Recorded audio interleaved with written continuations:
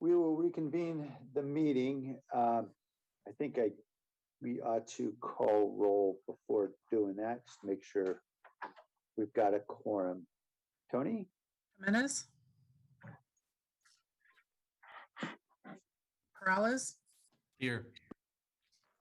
Cohen?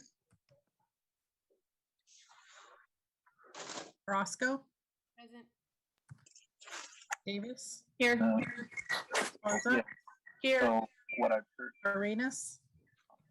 Here. Foley? Here. Mahan? Here. Jones? Present. Licardo? Present. You have a And Tony quorum. Jimenez is here. I just got a little late. Thank you. Okay. Thank you, Tony. All right, we have a quorum. Let's start in with item 3.5, which is the extension of the proclamation of local emergency related to COVID-19. So extend the emergency until August 21st of this year. I don't believe there's a presentation. Is there, Kip or Ray? No. Nope. Okay. We'll go to the public for any comments on this item, the extension of local emergency. Mr. Beekman. Can I first have a clarification why there wasn't public comment for the remaining consent calendar items? Yes, I actually called for public comment, sir. And if you recall, before you spoke on an item, I asked if you wanted to speak on any of the items. Interesting. Okay, thank you. Well, to speak on this item, I hope this can be a time. Can I speak on consent calendar? Can I speak on this item? No, sir, we're on 3.5. Okay, I'll speak at open forum time. For this item, to simply speak about, I've been really trying to practice the ideas of how we can talk about the aerosol vaccine process in our lives. It's an uncomfortable subject nobody wants to talk about, yet for school systems, for bus systems, for small businesses, and the future of the small loan process for small businesses on the east side. I think aerosol vaccine ideas should be considered as important, meaningful, helpful, and interesting. And there can be some sort of moral debate about it. I hope we can be brave to have that moral debate and ask those questions. I think something positive can come out of it. Thank you. Thank you. Okay, I believe, Catherine Hedges. Catherine, just to clarify, this is not on the extension of the eviction moratorium, just on the declaration of emergency.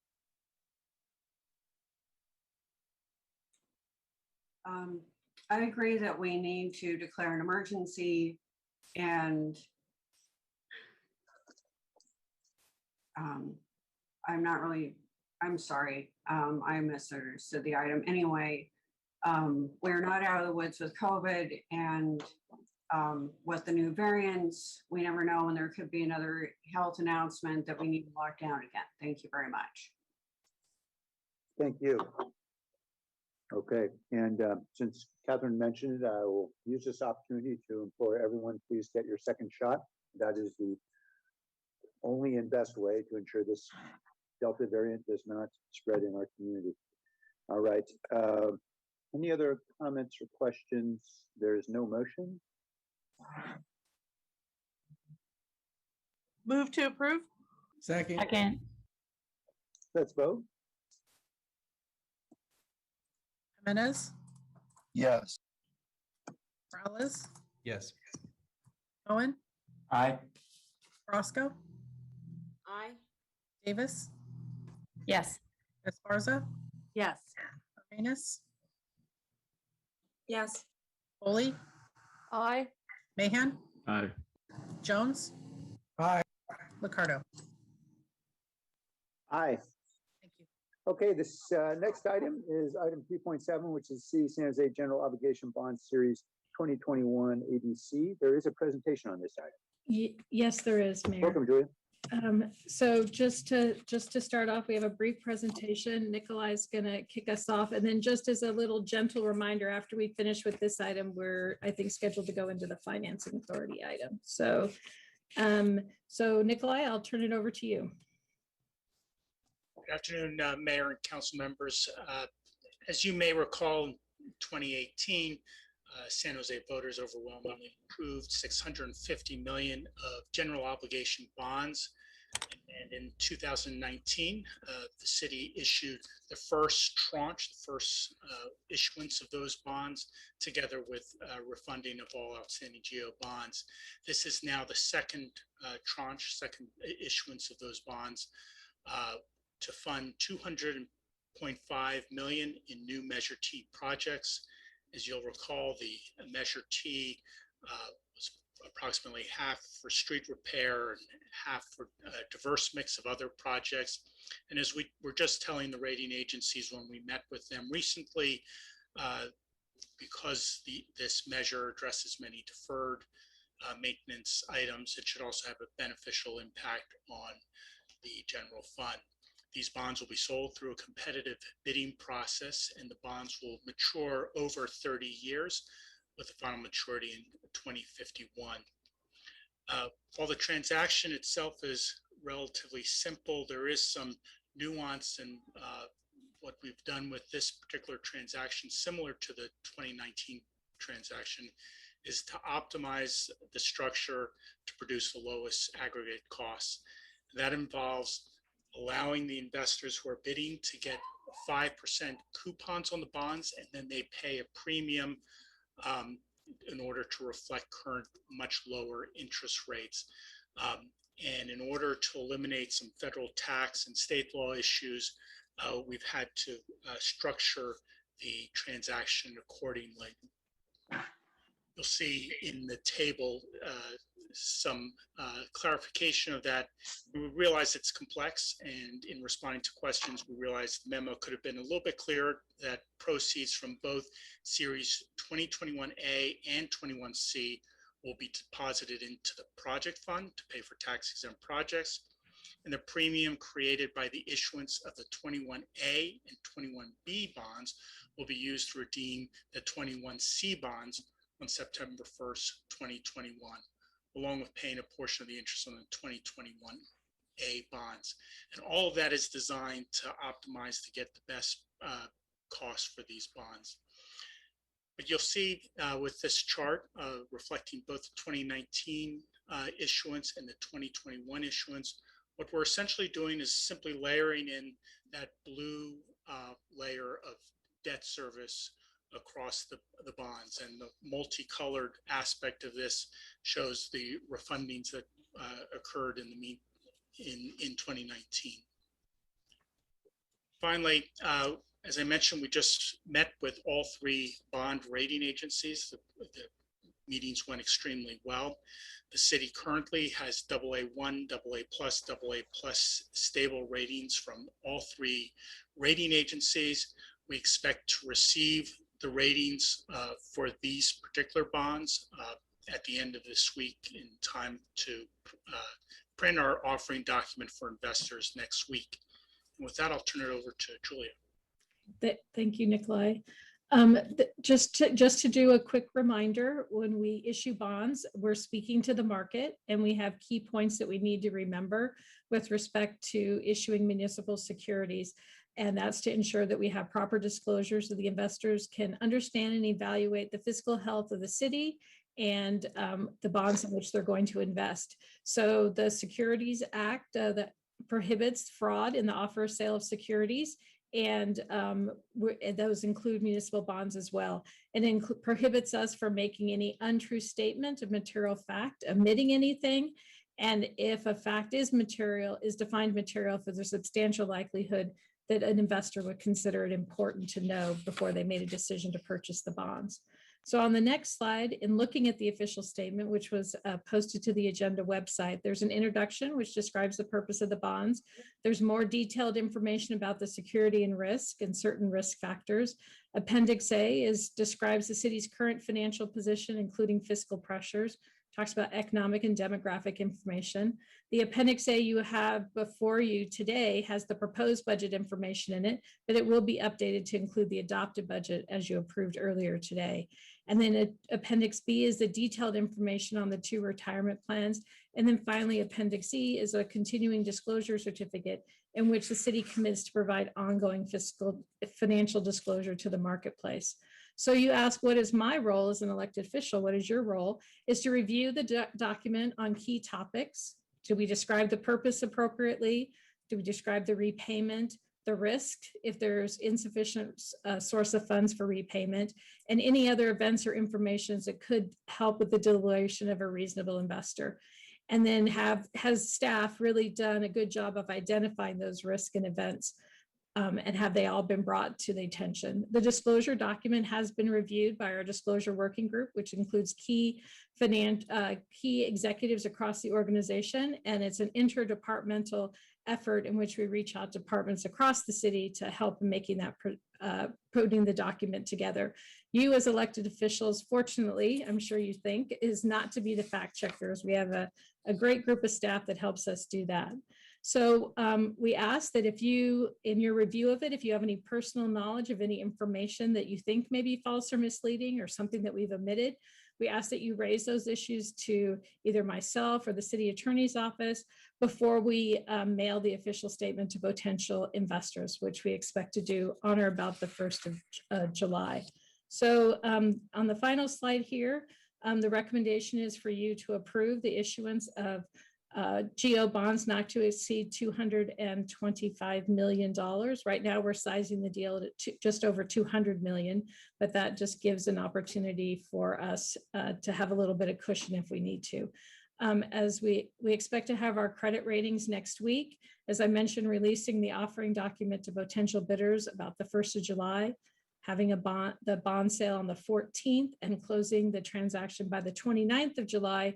So we'll have the information necessary to bring back to you on the 3rd of August, the tax rate for to be put on the property tax bill for fiscal year 2022.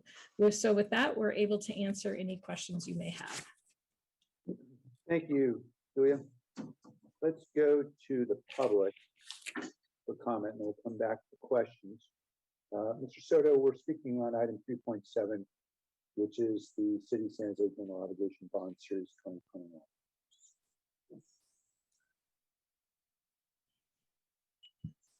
Thank you for that, Mayor. Paul Soto from the Horseshoe. It's critically important to pay attention to this element of city business, because what happened is that the developers, when you allowed the developers to come here, either knowingly or unknowingly, what you permitted them to do was to use the land as a means by which to invest pension funds from around the world.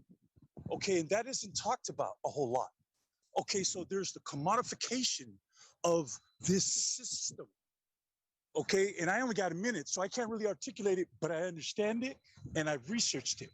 Okay, and so you have to be very, very careful in letting the people know that those pension funds are directly tied to these buildings that are going up and these bonds. So that means that international dynamics are actually going to start influencing in the near future policy here in San Jose. Be careful. Thank you, sir. Mr. Beekman? Hi, Blair Beekman here. Thanks for the words of Paul Soto for this item. I just wanted to quickly offer that I just reviewed the morning council session, and the mayor did not make public comment for the remaining council agenda items at the end when he asked for final approval. Can someone from city staff please review the consent calendar approval process? It starts at about 1:15, and then get back to this board and this council and see if there can be a way that there can be public comment for the remaining council agenda items. There were 15 plus, 20 plus council agenda items. I think there should be time for public comment. I'm asking at this time. Thank you. Thank you, Mr. Beekman. Okay, let's return to this item. Julie, Nicolai, thank you for the presentation. The complexity in this particular issuance seems to be around the distinction between the taxable and non-taxable bonds, and I assume the issue is fundamentally around private activity. Is that it with the community centers? And I'm trying to understand why it is we're making this distinction, why we're not just going non-taxable with all bonds.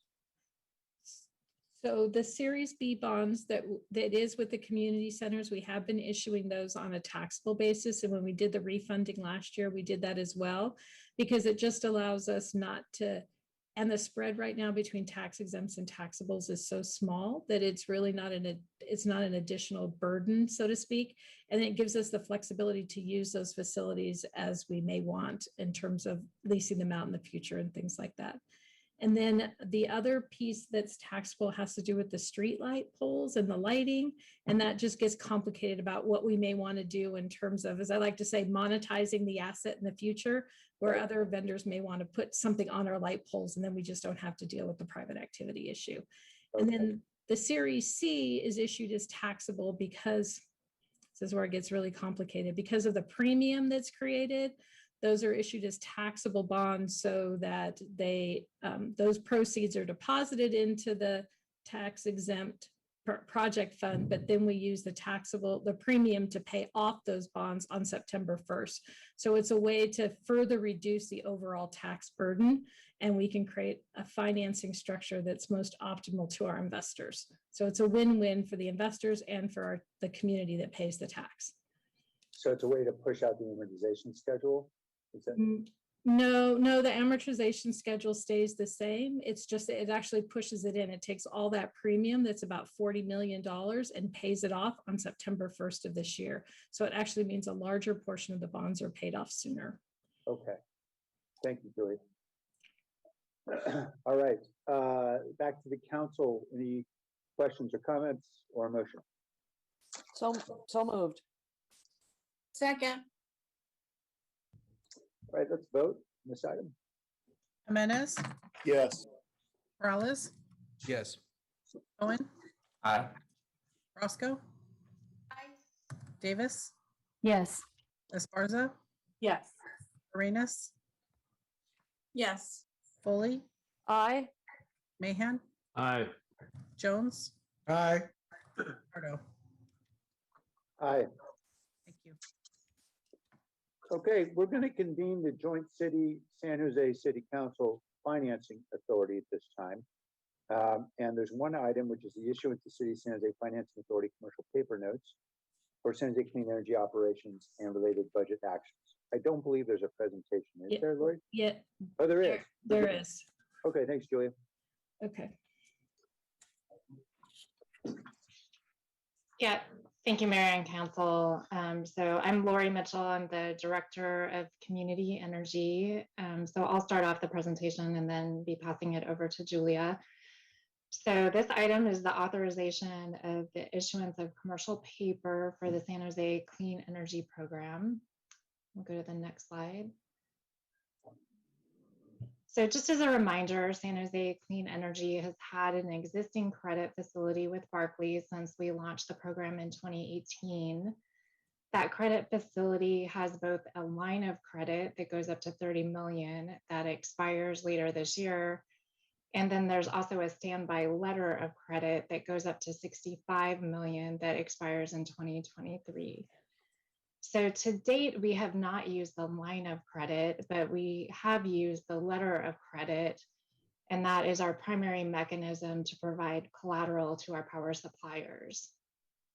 So although we have not used the line of credit, we did expect to use it this spring to bridge a small shortfall in cash, mainly related to the large increase that we saw in the PCIA and the delay for our revenue to increase given the rate increase that we brought to council back in May.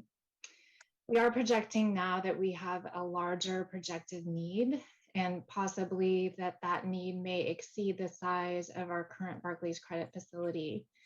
So now we are recommending to use the city's commercial paper program, as it's both more cost effective and more flexible, which Julia will talk about in a moment. So next slide. So in terms of some of the challenges that San Jose Clean Energy is facing, a couple of things have gone into our modeling and projected need for borrowing. Number one is a delayed PG&E rate increase. So that was supposed to happen early this year. It was delayed until September, and now we understand it may be delayed until early 2022. That's about a $9 million impact on our cash flow. Important to note, we do expect to get those funds because that rate impact will go into effect in 2022, but not this year. Also, as you may know, many utilities have experienced increased bad debt due to the pandemic. So currently our bad debt has been growing about 3 to 5 times since pre-pandemic, and it's currently 9.6 million. So in our model, we are modeling no relief from that. And as you know, there's options under consideration both in the legislature and the Public Utilities Commission, but we're modeling conservatively that that does not come through. The other thing that we're facing is very high market energy prices for the summer of 2021. Thankfully, we have procured most of the energy that we need for this year, and we're over 90% procured. Nonetheless, market prices are very high, mainly driven by extreme weather events. Both the weather events we saw last summer and then in February in Texas, and even last week when we saw a pretty early heat wave in June. That's been exacerbated by 2 additional issues. Number one, limited hydro generation due to the drought, as well as some operational issues with the nuclear power plants that serve California. So all of that has caused market prices this year to be very high. It's increased some of our collateral requirements with our energy suppliers. In some cases, they are requesting prepayment as well as cash. But it's important to note that the forward market curves do show these prices stabilizing into 2022 and 2023. So we do feel like this is a short-term issue. So next slide. So in terms of our projected cash flow needs, we are projecting for this fiscal year a shortfall of 14.7 million. So important to note that that does exclude the 20 million that we do have in a reserve that is restricted. And based on our modeling, we have a projected need of about 54 million for 21-22. Again, the assumptions that go into that model are conservative, but nonetheless, things that we need to plan for in case they do come into effect. So number one, that rate increase does get delayed, that there is no state or federal relief due to the COVID customer delinquencies.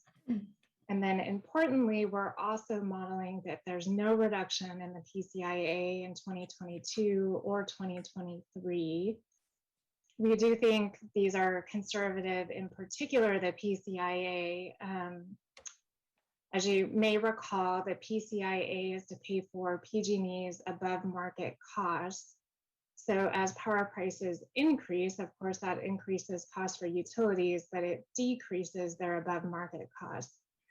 So if the summer continues as it is today, we do expect a pretty substantial reduction in the PCIA. And important to note that PG&E did file their forecast of the 2022 PCIA, and their estimate is that it will be substantially lower, which may result in a revenue increase of about $70 million, depending on where market prices are over the summer this year.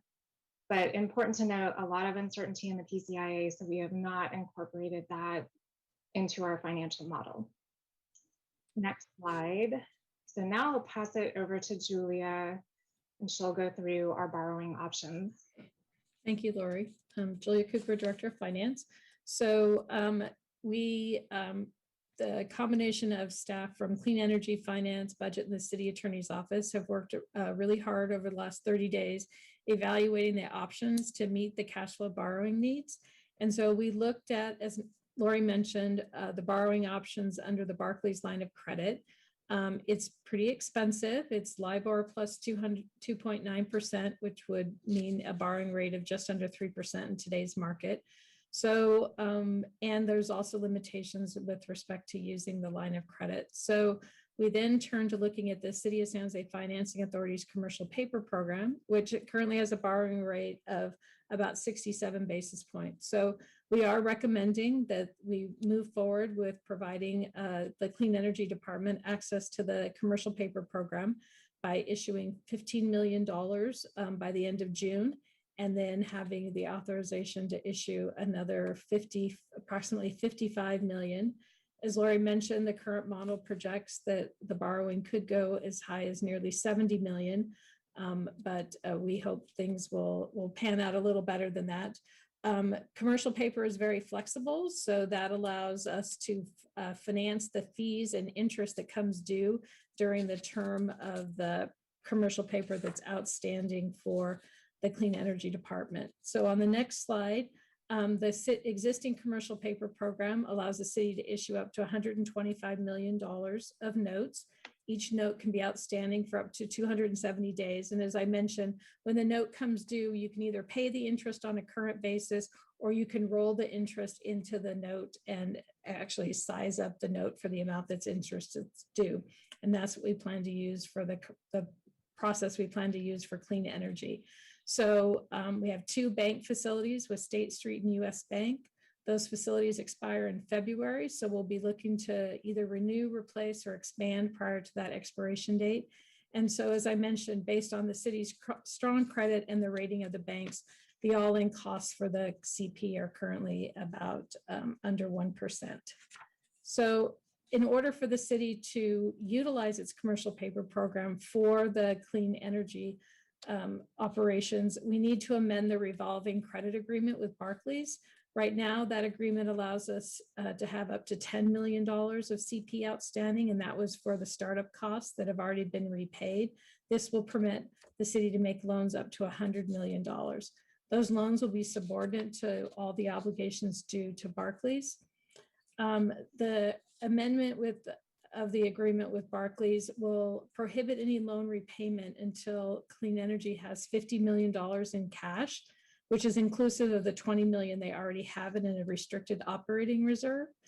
And that amount needs to be in reserve for the last 5 previous months, including the most recent month, before the city can start to receive repayment.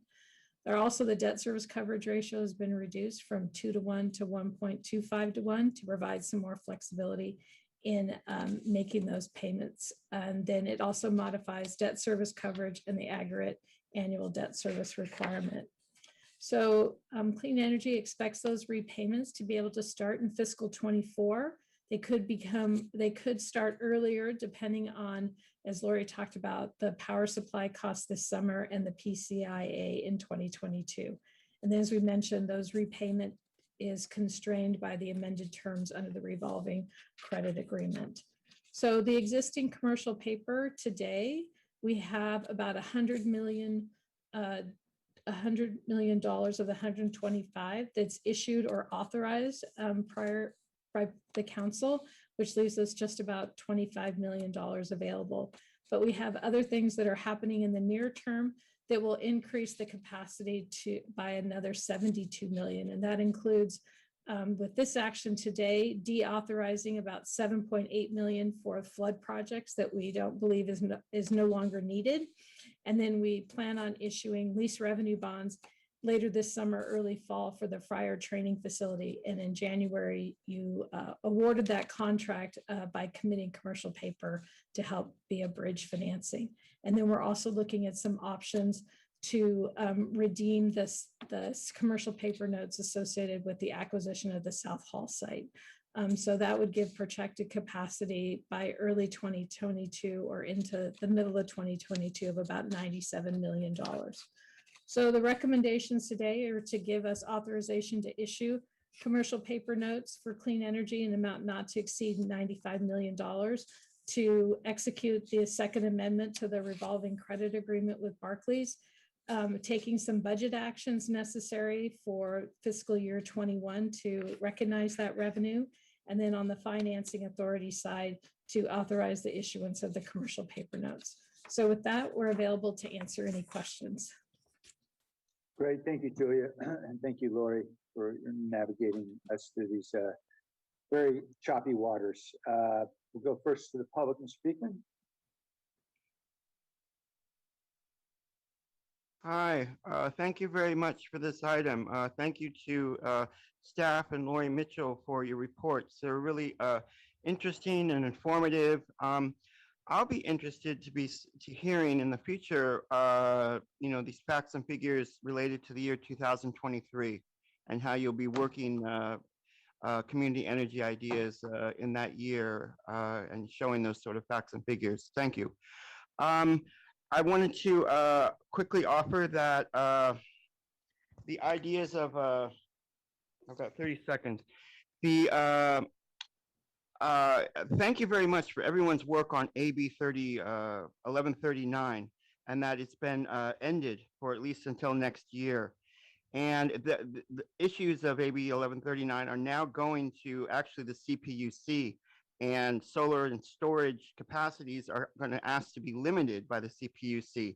This is somewhat backwards thinking. We can work towards a win-win situation for everyone. Keep things open. Thanks. Thank you. Let's return to council now for questions. Councilmember Esparza. Thanks, Mayor. I have a question. So the 15.1 million in flood funds that you said we no longer need, can you talk more about that, please? In working, and I've got Jim Shannon on he's here available too to answer questions on the budget side, but we went through and looked at the projects that still needed essentially bridge financing between FEMA and insurance, and determined that we had about 7.8 million that was no longer needed to be reserved for those projects. Is that correct, Jim? Right, yes, sir. Okay, so this was strictly bridge financing. This isn't sort of, Yeah, okay. we're not cutting any projects or anything Okay. like that. Great. That's it for me. Thank you. Thank you. Councilmember Davis. Thank you. Lori, I wanted to ask, what's the outlook on the PCIA? Is this driving a lot of these issues? I know you talked about many issues like the bad debt and the pandemic and all of that, but has the PCIA caused the majority of this problem? I would say it's caused some of it. Very big financial swings in our revenue are related to the PCIA. So as you recall, when we brought the item before council to raise rates, this year, the PCIA that went into effect has a $50 million revenue impact on San Jose Clean Energy. So that's quite a large amount. Now, with power prices higher this summer, potentially what PG&E has filed is their June forecast for 2022. They are forecasting that PCI to be about $27 per megawatt hour. It's substantially lower. That may be a $70 million revenue increase in 2022. So yes, definitely the PCIA swings back and forth are challenging to manage for the program. So that's why it has been one of our highest priorities and why we're pushing very hard for reform at the commission and SB 612. I would offer the other thing that we're working on internally in terms of what we can control is moving rates to a more cost of service model. So one of the CCAs has already led on this, which is really great. That's Central Coast Community Energy, where they've not pegged their rates to the investor-owned utility, but set their own cost of service rates and really working toward long-term rate stability and financial stability for the organization. When you say their cost of service rates and not pegging them to the investor-owned utility, does that mean they're higher or lower than what PG&E charges? Yeah, it depends on the rate class. So they did a study of what does it cost to serve residential customers, what does it cost to serve commercial customers, and all the different types that they serve, and then they set their cost of service. So in some instances, it's higher and lower over the long term, though providing value there and an overall lower value. Okay. I guess I channel former council member Camus when this comes up. He he really talked about, and I think we lent the startup money with the expectation that the general fund would not be at risk in the future beyond that amount. And now we're commingling funds or considering this commingling of funds. And so I'm really hesitant to do this. And I guess I need to hear a little bit more. I heard about I think I understood the $50 million before repayment can begin, you have to have $50 million of cash on hand, which includes the $20 million you have in reserve. What do you have total for cash on hand right now? Less than 20 million. Right now we're sitting at a negative cash balance in the clean energy fund. Hence the reason we need to borrow 15 million by the end of the month. So the 20 million in restricted cash is there because it's required to be there under the Barclays agreement. So it hasn't been touched. Okay, so what I think I hear you saying without saying it is that San Jose Clean Energy is in trouble. Is that what we're trying to backfill something because we're in dire fiscal straits with San Jose Clean Energy? Is that true? I think that would be an accurate assumption at this particular juncture. So given all of the uncertainties in the energy market and the fact that there's not a plan to pay back the city until 22-23 at the earliest, it sounds like, because there's this requirement to have $50 million of cash on hand and we are below 20 right now. I'm again channeling Councilmember Camus, former Councilmember Camus, and thinking about the taxpayers and the fact that we're eroding this wall of separation that we had assumed we would have. What is the confidence that we have that San Jose Clean Energy will be able to pay this back and actually be a financially stable organization on its own? And what's that timeline? Yeah, so maybe I can offer. So I would say the most important, option that we do have is the ability to set our own rates, and really important to set rates to cover costs, which we've done. We're certainly seeing some cash flow needs this summer. We are expecting, two things to happen in 2022. Number one, PG&E's rates increase. Our rates are linked to that. So our rates increase with that in 2022. That's primarily the main impact. The other issue is that the PCIA, if power prices are high and we do need to borrow more, that means the PCIA should be lower. If power prices don't continue to be high, we won't need to borrow as much, and hence not as big of a need to repay it back. Does that make sense? Yeah, I just keep going back to why we put San Jose, and this has nothing to do with your capabilities, Lori. I know a lot of this is out of your hands, but we enacted San Jose Clean Energy for two reasons. One was to have cleaner energy available to San Jose residents, and the second was to have cheaper energy available to San Jose residents. We've already eroded having cheaper energy. We're basically about the same cost, and we've had to change our power mix to be able to have a slightly cheaper option. And I don't know how long this organization can survive.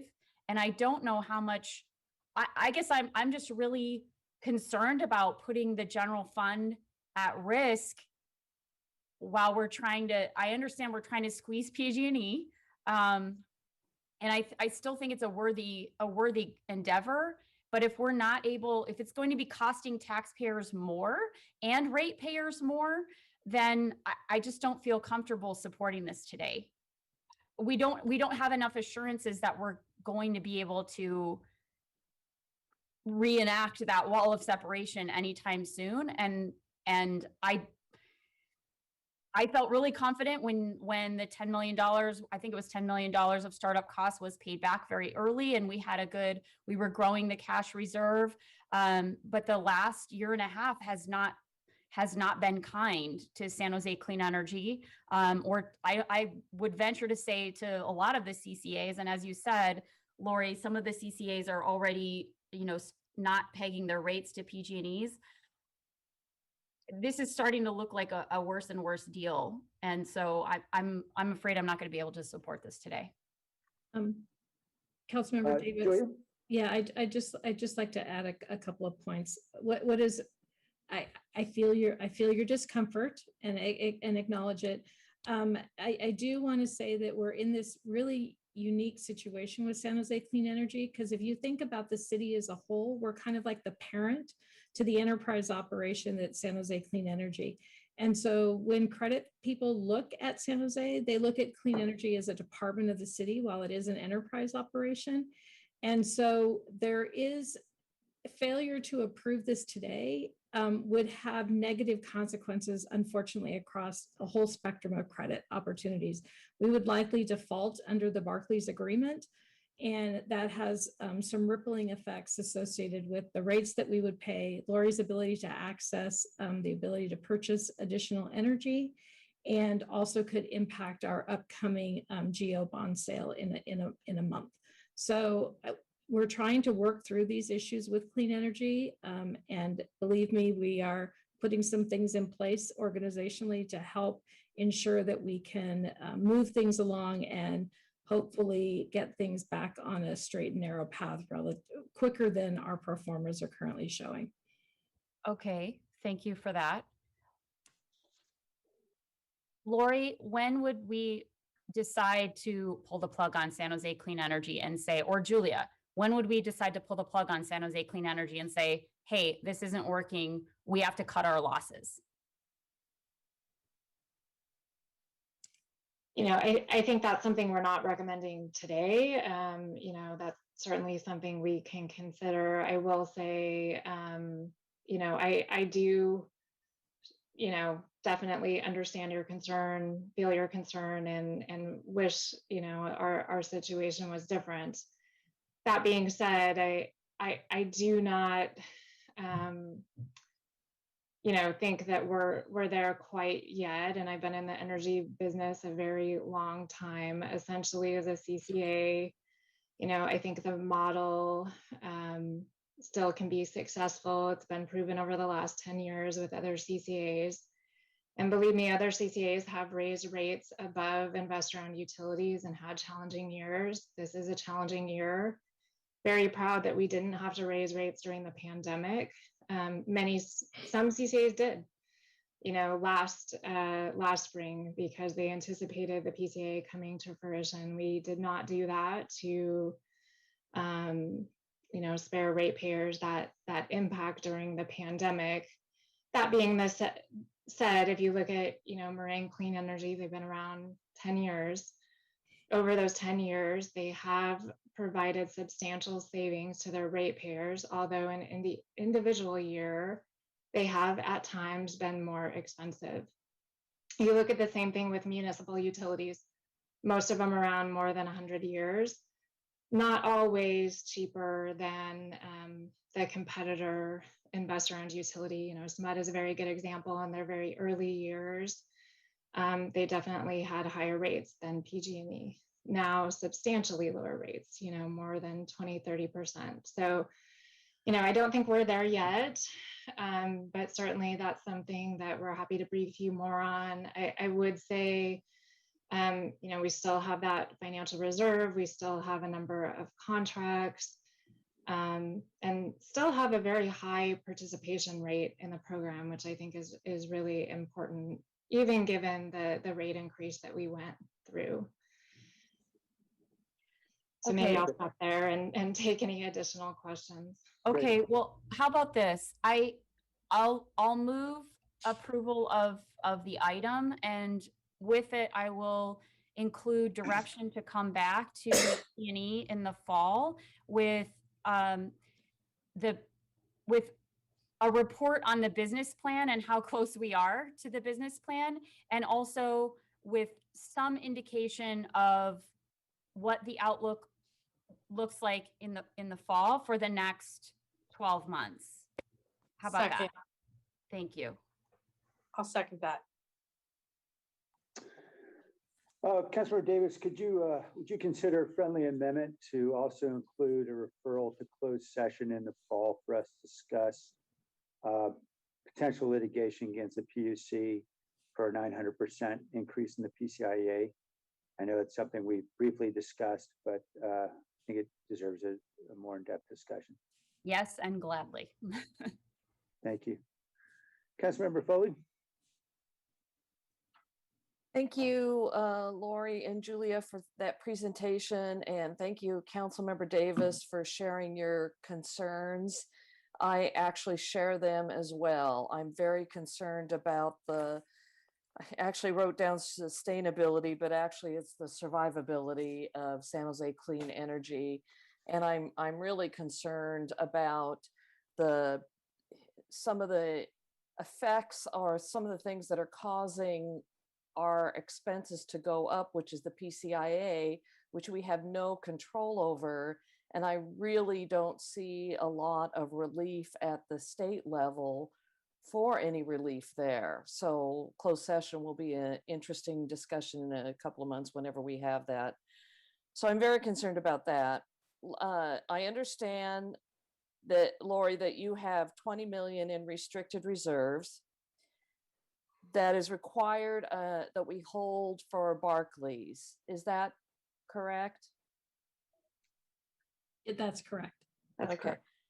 And that we're currently, San Jose Clean Energy is operating at a loss for the fiscal year of 14.7 million, just to confirm that number.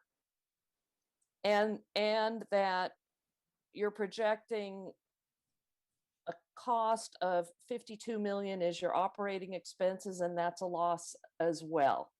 So I'm very concerned that we are borrowing to cover what is beginning to feel like bad debt to me.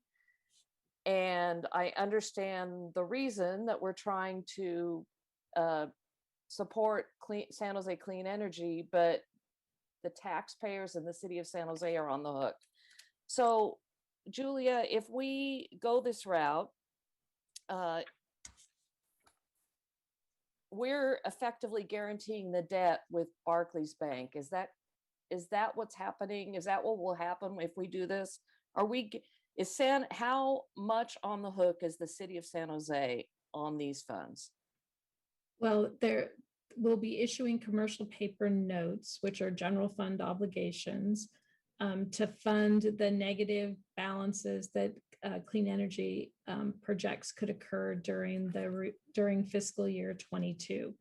So, and they expect they could start to repay that as early as fiscal 23. So to the extent that they don't have the capacity to repay, we can continue to roll those commercial paper notes. And if it takes longer for them to repay, then it just takes longer for us to repay those commercial paper notes. They don't have a fixed maturity date on them.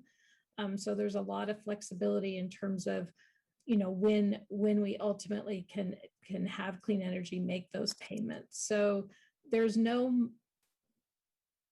money being loaned to Barclays. This is really just covering the cash flow deficit that Clean Energy is experiencing. So the difference between the revenue coming in and their expenses going out. So as Lori mentioned, to the extent that we get some relief from the state on that bad debt, to the extent the PCIA comes down, there are a lot of very conservative factors in estimating that 52 million. So we're hopeful that the stars don't align in a negative way, they align more in a positive way, and we can see some of that not coming true with respect to needing that much money during fiscal year 22. But in the worst case, they align in a negative way, and that means that we as a city are on the hook for the commercial paper. Is that right? And Yes. At what point are we on the hook? When do we have to start paying off that debt? at the point the council makes the decision that they no longer want to have it sitting on the books for clean energy. As I said, it's very flexible with respect to when we start to structure those payments. I mean, to the extent interest rates start to rise significantly, and it essentially keeps increasing the amount that clean energy owes the city, that might be a point in time where we would get concerned. But right now, we think that clean energy's performers show that they should be able to have us repaid within several years. So, at this point, I'm hopeful that we will reach a point that it won't impact the general fund. But like, for example, several years ago, you approved the issuance of commercial paper notes to acquire the South Hall site adjacent to the convention center from the redevelopment agency. Right now, we are only paying interest on those commercial paper notes. We do not have a plan to repay those commercial paper notes in the immediate term. We are looking at a number of options, but it is an example where those commercial paper notes will be outstanding for several years before they're actually paid off. So it's not a situation where we haven't before entered into an ability to issue commercial paper notes with not a fixed date in which they'll be repaid. Thank you. I appreciate that. This is all really complicated to me, and Julia, this is something you've done for your career. So I'm just trying to get my handle around the risk and liability to our taxpayers in the city of San Jose with something that is beginning to feel really risky to me and very much financial concern. So what would be helpful, you've talked about several vehicles, several ways that we've used commercial paper. Mm-hmm. And I'm wondering, and maybe you have given this report to us before and I just wasn't paying any attention to it, or I didn't quite grasp what it was, but is it possible for you to provide us with that detailed analysis or list of where we have commercial paper, what the debt is to the city, what's the worst case with the various commercial paper vehicles that we're working with? And I don't mean now, because we're talking about San Jose Clean Energy right now, but in a report, that would be really helpful for me and probably other council members to understand what is our actual liability out there. And I understand you're saying we don't have to make any payments on those, but it is a debt that we owe, and it must be affecting our bond rate to some degree, doesn't it? Yeah, no, because we have a plan and we pay. I mean, the commercial paper program has been a tool for the city since 2004. And so there's been a number of projects that we've financed, and there's an appendix to the staff report that explains all those projects, but we can go back and provide kind of an analysis for the council and show you how we've used commercial paper over time. I think kind of going back to your other question about kind of, what's the risk and, where do we start to, have our tummies rumble with anxiety. So I think coming back to the T&E committee in the fall, that finance and budget and clean energy will work really closely together to kind of talk about some different scenario analysis for you and help you get to some comfort level that continuing to support clean energy during this difficult and challenging time for them is in the best interest for the city in the overall long term. So we'll work really closely as a team to come back with a report that I think will help you hopefully feel more confident. And by the fall time, we would have more information about what the summer looked like. So we'll work with, Lori, I'm not sure who the staff person is that puts the agenda together, but maybe October, November might be a better time frame because Lori may have more information with respect to what the summer looked like. So, but that'll be a very collaborative effort between the three departments. So you ensure that you're getting a full hands-on approach to looking at that and understanding the risk to the organization as a whole. Great, I really appreciate that. And as a member of that committee, I look forward to being a part of receiving that report. Thank you, that's it for me, Mayor. Thank you. Councilor Mahan? Thanks, Mayor, and I'll be quick. I'll be supporting the motion, but I really appreciate the tough questions and concerns from my colleagues about the kind of fiscal sustainability of the program, though I'm a believer in it. I want to understand why the PG&E rate increase was delayed, and can you also explain, was the rate increase delayed, but the PCIA charges are still due now, and is that part of what's the dynamic that's occurring here? Yeah, so two things happened early in the year. The PCIA increased substantially to $45 per megawatt hour. Generation rates, which are linked to our rates, did not increase. So that's a good thing for ratepayers. And that was due to delays from the commission in implementing those rates. It was deferred till September, and now we understand that that might be implemented in early 2022. Yeah, I mean, that's incredibly concerning, and I assume that's sort of related to the mayor's comments about potential litigation. I mean, I would absolutely add that finer point to it. The idea that rates, new costs can be imposed on our program and by extension our ratepayers without the ability to increase rates at the same time to offset those new costs is just crazy. If I'm understanding that correctly, that just is that's a recipe for insolvency, and it does not seem fair at all. Okay, so I just wanted to make sure that I really understood that, because that's a crazy situation. And does that mean, Lori, that we should maybe be more aggressive about if there's this potential that when we decide to increase rates, there could be this long delay? Does that mean we should maybe be a little more aggressive when we look to increase rates, understanding that there might be a gap? It's certainly something we should evaluate, and we're happy to come to T&E to give you those options. But just to be clear, nothing's stopping us from changing our rates. So we changed our rates in May. The issue is that our rates are a percentage above or below where PG&E is. So as their rates change, our revenue changes. So that is one of the issues that we're working on, and one reason why it may make a lot of sense to move to more cost of service rates instead of a percentage above or below what PG&E did. That was primarily why one of the first CCAs to do that made that decision, so that they're out of that uncertainty of what may or may not be implemented at the commission for PG&E's rates. I see. Okay, so by pegging it to PG&E, we've created the situation I just described. Yeah, right, I mean, we could uncreate it.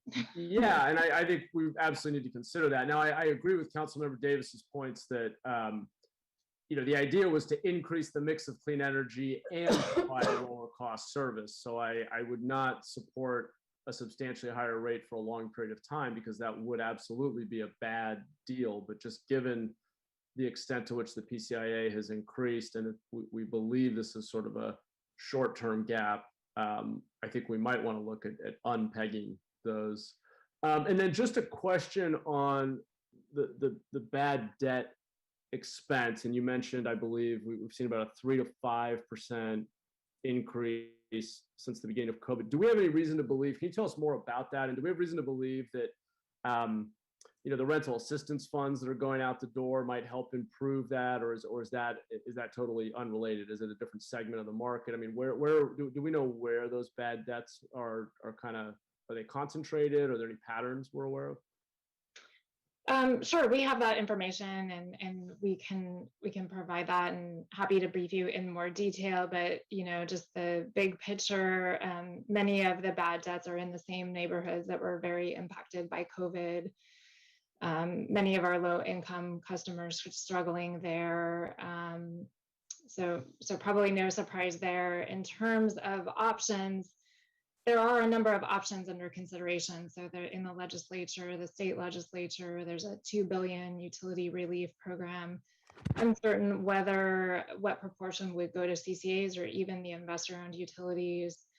That may end up going mostly to municipal utilities, a lot of uncertainty there. There's also discussion at the Public Utilities Commission about using public purpose funds, which is a charge all customers pay on their bills, that typically funds energy efficiency, solar programs, things like that, to provide relief for debt that is accumulated due to the pandemic. But all of that is still uncertain. So in our financial model, we have not included, any relief that may come our way there. That's why I think it'll be really important to check in again in the fall, because I think we'll have a lot more information to share. We'll know, what is or isn't coming our way at that point on the utility debt relief. We will also have trends on how it's improving. Has it gone back to normal, right? As things are reopened, and hopefully the economy is better, hopefully less struggling. So definitely happy to report on that.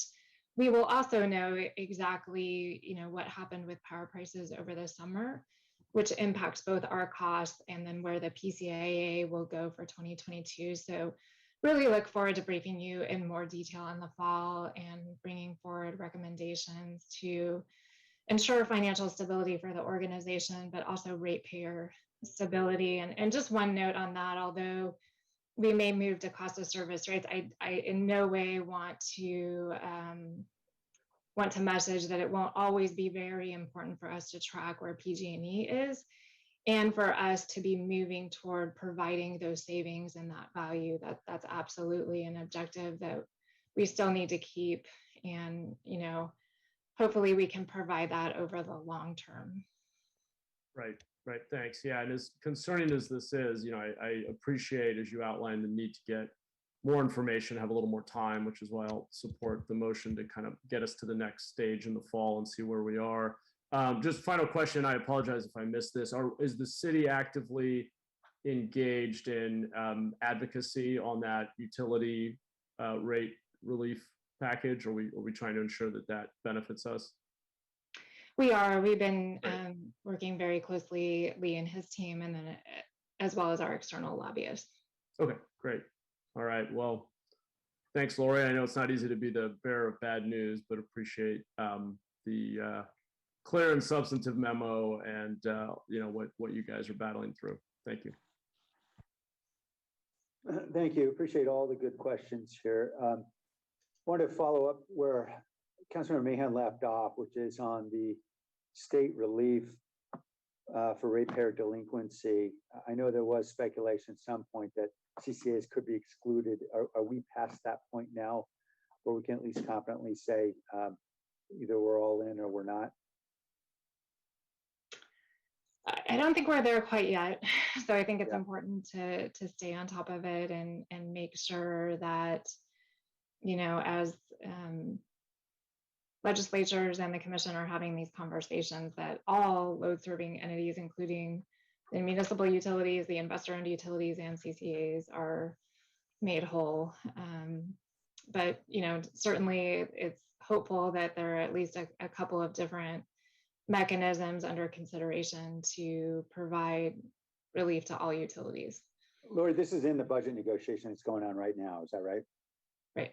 So just to be clear, based on what we've seen in the May revise from the governor, and then the skinny budget that was released by both houses last week, can we say, based on what we've seen so far, that we are covered, or are we not covered?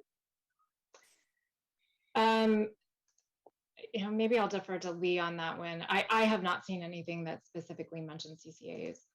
I don't know, Lee, if you have any other information.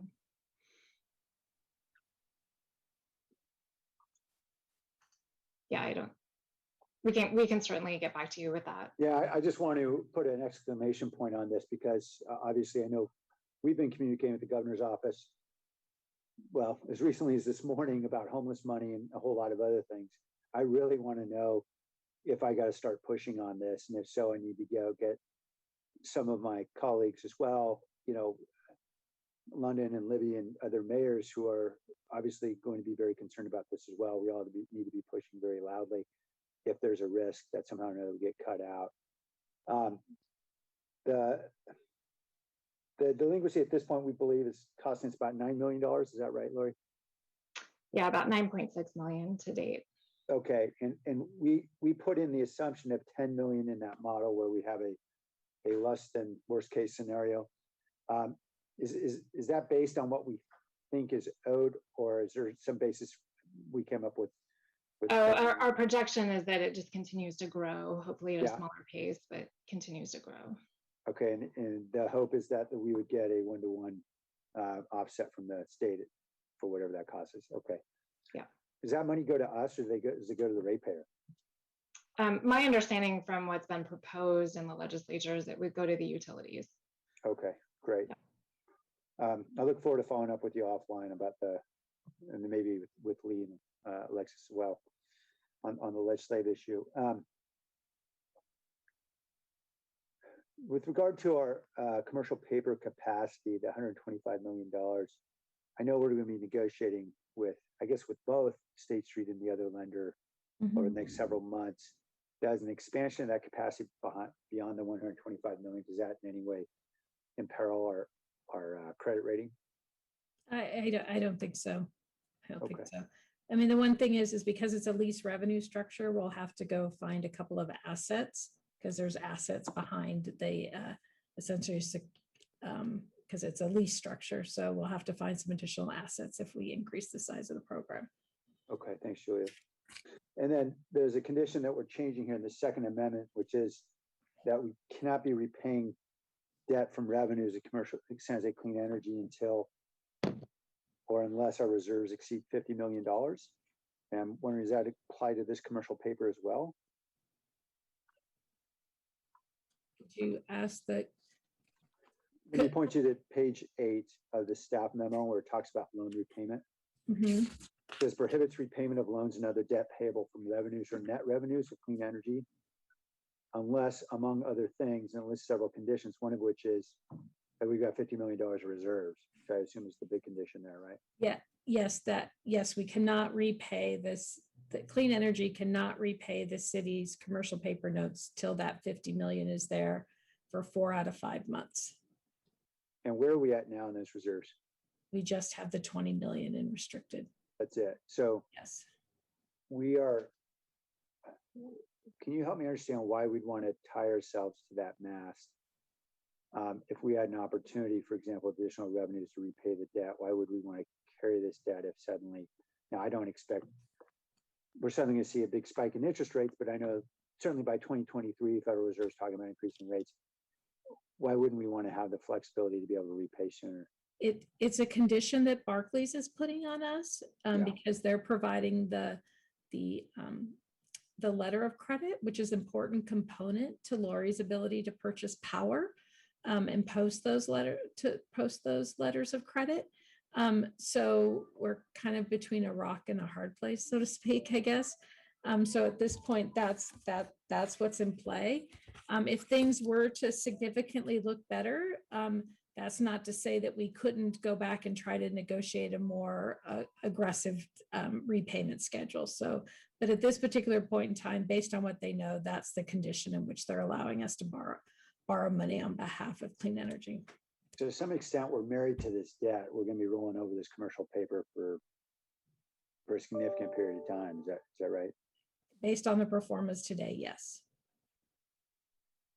And is there a strategy sort of beyond sort of just rolling over the CP, or in other words, is there another way we can take out this debt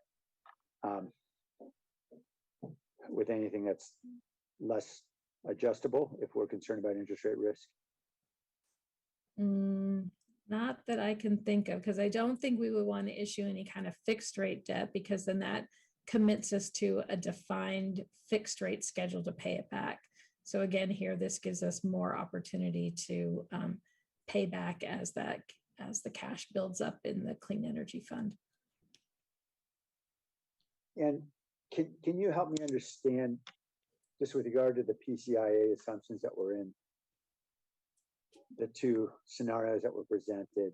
I understand we expected that the PUC sort of overshot perhaps a bit in PCIA, although we're not counting on PCIA getting reduced. Have they ever reduced it before? The PCA has not been reduced before, but what I remind you has changed substantially is in 2018, they changed the calculation methodology. As you probably recall, when we were being launched, that was the phase 1 decision, which tied the PCA to short-term market prices. So part of the struggle is that now the PCIA for this year was based on last year's power prices, which were lower. So as power prices are lower, the PCIA increases because it's meant to compensate PG&E for their above market costs. So when they sell lower, PCIA goes higher. So that's why this year the PCIA is high. Now market prices are high this year. So that's why PG&E is forecasting in their June forecast. And certainly things can change a lot between now and November. So I think November is a really good time to check in. But say one of two things will happen, right? Either power prices will moderate because it's a mild summer. In that case, we do not need to borrow as much. So we're in a little bit better situation. Or what will happen is prices will stay high, which should result in the PCA coming down in 2022. But I agree with you, a lot of uncertainty and something we are very engaged with all other CCAs and watching very closely what their forecasts are. I will say one, bright spot for me is that PG&E though has put in their June forecast an estimate of a lower PCIA. So that's something that they have published publicly. But a lot can change between June and November. So it's something we just have to keep a very close eye on. Well, hopefully maybe their lobbyists will be conveying that to the PUC that they expect a lower PCIA. Could I ask then finally, and this may be something you want to present us in November, but my last question will be, as I understand it, we got a $30 million hill to climb between the 20 million reserves to the 50 million we got to get before we can start repaying this. Then thereafter, we obviously need to repay this commercial paper debt. I know you're optimistic based on what we're seeing in forward prices on futures, that hopefully we're going to have a more stable scenario. Let's say we get to that place. Can you paint for us what it looks like? How much revenue are we able to generate on an annual basis to be able to climb that $30 million mountain? Yeah, that's a really good question. Unfortunately, I don't have that off the top of my head, but I can certainly get to that.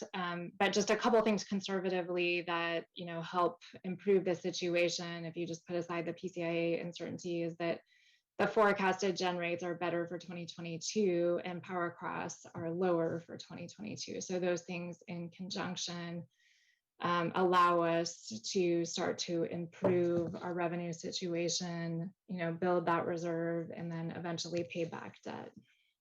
Okay. Thanks, Lori. I'm hoping maybe the analysis that comes back to us in the fall will sort of incorporate all those elements so we have a clear sense of what this looks like over the next several years as we try to pull out of that. Yeah. Thank you. Happy to do that. Sure. Thanks, Lori. Thanks to you and to Julie. Okay. All right. We have a motion from Councilmember Davis. I don't see any other hands up. So let's vote on that motion. Mendez, Yes. Morales, Yes. Cohen, Aye. Roscoe, Aye. Davis, Yes. Esparza, Yes. Arenas, Yes. Foley, Aye. Mahan, Aye. Jones, Aye. Ricardo. Aye. Thank you. All right. We're going to close the Joint City San Jose Council Financing Authority meeting. At this time, we're going to return to the San Jose City Council meeting.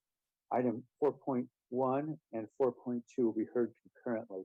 This is the Independent Police Auditor 2020 year-end report and the Internal Affairs Unit, SJPD's Department Initiated Investigations report.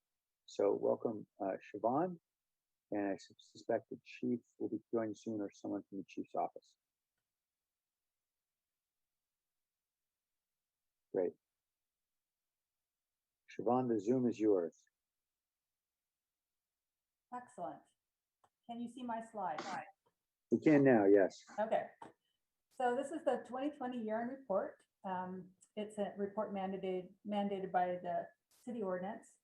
2020 was a pretty big year for our office. We, of course, like the rest of us, had the issue with, sheltering in place, which was difficult because we need to access a lot of confidential databases. And then also, this summer brought a lot of people into the streets. So the 2020 year-end report covers calendar year 2020 for statistics, but it also covers some things that happened after 2020 that's important to council. Number one is we included some information about cases involving the civil unrest, cases that have been closed by both internal affairs and by us. So some of those cases are reported in our annual report because it's a mechanism whereby we can keep track of those cases and report them out. I think of most significance is the case involving the motorcycle officer and the pedestrian. IA closed that case with a force of, I think it was exonerated. We agreed that that case was, the investigation was fair, thorough, and complete under a preponderance standard. Let me just double check something.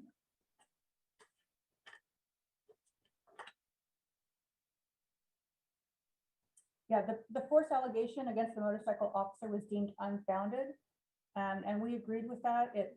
Preponderance of evidence showed that the individual pretty much ran into the motorcycle, leaving the officer no ability to stop in time. Other things that we talk about in the year-end report, we talk about the city council's police reform efforts. We talk about our role in those projects, and also significant parts that other city entities are following up with. Lastly, in terms of reform efforts, our office has been charged with finding a consultant to assist with moving investigations out of internal affairs to another entity. That process is ongoing. We have just closed the RFP on that. But the POA, the Police Officers Union, has agreed for a 1-year period of time to a pilot project. And this is substantial, at least for me, because it involves 3 things. Number one, that the investigation will be more timely. Number 2, that myself or OER staff can ask assigned investigators to do certain tasks, which they are supposed to complete. But number 3 is probably the best. I get to ask a question in an interview. So ever since the IPA was created, we've always been put into a process where we have to ask the sergeant to ask the officer a question, and we can't ask a direct question. So that will change starting July 1st, 2021. And over the course of the next year, we will see how these changes may benefit the process.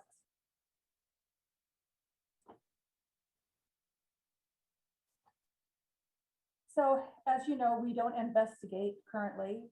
What we do is we look at completed investigations done by internal affairs, and we're looking to make sure that their investigation into police misconduct is fair, thorough, complete, and objective. I just want to run through quickly what that means to us. It means, was the investigation timely? Do the allegations reflect the complainant's concerns? Were needed interviews conducted? What is the supporting documentation? Was the analysis thorough and objective? Was there a logical and objective application of policy to the facts? And was the preponderance standard applied objectively? And like in most years, we do agree with a high number of IA investigations. In this year, we agree with 71% of their investigations at first review.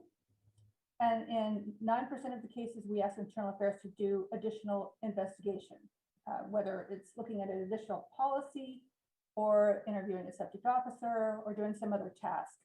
And in 9% of those cases, we agreed up to further action. So this means for 20% of the cases, we either closed with concerns or we disagreed. And this percentage is pretty much similar to other years. This shows force allegations total and force allegations that are associated with the civil unrest cases. We did get more cases this year, and we did get more allegations this year. We did get more force allegations, but some of those are associated with the civil unrest, which was a very unusual and unprecedented event in the city. This shows the disposition of all force allegations closed. So these wouldn't really reflect any of the civil unrest cases because most of those have not been closed if they contain a force allegation. These results are not, they're pretty much similar to other years, especially the years that have the benefit of officers having body worn camera. This year we had 2 sustained findings on force, and that is unusual. We usually get a force complaint sustained perhaps every other year, but this year we had 2. This is something that we'll be looking at in the future. It's under the government code, a new statewide mandate that officers have the duty to tell their supervisors about other officers whom they feel are using force that's not reasonable for the situation. Most important, they have a duty to intercede when they think that that force is clearly beyond that which is necessary. So I am interested to see the police department's training on these new laws, and also the application of them, how they will enforce them in terms of either department initiated complaints or citizen complaints.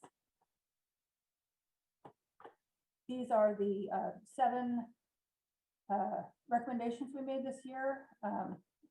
The first is the use of making a policy governing an officer's use of social media. The department has already issued that, and it is contained in the appendix. I'm in the interest of time, I'm going to just skip over those. They're all written up with supporting documentation in the report.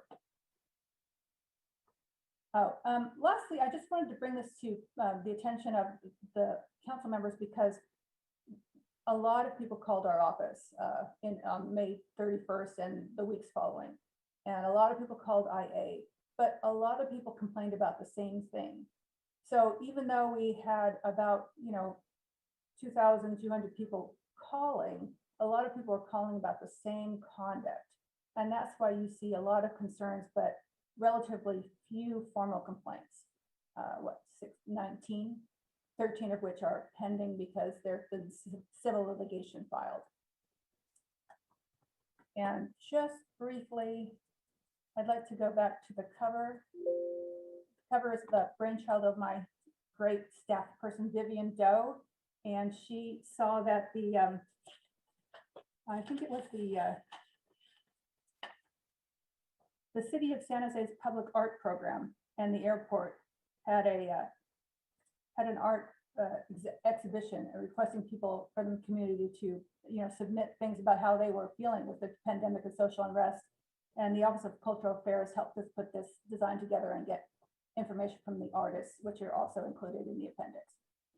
And after the department's DII presentation, I'll be happy to take questions.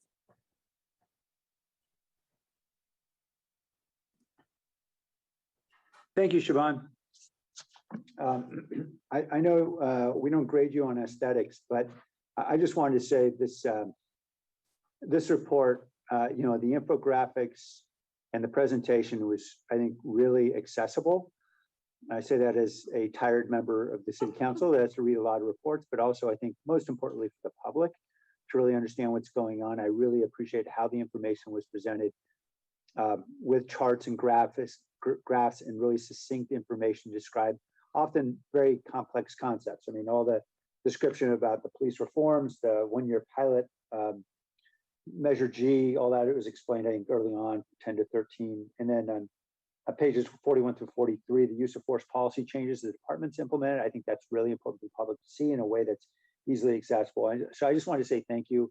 I know there's been a dramatic change in this presentation because we've kind of been following the same format for many, many years. And I appreciate your willingness to give it a refresh to make this much more accessible to the public. Okay, Chief Mata is here, as well as let's see here. It's, Chief, did you want to present this portion or did you want to have a member of your team do it? Yes, I would like to have Lieutenant Mario Brazil, who's the IA commander, present the DII report, and after which, much like Siobhan, we open for questions for both the IPA report and the DII report. Great. Welcome, Lieutenant Brazil. Good to see you again. Hello.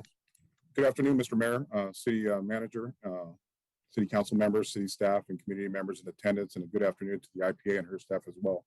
I'm Lieutenant Mario Brazil. I'm the current commander of San Jose Police Department's Internal Affairs Unit. I'm here to present the department-initiated investigative report, further referred to in the report as DIIs for the calendar year of 2020. This is the 13th DII report issued by the department. The report includes administrative investigations of potential misconduct. This report differs from the IA report that involves both sworn and non-sworn employees. First, I would like to explain the distinction between a conduct complaint and a DII. When a member of the community files a complaint against a department member and is determined to be potential misconduct, the complaint will be classified as a conduct complaint, often referred to as a citizen complaint. The initial investigation must determine whether the facts stated in the complaint are such that, if sustained, would amount to a potential violation of department policy, procedure, or the law. A DII, on the other hand, is an internal investigation initiated by the Office of the Chief or his designatee. In matters of public trust and transparency, the department cannot solely rely on conduct complaints to address misconduct. The department expects its men and women to hold each other accountable. DIIs are often based on allegations which come directly from members of the department, which initiates an investigation based on specific awareness of or belief that a department member potentially violated policy, procedure, or the law. DIIs may be brought to the attention of the department by another police agency or judicial entity as well. DIIs are often investigated by internal affairs and may also be investigated by the involved department member's chain of command. I would like to discuss changes to the DII process that have occurred. In the past, including 2020, anytime a member of the community made a complaint against a department member, and that complaint is associated with an existing DII, the DII will be reclassified as a conduct complaint. And with this transition, the conduct complaint, the IPA was notified and may elect to audit that investigation. However, with the passage of Measure G, starting January 1st of this year, all new DIIs are now reviewed by the IPA's office, regardless if a citizen conduct complaint is associated or not. Now I'd like to touch base on some of the data points from 2020 calendar year. In 2020, the department initiated 41 sworn DIIs. This is compared to 50 in 2019. This is also the second lowest total of DIIs in the past 5 years. Of the 41 DIIs, 102 sworn employees were involved compared to 54 in 2019. The total number of allegations tied to these 41 investigations was also up significantly to 210 compared to 102 in 2019. The reason for this anomaly could be tied to one complaint, which involves 73 department members and 148 of the total year's allegations. Without this lone investigation, the year-end total is reduced to 37 involved sworn employees and 62 allegations. In 2020, the department completed 35 investigations, which contained 91 allegations, which involved 39 officers. Of these 35 investigations, 28 or 80% were sustained. And of the 91 allegations in these 35 investigations, 60 or 66% also had a sustained finding. The most common allegation in 2020 for sworn officers was procedure, followed by conduct on becoming an officer. This trend is consistent with the previous 5 years between 2016 and 2020. The most common form of discipline in 2020 was documented oral counseling for sworn department members. This trend also remains consistent with the previous 5 years of between 2016 and 2020. In conclusion, in reviewing the experience of the involved officers sworn chart, our officers with 1 to 3 years experience are most likely to be subject to a department initiated investigation, followed by our officers with 21 to 30 years on. Procedure remains the most common allegation when investigating misconduct. Documented oral counseling is most often the discipline imposed. DIIs continue to sustain at a higher rate than conduct complaints. Finally, in closing, in a matter to strive to improve our community policing delivery. The department continues to provide routine training in the fields of de-escalation, tactical conduct and conversations, policy updates, and the pillars of 21st century policing. Thank you. Thank you, Lieutenant Brazil. Okay, let's go to the public now for public comment. Tessa Whitmancy. Okay, thank you. Can you hear me? Yeah. Okay, good. Oh, we get only 1 minute, huh? Oh, well.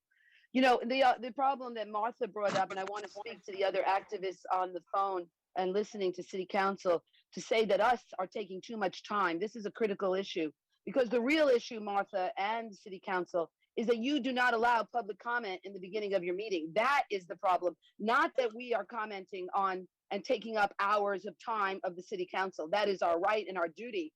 The issue is that you are culpable of not giving us that right by not allowing us to be at the beginning of the meeting, and then we set the agenda to the meeting. And then in terms of IPA, so we need public comment at the beginning of our meetings.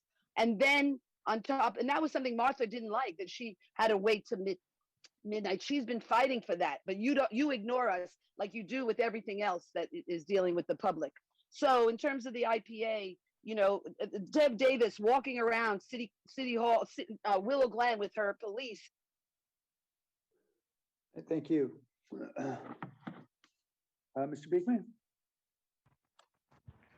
Hi, thank you. To speak to internal investigation reporting, I'm really hopeful in what the peer review program can offer in terms of openness and the sharing of ideas and mental health, basically. And so to review one's case, it provides an openness that's been really lacking for police departments. I hope you can work on it past the domestic violence issues and learn to incorporate it in your everyday police practices. I hope we can really develop the reimagined task force for the next few years that I think can really, really address our community in really good terms and invite a really good process that I think we would all want to be a part of and respect and enjoy. And that's how we build our good future. We're a bit frightened at this time. We have to learn that open public policies and good practices, democratic practices, is what can lead us through. We don't have to live in fear. Understood, whoever was speaking? Okay, Mr. Soto?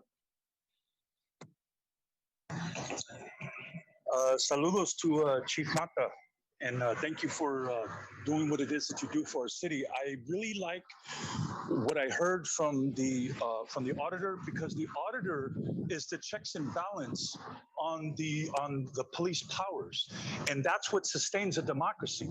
You see, because we become too tyrannical and too oppressive when that much power is concentrated with the police officers.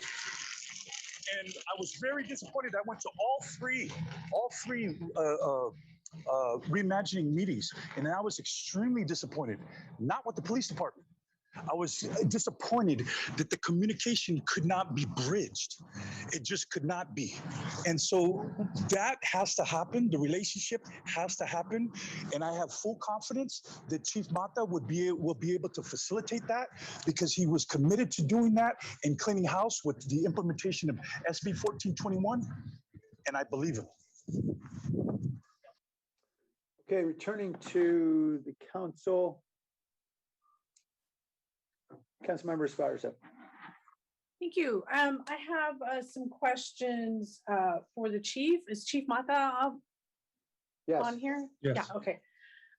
So I noticed that the most common form of discipline was documented oral counseling, and that officers with 0 to 3 years of experience had the highest number of allegations, not only in 2020, but for the 5-year period.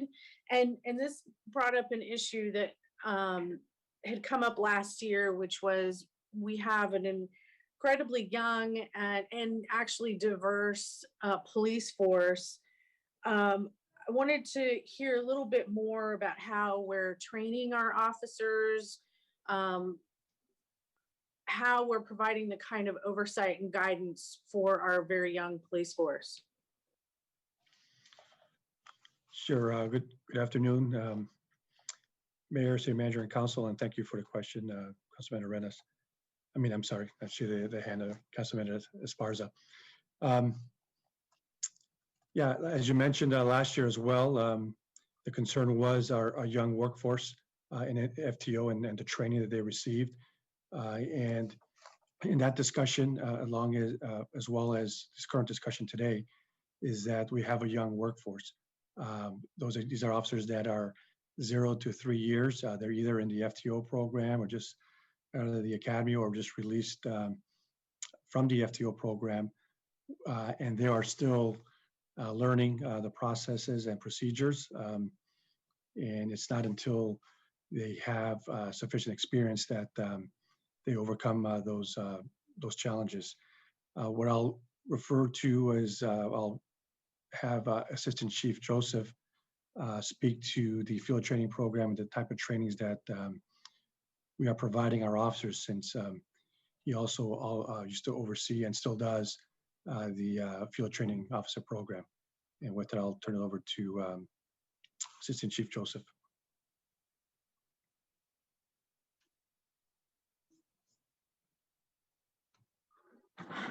See here.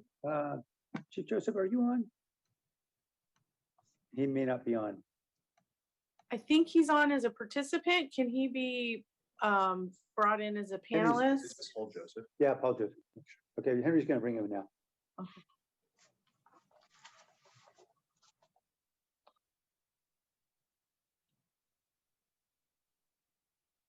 There it is. Welcome, Chief Joseph. Let me get my, there we go. Sorry for the delay. Can you hear me? Yeah, you're in. Okay, so first of all, thank you. Thank you for bringing me on. You know, as Chief Mata mentioned, there are always challenges with training any new employees in any profession, and police work being one of the more complex professions that we know. While I was the captain of the Western Division, I briefly oversaw the field training program as well. And I know that several of the concerns that the IPA had in the previous year's report were addressed with our FTOs and with our recruit officers. Namely, one was that any pat searches cannot be done for a training purpose. Pat down searches of clothing for a weapon have to be legally justifiable. And that's something that was emphasized in the training at the IPA's request. Another issue was that a stop itself also is not a training issue. You don't stop somebody for training purposes. You stop them for the lawful purpose. And so we are working very hard with the FTO program to get all those points across, and they're not going to be perfect. Another issue that the IPA brought up was that there's a time when, let's say, a recruit officer is dealing with a uncooperative subject, and the FTO, the field training officer, is going to want to see how that young officer resolves this matter. How are they able to control the suspect? And there was a feeling from the IPA's office that sometimes the FTO allowed the encounter to go on too long, and that by the time the FTO stepped in, now more force had to be used than would have had to been used had the FTO intervened sooner. That's a very difficult proposition because we're asking the FTOs to make some judgment calls in the field.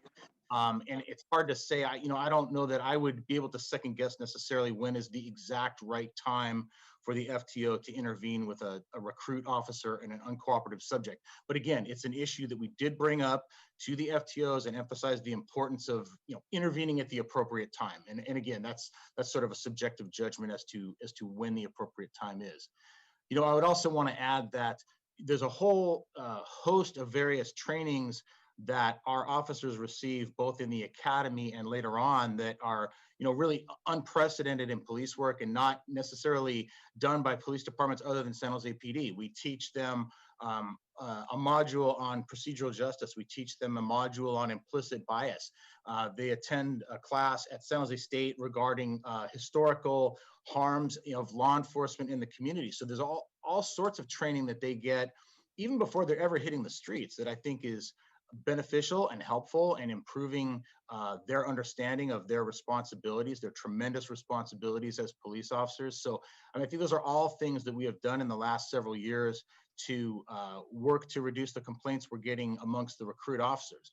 The last thing before I go, I'd like to mention is that when you see a statistic of 0 to 3 years as being the group that's getting the most complaints, one thing to remember is that in order to test for and become a member of any sort of specialized assignment at San Jose PD, you have to have at least 3 years of service, which means that anybody with 3 years of less is necessarily in patrol, meaning they are necessarily on the street in the type of assignment where they're having the most contacts, the most likely to get a complaint. Doesn't mean that that justifies misconduct. It's just to say that you're more likely to get a complaint as a patrol officer than you are as a detective or in an administrative assignment. So with that, any questions about anything I've mentioned, I'll remain on the call. No, that's it for me, Mayor. Thank you. Thank you. Other questions? Councilmember Arenas. Thank you. So I'm going to pick up where Councilmember Esparza left off. So I understand the 1 to 3 years of experience, but the next group that has the most violations are officers with 21 to 30 years of service. How do we solve for that? Sure, I'll take a stab at that, Councilman Arenas. We've seen this trend throughout the last 4 or 5 years, and even in prior IPA reports. It is my opinion that these veteran officers are burned out or towards the end of their career, and that goes to officer wellness. So it is our role and my role to improve officer wellness because we want to prevent those complaints or officers from feeling burned out or not having that passion for or the same passion as they did during their earlier careers. So that's something that is near and dear to me, and that's something that Assistant Chief Joseph and I will continue working on to ensure that our veteran officers are not burned out and are still here to serve our community. So that's something that we're going to continue to work on. I look forward to that. One of the things that that was worked on before was a database that tracked the histories of misconduct. Where is that? Because I think our previous chief was working on that. I don't know if this is something that you prioritize or not. Chief, because this, it's your administration, you decide. But I wonder if this is something that you are looking at or considering. Sure. Yes, that was a prior IPA recommendation, our early warning system.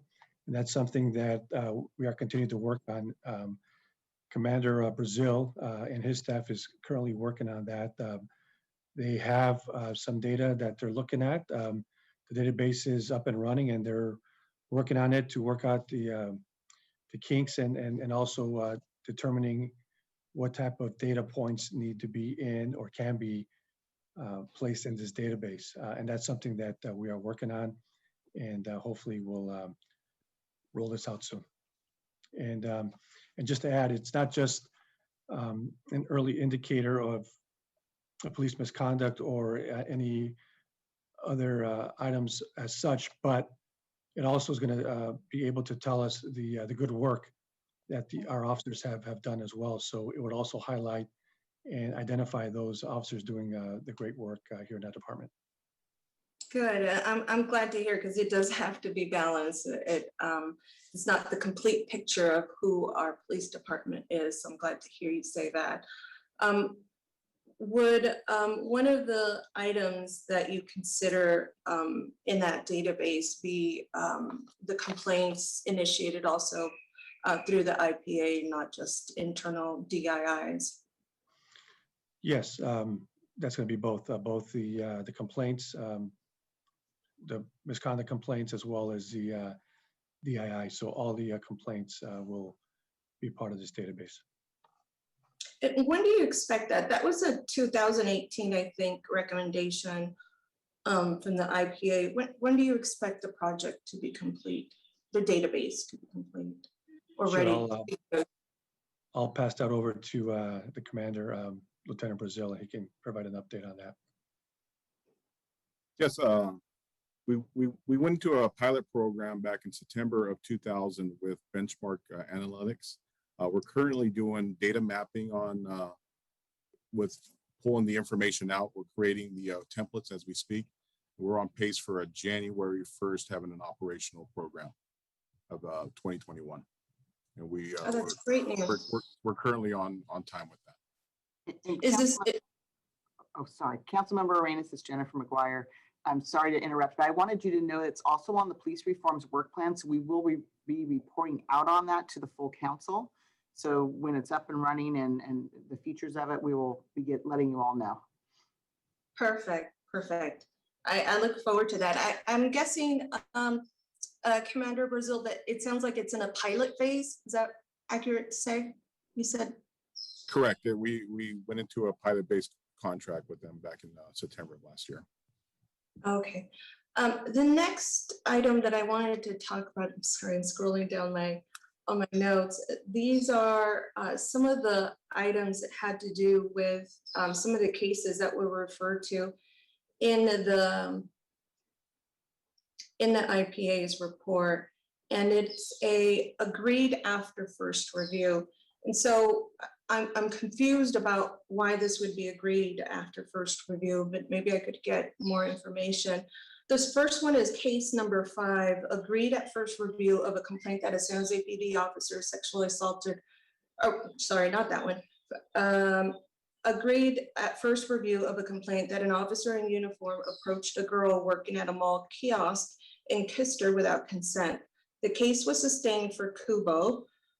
Instead, the investigation quotes that the officer innocently, albeit misguidedly, mistaken to whether the complainant wanted him to kiss her. And I think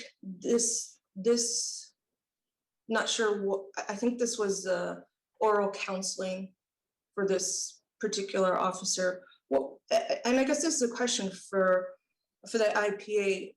Why would this be, why would you agree with this after first review? Well, the quote you have been reading from is from the IA investigation. Right. I agree there, there are some issues with that, but that's, the officer provided a statement, and that was part of it. It was a fair reading of his statement. So we agreed because they came back with a sustained finding on Kubo. Why wouldn't it be something other than conduct and becoming of an officer? This is a police officer during work time, or at least in his uniform, kissing a girl, which makes it sound like is a minor, without their consent.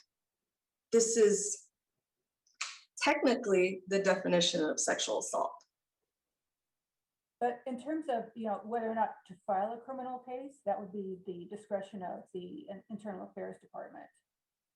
And my understanding is they did not.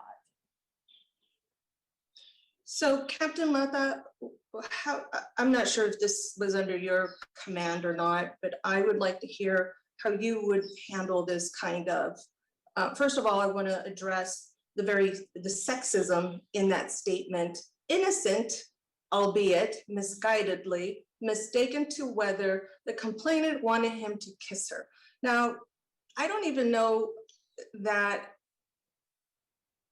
why that would be a question when you're working. Why would you even have that doubt? Thank you, and I understand your concerns and any concern in reading this. Yes, this was before I took the position here, but if there is, and I would have to look at the IA report to see if it was submitted to our Criminal Investigation Division, who looks into that and then submits it to the district attorney for any misconduct or any criminal allegations. I would have to get back to you on that unless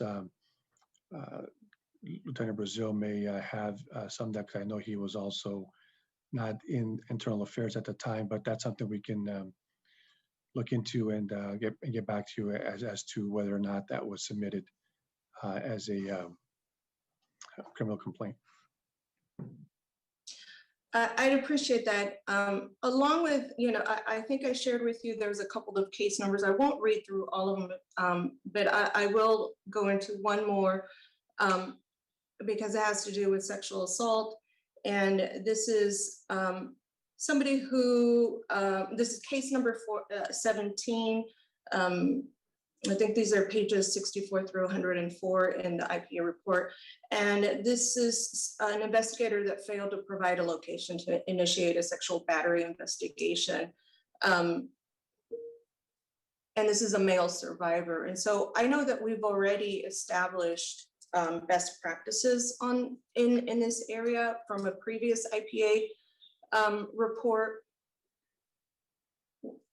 I guess I'm wondering what's the space between, some of the improvements that we make and then the actual practice that is taking place. So you're right. How do we? Sorry. Can you hear me? Sorry, go ahead. So you're correct, Councilmember Arenas. We did make a recommendation in past years that persons need to be afforded a place of privacy to make such sensitive reports. And we were informed that they did, change their duty manual and change their practice. But we don't have any more involvement. I mean, we can't really send in undercover people to see if this is happening or not. So the only way the IPA office can check up on this is if people complain. I don't know how the department is, making sure that people are actually practicing what's in the protocol. And Yes. And I'll just add to what Siobhan had mentioned is, yes, there was a recommendation in working with our office. These are, and reading these cases, the ones that you highlighted, Councilman Arenas, they're mostly reports taken at the main lobby, which receive thousands of reports. And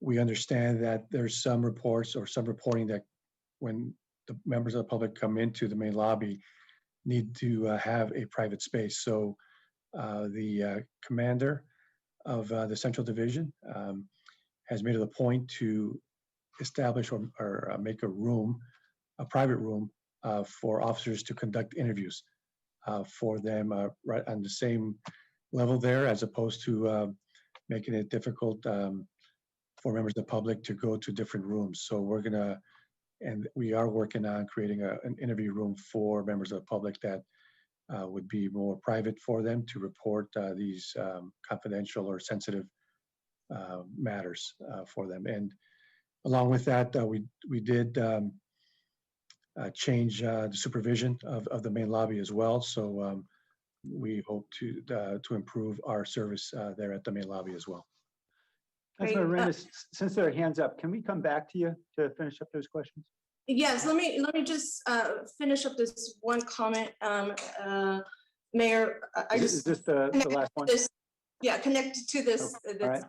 Well, I have more cases, but just connected to this, because I know that you approved about 3 years ago, Mayor, a special funding for sexual assaults. And actually, one of those items that the police department identified was some of the partitions that are needed for that privacy. And so I guess we can follow up on this offline, Chief Mata, but I'll come back to just talk about one additional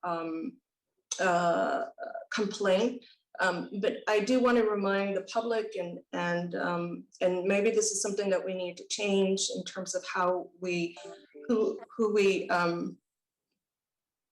process some of these folks that come in through the lobby. There is now a children's advocacy center that's been open through the county, but we are co-located there.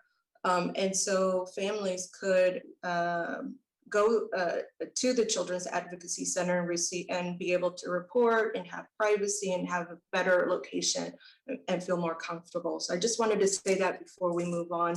But if you can come back to me, Mayor, I'd love Yeah, that. I'll come right back to you. Councilmember Pross?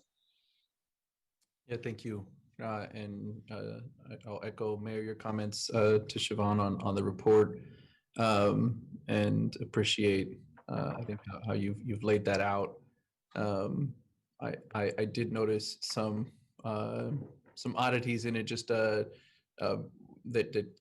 get the eye a little mixed up. Some fonts that are slightly different throughout the text, and some of the images that are fuzzy and hard to read the numbers. And so and I'll reach out to you maybe offline, and I think that we can if we can clean some of those up, especially if this is online, so then that way people can have an opportunity to see it without any of that confusion. But I do appreciate the updated report.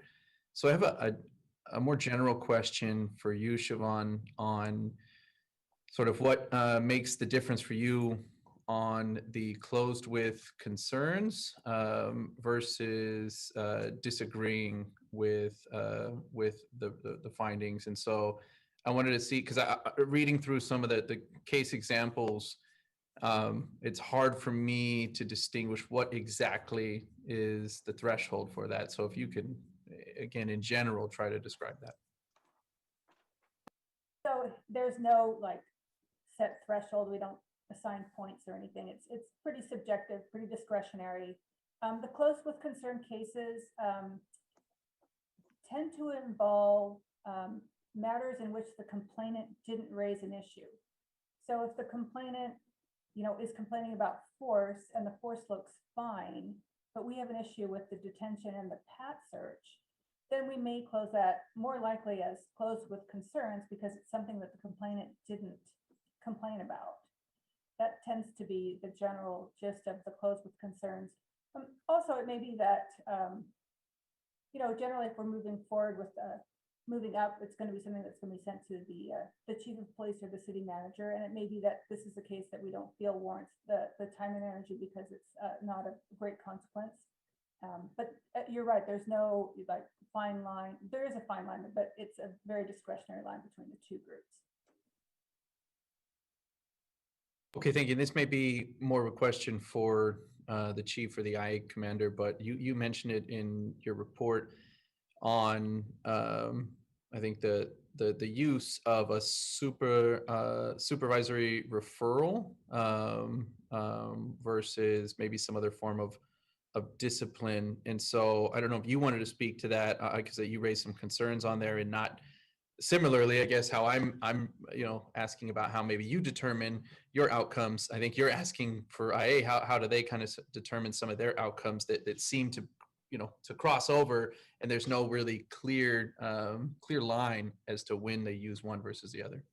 And I'm happy to have you respond first, Siobhan, and then maybe our chief or IA commander. Yeah, thanks for the question. It's a relatively new classification. It involves an officer who, as it's written, it involves an officer who if he committed the act, the corresponding discipline would only be informal discipline. Formal discipline tends to be suspension or above, so that's usually not a lot of cases. So supervisory referral theoretically can encompass a lot of cases.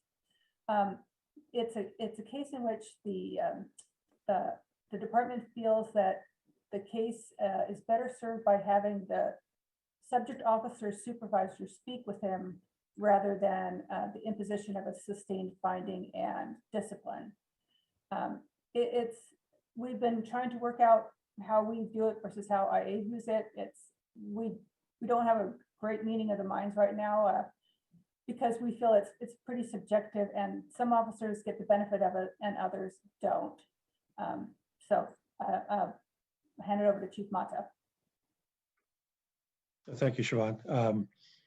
So the supervisory referral or referral is used to in minor transgressions where we believe it's better that we speak with the officer directly through their supervisor or their command officer, usually a command officer, to address minor transgressions. And usually, typically, those work. In addition to when we also have the intervention counseling, when there are also 3 or more complaints or 5 or more of different ones. We also bring in the officer to discuss, these complaints with them. So I think it's something that's beneficial in terms of when we use it. It depends on the transgression, where we believe as a department that it is better handled through speaking with the officer as opposed to conducting a complete investigation. And Mauro, you can add to that if needed. Just to echo what Chief Mata said, it's investigations that the transgression is so minor that it doesn't rise to a level of formal discipline. However, we still would like to address the behavior so it doesn't become an issue and manifest itself into larger allegations. So that's the main reason we use supervisor referral. We like that tool. We feel that besides an event where the officer is not going to receive formal discipline, at least he's getting spoken to by a supervisor and he's being brought, the allegations being brought to his attention, and he's able to work through it with the supervisor to see what he can do better to avoid it manifesting in something more serious. And one last thing on this topic is this is something that was discussed, or this process was discussed with the IPA several years ago, and in collaboration with the IPA's office. So I forget what year we started this process in. So to expand on that, I'm looking at, for reference, page 83 of the report. And it's the closed with concerns case number 4, for anybody that's interested on reference, as an example here where the IPA has brought it up. And the question or the concern from the IPA is in regards to some allegations, specific courtesy allegations here being closed as sustained, and then others closed as supervisory referral. And so based on the explanation, Chief, you just gave in Lieutenant Brazil, it sounds like these allegations are essentially being considered as sustained, but they're just not being closed that way. They're being closed as supervisory referral because you're sustaining, if you will, that yes, something occurred, but it may be minor enough that it just requires a conversation to a supervisor. And I think that, I'm just curious if I'm understanding that correct, and maybe it's just the terminology on how you're closing the case that's confusing.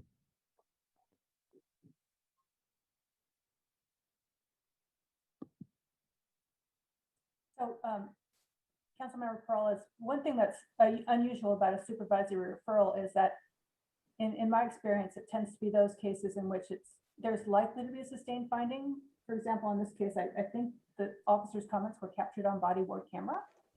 But under the definition, there is no finding of whether the actual misconduct occurred or did not occur, which I think can be problematic, especially if you're starting an early warning system that is trying to make sure that you're capturing the officer's complete picture.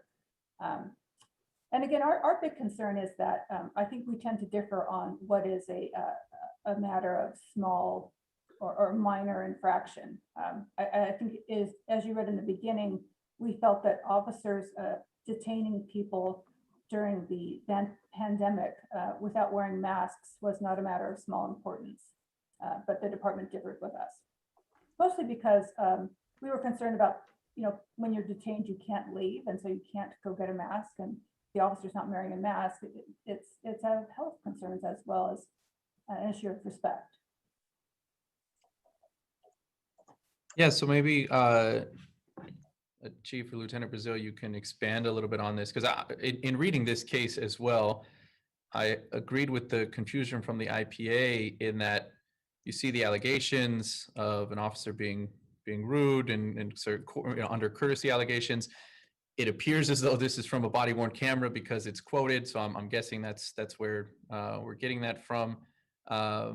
And looking it over, I do also question, well, why wouldn't something like that be sustained versus be directed to supervisory referral? It sounds, I would agree with what Siobhan just said, especially if you're looking at multiple allegations.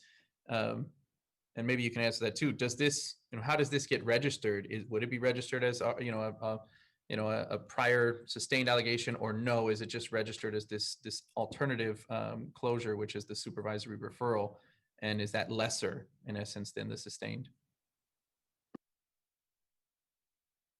Sure, Councilor, I'll take a stab at this, given that, just reading this case, I don't know too much about it, but you're right in that, if I'm reading this right, it looks like the courtesy allegation was closed as sustained. And then other allegations are being referred to supervisory referral. And that's something that we have to take a look at and see. I don't know more. I need to know more specifically about the case and how the IA investigation was handled, and get back to you on that.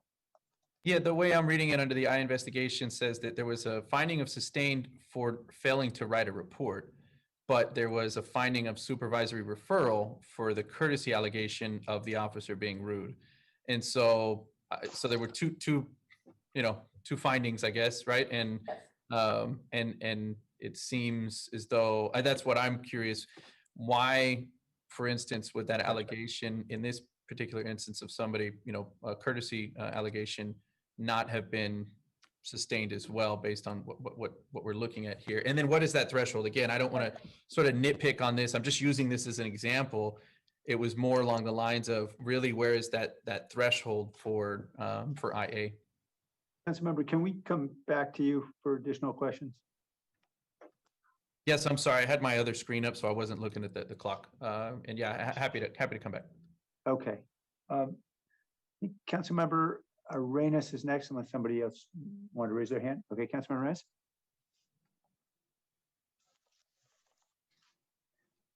Thank you. So I'm going to continue with the last example. There's various, but for the time check, I will only include another one. There was several that were related to sexual assault that concern me. This is case number 21. It's closed with concerns of a complaint of a mother and son who arrived to the main lobby to file a sexual assault report by an abuser that was significantly older, but was told that the report is a long process and to think about filing a report. Ultimately, the mother and son left without filing. A month later, the son was reported missing, and that detective further reviewed the sexual assault allegations. IA said the officer had enough info and should have filed a report. IPA concerns because of the minor and alleged sexual assault should have no bearing on the department's obligation to bring the case to the DA's office. So here is another example about training for folks in the lobby and potentially an alternative for referral over to the Children's Advocacy Center. I think we need to think about a protocol so that we don't lose anybody, but certainly, have a call ahead to whoever is already co-located at the Children's Advocacy Center and say, hey, we're sending you this mother and son. They have this concern, please take the report. And then that way they can, that Children's Advocacy Center can process the whole ordeal for them. Is that something that you would consider, Chief Mata? Thank you for the question, Councilman Arenas. So the goal is to address the issue at that point in time, as opposed to having our victims and their families driving throughout the city, which is the purpose of for the CAC as well is one-stop shop. So to answer your earlier question as well is when members of the community come into the main lobby, file a report, yes, we want it to be as comfortable as possible. That's why we're working on the room.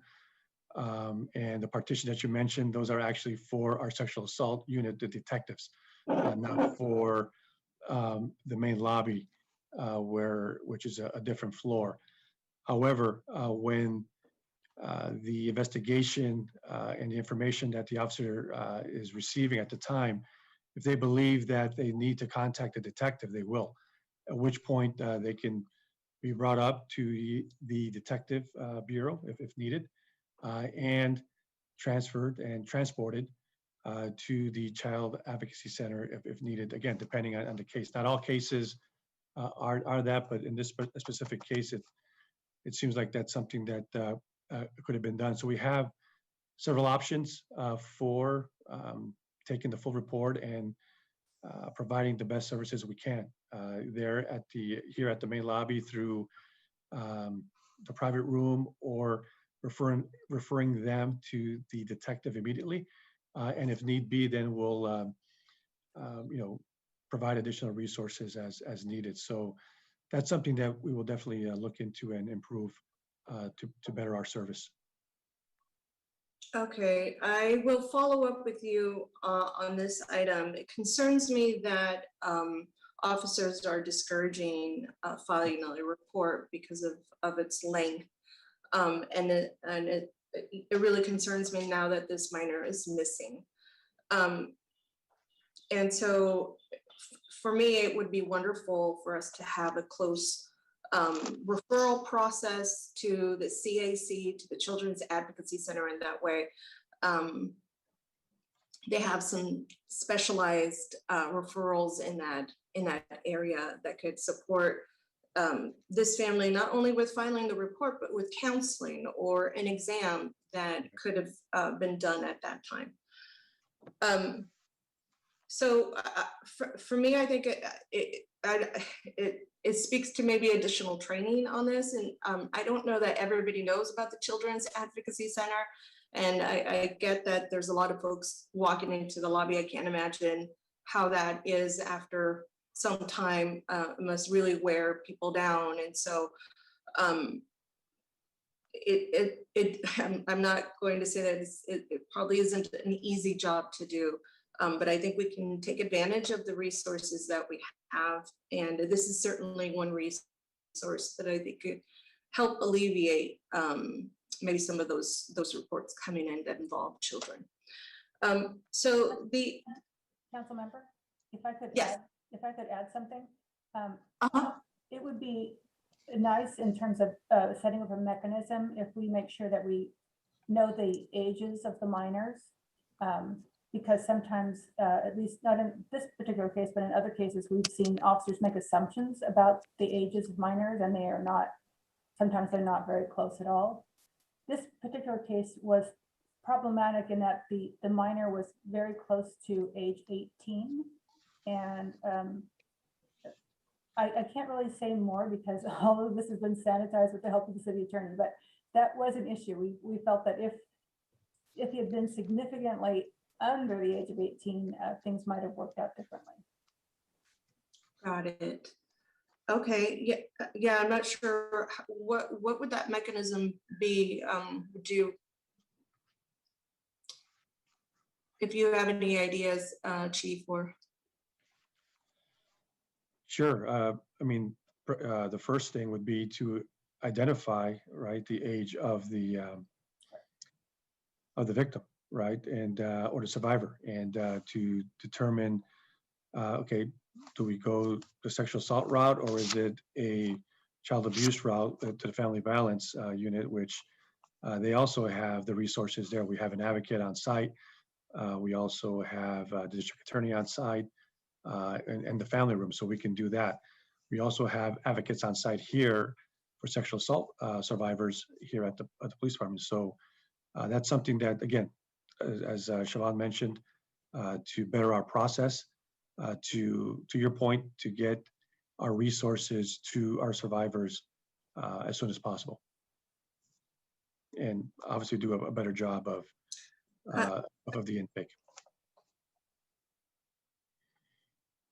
I appreciate that. So Siobhan, is there something specific in terms of a mechanism? I think the chief is recognizing that age should be captured. Is there anything specific that you would recommend or include here?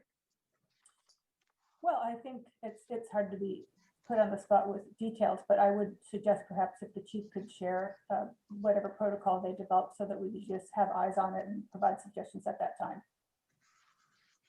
Wonderful. Chief Mata, I wonder if some of these suggestions and some of these issues that I'm discussing, if maybe they could have a report back to PISFIS where the work plan gets reviewed. I think the next time that it comes back is in September. But these are bi-monthly, and so hopefully one of those dates could be utilized. Sure thing. We could do that. Perfect. So the other thing that I wanted to quickly talk about is I really appreciate that you all accepted my recommendation to add a commitment to racial equity in the police department's mission statement earlier this year. And I know that there's a step forward to really embrace GARE, if not already you're already in that GARE process. However, I reviewed, when I was reviewing the IPA's recommendations, I noticed that although I think it's great to have some of that data transparency for some of the stops that were predominantly with stops and searches of Black and Brown communities. I wonder, what is the strategy that we can use within maybe the GARE process? How is it that we are going to address this? Now, we have the data. Lots of times we don't have data. Here we have data, and we're going to be transparent to our public. The next step would be also to pivot our strategies. How will we pivot?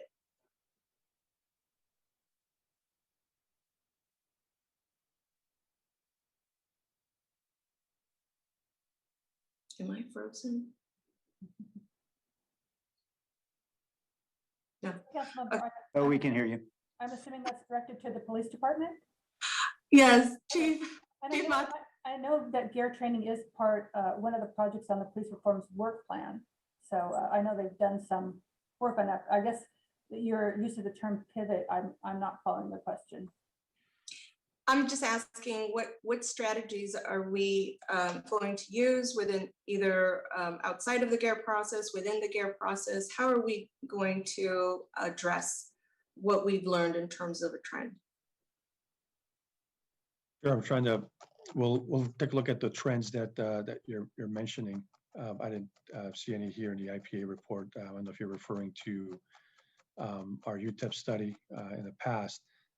However, as Siobhan had mentioned, we are in the process of developing the GARE training program for the police department. But before that, in addition to that, what we currently do, like as Assistant Chief Joseph had mentioned, we do training in bias-based policing, procedural justice, cultural sensitivity training, not only at the academy, but that's something that I would like to roll out to all department members and not just our command officers as well, to include the history of policing. That's very important to us, to the department, to ensure that when we do contact members of our community, it is lawful and just, and it's not based on race or ethnicity. It is something that a violation was committed or a follow-up investigation that officers are following up on, again, is legal and just. And that's something that we will take into consideration with a lot of or every contact that we make here with our community. And I think Assistant Chief Joseph wants to add to that as well. Yeah, thank you, Chief Mata. So, council member, I think one of the things to remember is the overall change in the complexion of the department itself, the overall change in who we're hiring, who we're bringing on board as police officers, the diversity, not just in race and gender, but life experience. And as those officers progress throughout their careers, they're going to be the future leaders of this department. We're Chief Mata and all of us here are doing the best we can to make sure that not just the hiring of officers is diverse, but the promotion within the department and the key assignments in the department. It's difficult to get promoted unless you've worked in your career in ways that give you a broad range of experience, which means that we must make sure to mentor the younger officers and guide their careers so that they are getting these critical assignments, preparing them to advance in rank and advance in their career. And this is a process that takes some time, but I can tell you, if you visit the San Jose Police Department and come to a patrol briefing and look at the sea of police officers in that room, it's going to look very, very different from the room that I first sat in briefing in 1994. And that's very much credit to the work begun under Chief Garcia and very much continued today. But it's just not something that happens overnight. But I want to just assure you that we are very much committed to that. And I think ultimately that's what will change the department. That's what's going to bring the department in the direction that the community is asking us to go. Right, and there's no question, there's no question for me in terms of the direction that we want to go, and the type of diversity that we have. I'm really proud of that as well, and I applaud you for the work that you've. It's tough work, and I know that you've included a lot of women as of late, and had very specific strategies to bring in women. So I appreciate that. But this is related back to recommendation number 2 regarding the RIPA data and those data sets that were reported. And so it's not me pointing this out. This is just the data. And so what I'm asking is, I think it's great that we share this data with the public, but there isn't any real concrete plans to address it.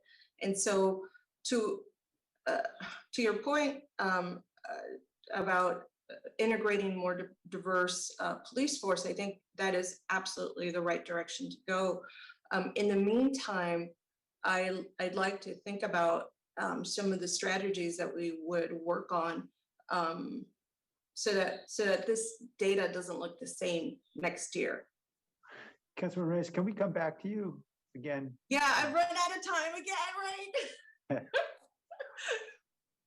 Okay, well, that's my question. So I'll put it out there. You don't have to come back to me, but that's the question I really would like to have answered is, what are those strategies in the meantime? What are we doing? I know there is a lot of work. I'm not trying to undermine. There was just a ... after that data set.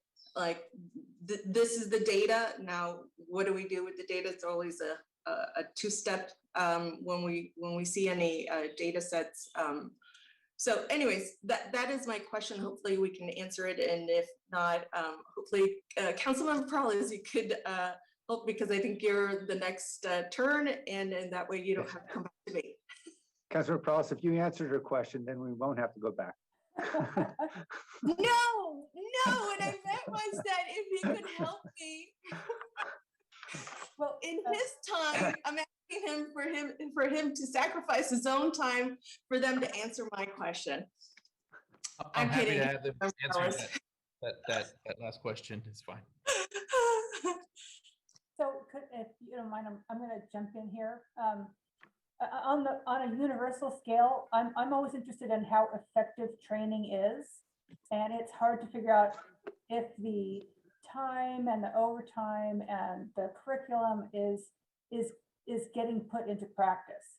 So, for instance, the CIT training, we've seen officers that go through that training and they're fabulous, but we see other officers go through and they do not apply anything that they've learned. Hopefully part of that will be addressed in the police reform project about doing spot audits of body-worn camera. But if we're talking about the RIPA data, it would be interesting to see, for example, any correlation between change of data and the implicit bias training that the officers are getting. I don't know if you can tie those two together, but that would be interesting to me. How effective is the implicit bias training, and can we look at RIPA data as one pinpoint for that study?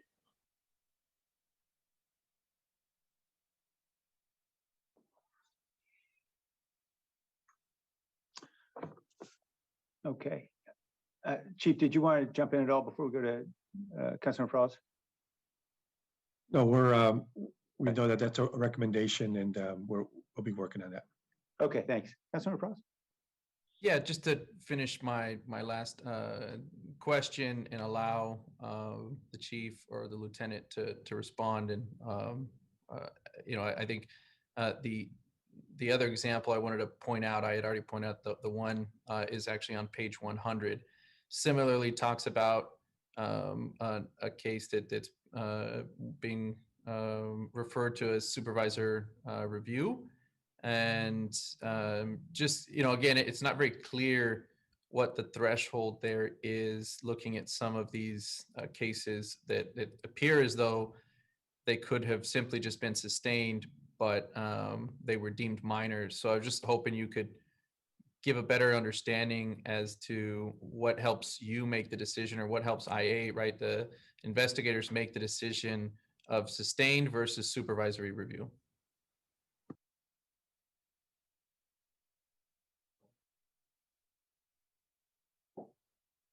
Councilmember Morales, let me touch base on the first case. I was in our little break there.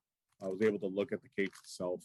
The officer did use foul language at the individual. However, it was in retaliation to his foul language. He did it as a de-escalation technique to avoid a further use of force, which worked, and the subject signed his citation. And that's why, even though it was discourteous, it was necessary to avoid a use of force or further action from the individual. And that's why it was referred to as a supervised referral, because we asked the officer, even though you got to, the ends don't justify the means. In other words, what you did was great because we didn't escalate a situation. However, there are other ways of doing that without using the foul language. And that was the details on the first case. Now look into the second one. That is helpful. Actually, I was just giving another example just to try to point out, to try to get an understanding of, what the difference is. And that actually is helpful as an example there. And I would agree. I would love to tell you that it's black and white, but every case is in different circumstances. As you know, if you look at it, the threshold, you look at the complaint and he says that the subject swore at me and did X, Y, Z, that's great. But when you look at the totality of the circumstances, did he use the foul language to avoid a bigger issue? And if you did so, could you have done it better? Yes. That's why we did the supervisor referral. Great, that is helpful, and appreciate you taking a deeper dive into that to help paint a picture on those, the difference between those two. That's it. I'll leave it there. Thanks. Thank you. One question, and forgive me, Chief, you already mentioned this. I had to step out at one point in the discussion, so you may have mentioned this already. Just to provide some context here, we have several hundred complaints that we analyze. How many contacts are we having with members of the community who are calling for service in some way or another? Sure. Thank you for the question, Mayor. So in 2020, we had a total of 426,065 citizen contacts through calls for service and self-initiated incidents. So that's up from last year's. I believe last year the chief reported 399,000 or both incidents. So we've made more contacts, citizen contacts last year in 2020, and received 269 citizen complaints. And then also the DIIs, but that's not citizen contacts. And then, as you know, I think it was 19 of those complaints were a result of the protest. So I think we're on average, you know, the complaints remained the same. Thank you. I'm just doing the math on that, and looks like I think if I got the math right, about 1/20th of 1%, something like that. Very, very small fraction of 1%. So it's really important for us to pay attention to complaints because we know that it's indicative of an issue, or may be indicative of an issue, but also really important for us to see the entire iceberg here, including what's beneath the surface. And that's a lot of work being done by our women and men every day on the streets. And doesn't mean all of them are happy, but it certainly means it says something about the fact that our women and men are in this department are doing extraordinary work every day. And obviously we hear about the worst cases and worst incidents. I had just a couple questions about some of the recommendations. One is on the RIPA data sets. That's recommendation number 2. Mm-hmm. I was under the impression that we already were making that data public, or at least we did in the past 1 or 2 years at least. And so what is our intention there? So Mary, if we were making RIPA data available, I was not aware of that. No, I don't know, maybe we are or aren't. I was just gonna ask the chief or assistant chief if they know. Yeah, so the RIPA data is available on the California DOJ's open portal as described by the IPA's report. When we are asked for traffic stop data, then that's something that will be a public records request. But all this information is already available through the California DOJ. And the recommendation is to make it available through our website. So that's something that we're doing a cost analysis on because it's important to describe the data as well, so that when members of the community take a look at the data, it's interpreted properly, and you know the right comparisons are looked at.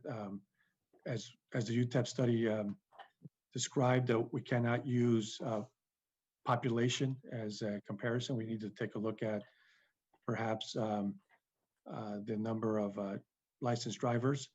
So again, that's something that we have to take a look at to provide a better analysis of the data or better research of this data. And that's something that we'll be looking into. I know there's some large agencies that already do this, and that's something that we're also gonna take a look at and see what the cost is to provide that type of analysis. Okay, thanks, Chief. I mean, I haven't looked at the department. Oh, I'm sorry, Assistant Chief, you have your hand up. Sure, I just wanted to add, you know, it's important to remember that San Jose PD has been collecting demographic data on car stops for over 20 years. Yeah. And we have also been collecting data on pedestrian stops and the nature and quality of those pedestrian stops, making that data public, having it analyzed by the UTEP study and publishing those results. The RIPA requirement is a state DOJ requirement that just basically asking other police departments to do what we have been doing all along. The data just goes a different place, and we're, you know, it's just a process of being able to publish that data. But I just wanted to point out that we've already been publishing very similar data on our own for many, many years. Well, that's where my question was going. I was just wondering why we weren't just doing it with, I assume that the data sets are very similar, and perhaps there's, you know, a couple new categories one way or another. It would seem to be something we could do easily enough if we're already publishing data. Yes, Mayor, they are similar, but there's, without getting too technical, there's enough differences in where it's going and how it's getting sent there, that it's just something that we're in the process of trying to figure out how to work our way through. Okay, thanks. Siobhan? Oh, I just wanted to add that the chief is correct that the SJPD does provide data to the state. At the DOJ website combines all the different agencies together, which makes it difficult if you want to, you know, segregate just by San Jose police only. It's much easier if you look at some of the other cities who just post their local data for people to access and to run the data to find, to look at it, and see what they find. We're also recommending that they do some kind of annual report based on the RIPA data, because it is hard to understand. And then they can add all that context about traffic coming into the city versus actual population, and provide the context that they feel is warranted. Okay. All right. Thank you, Siobhan. And then just one other thing, Mayor, we're happy to do that analysis. Again, we're doing a cost analysis to see how much that will cost. And Okay, we're thanks, Chief. open to that. And I know you've already implemented the first recommendation. Some of the others I know you're working on. Is there a point when you guys will be responding about these recommendations and say which ones you're accepting and implementing, which ones? I guess is that only after the council makes approval, or trying to understand the next steps? In past years, the police department has issued a separate report providing whether or not they agree or disagree. I don't think that issued this year. Yeah, that has been the past practice. Okay, so is that something that would be coming out sometime in the fall? You guys could just let us know, hey, these are recommendations we're going to implement, and if there's disagreement, then we can sort of at least understand that. Sure, we can do that. Okay, great. Thanks, Chief. A question about the changes to the knock notice. These were changes that were made last year. Several changes. And I appreciate how they were described in the IPA report, because it's very much easier to understand, I think, than when we're talking about these often very technical issues. And I'm wondering, this is on page 43, the IPA report, where you've got cases where you've got evidence that's likely to be destroyed in some way. Are you still abiding by the same rule, or is there an exception in that case if you've got evidence?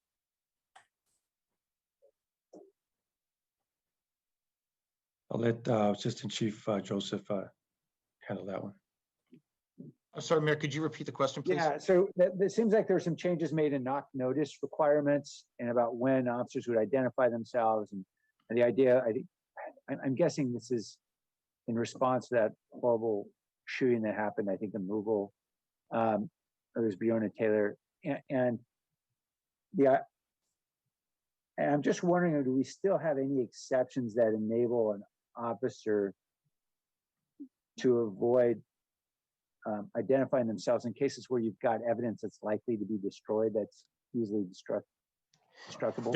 There is an option of a judge to grant that type of warrant, but that's not something that's used frequently. It's not, in the so-called war on drugs, when the urgency was to get into a house quickly so that drugs weren't flushed down a toilet or something. There was more of an emphasis on speed. And if you take a look at the operations of our special operations units, our tactical units today, they utilize an entirely different tactic, which is a surrounding call out, meaning that they basically, what it sounds like, they surround a residence, call the residents out, and then go in and slowly search. The emphasis is on safety for the officers, for the people inside the house, for the public generally, and not so much the emphasis on getting to the evidence quickly. So that's a technique that I don't know that we use really much ever.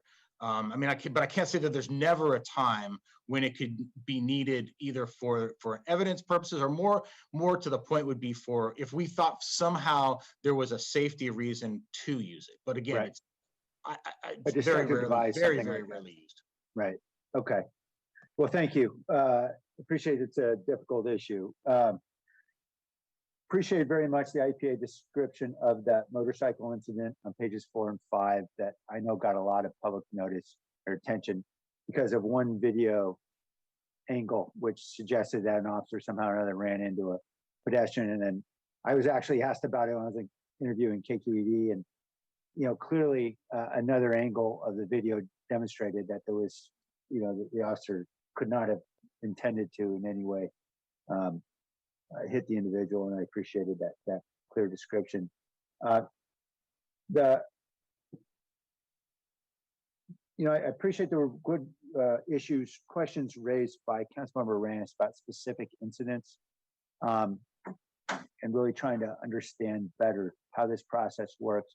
I just want to go back to the first one that she raised, which related to the kissing incident. And there was conduct unbecoming, which was sustained by the department. And it appears there's a verbal admonishment, but there was no further discipline? Is that accurate? I'm just gonna take a look here. Mayor, that's not the result of that case. I'm a little unclear as to exactly what I can divulge okay. here, but that was not the result of that case. Oh, okay. All right. So that's kind of where I was going. Siobhan, did you want to jump in? Well, it is difficult because we know more about the facts behind the case. Yeah. So for instance, the one that Raul Perales asked about in terms of supervisory referral, I would like to speak more about that, but I can't. It's just, we put that out, we put the information out so people can see what we do. Right. But we are very much constrained in providing any additional facts. And could I just add that, I mean, Yeah. that was that complaint, and any complaint like that, and well, first of all, any complaint, but certainly a complaint involving inappropriate behavior, inappropriate sexual behavior by a police officer is taken extremely seriously, as was Right. that. And again, I wish I could say a little bit more, but I can't. But I assure you that it was handled with with a lot of seriousness and a lot of concern. Okay. I know that the individual officers are not identified in this report. So you can say whether or not there was discipline, can't you? Or am I wrong about that? Yeah, we cannot. Yeah, we never have when describing individual cases. Because, Okay, it's only there the are- issue of whether it's sustained or not sustained. Yeah, because there are some All right. issues that you may be able to figure out who the officer is. We Okay. have some in here, and so we, in the abundance of caution, we just don't. Okay, I'll leave it alone. I think the implication was clear that something more happened, so I will leave it there and appreciate the responses, and don't mean to put anybody in positions that make life difficult for them legally. I understand there's some real legal constraints here about what the department can say and what the department can't say. Okay, any last questions here before we take up a motion? I'll make a motion to approve the IPA report and the IA DII report. Second. Okay, motion and second. I just want to note as a last point that I appreciated the sarcasm in the 28-year map to ask a question.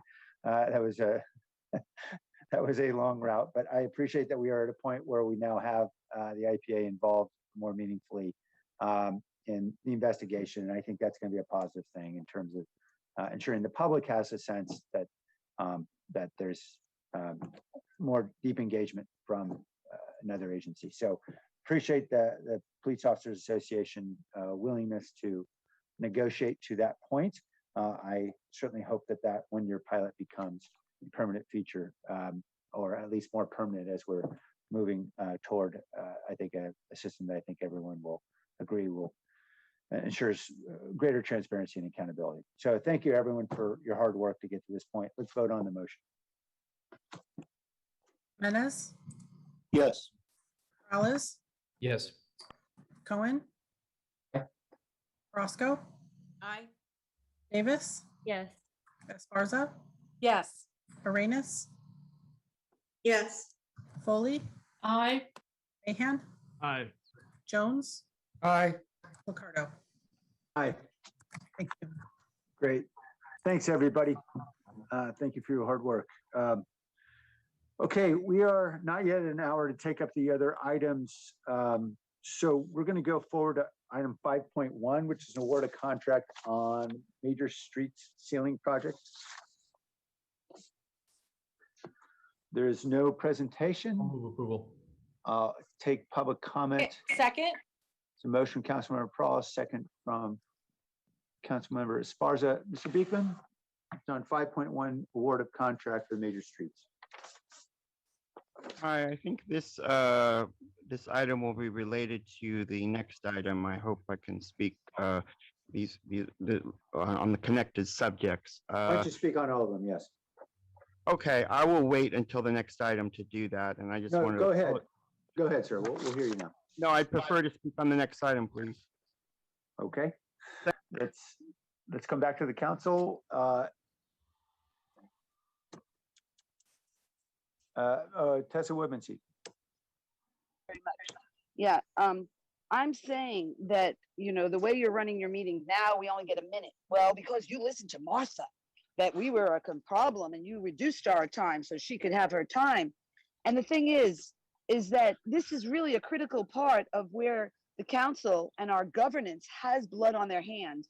If we look at VTA and what happened there, they weren't listening to the people. There were a lot of Ms. problems. Woodmansee, would you And like you- to speak on okay, item 5.1? I know, which is the we're, award of okay, yes, contract on we're, Vigor li- CC? okay, we're you know, on the, well, that's the problem, is you don't listen to us. And even in terms of Ms. how Woodmansee, we stripe we're our taking streets, public I'm comment on saying, yes, 5.1. I'm talking about, you're taking my time, and I'm telling you that I'm dealing with striping our streets. And the way is that I have been complaining about the way our streets go, and there is no public input about how that gets fixed.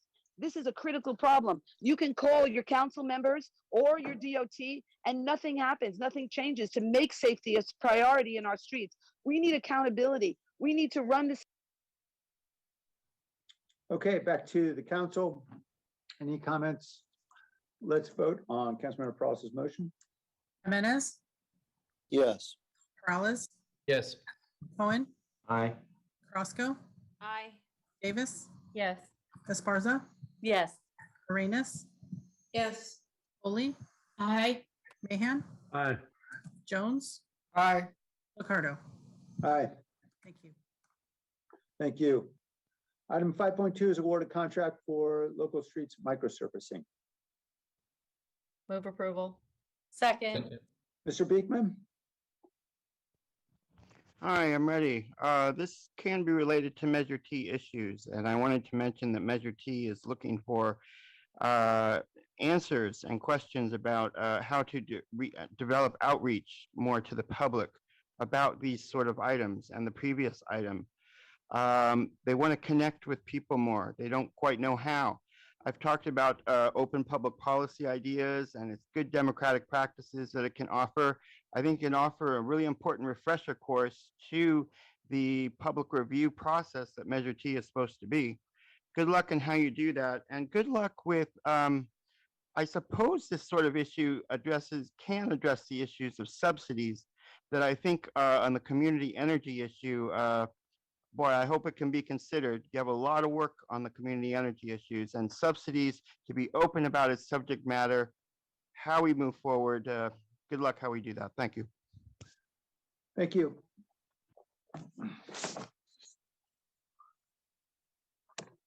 Tessa, welcome. Thank you.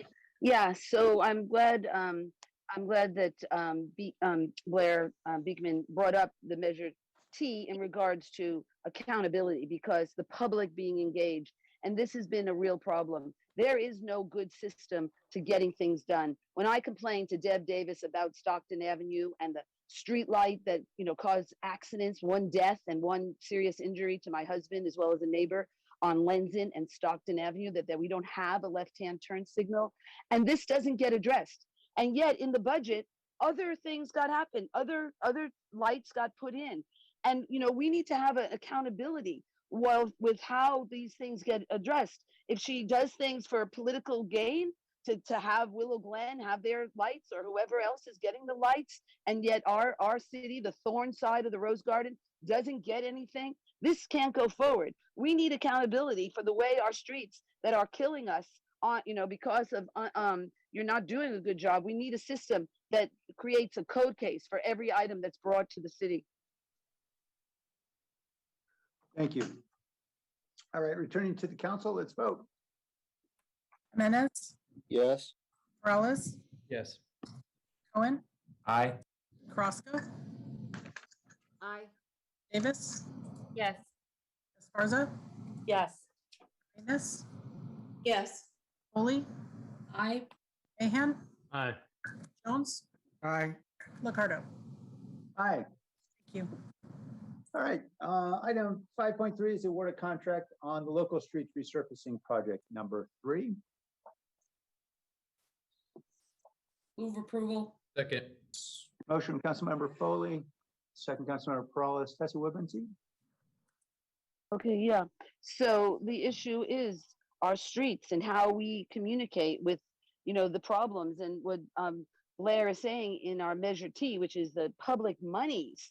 We need accountability for that, okay? Because those are our tax dollars. I'm not sure where Measure T funds come from, but he's saying that we need accountability, which, he's bringing that to us. You're not bringing us that information. Even the fact that your meeting started 11 a.m. today, I think, and I was on the Rules Committee, nobody really clarified that it was there, and you're not reaching out to the public.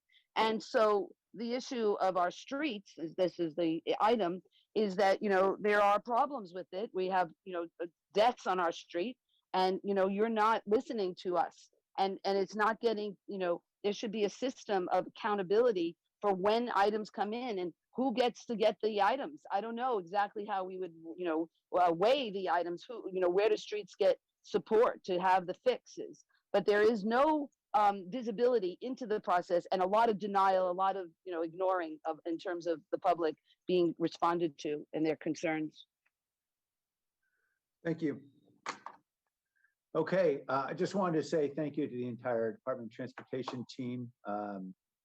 And everyone's working so hard, 140 miles of streets in the local neighborhood street network this year. And I know we're doing also additional miles on the major streets.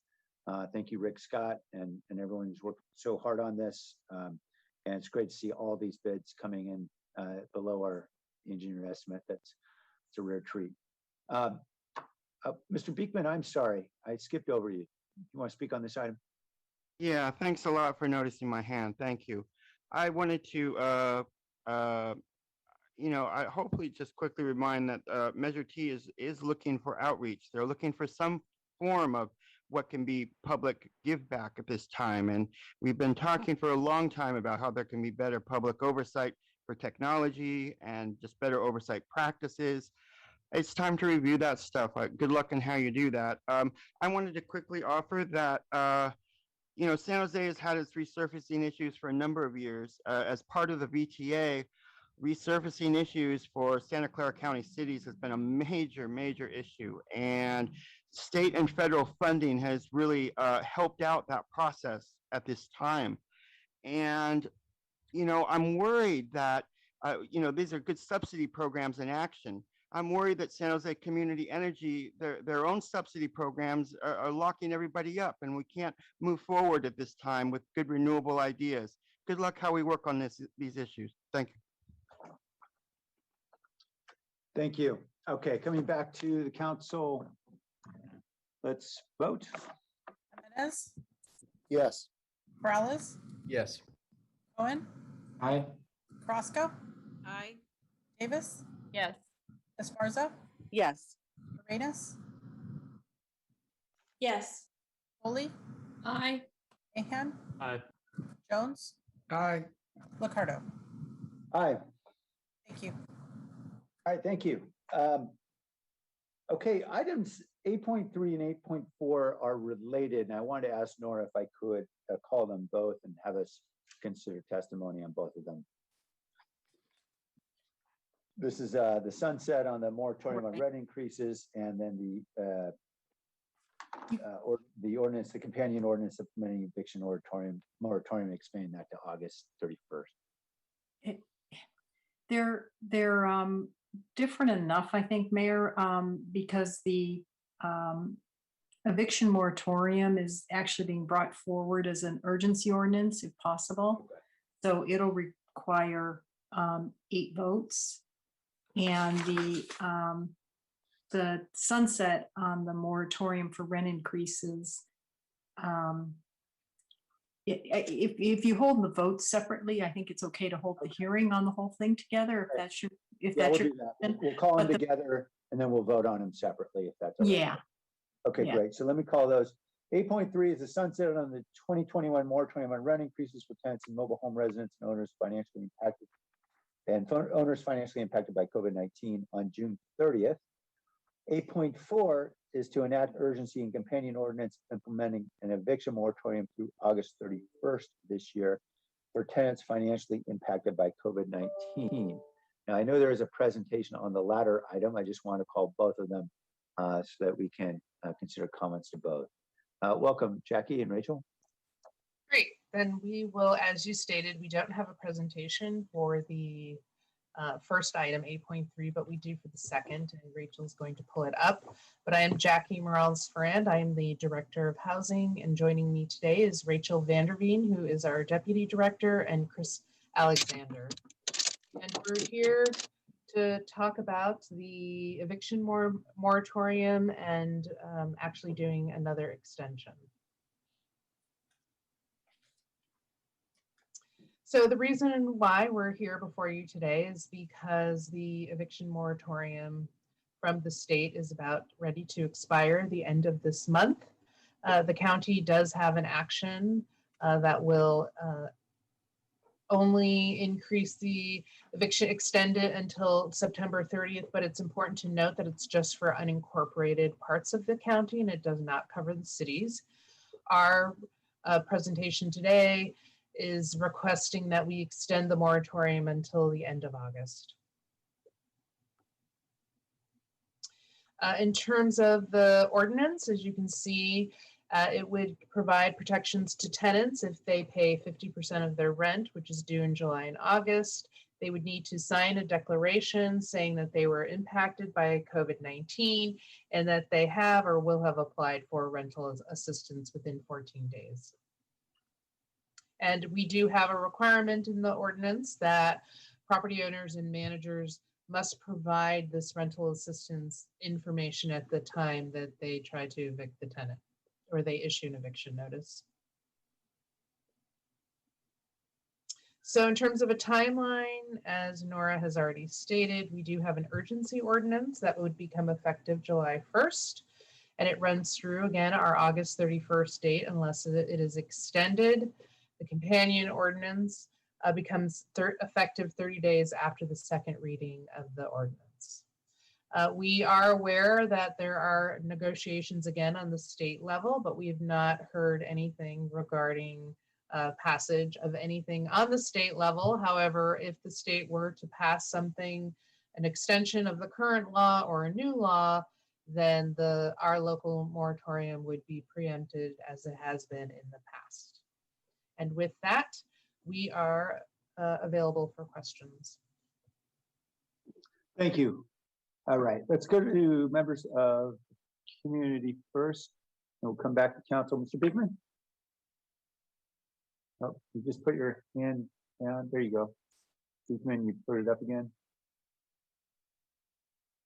All right, let's go to, there's a problem pulling up Mr. Bigman. We can go to Mr. Soto.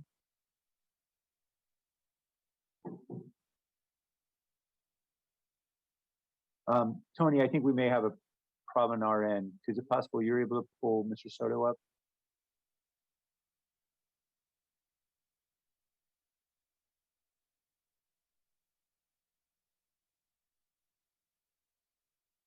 Tony, are you able to hear me? Okay.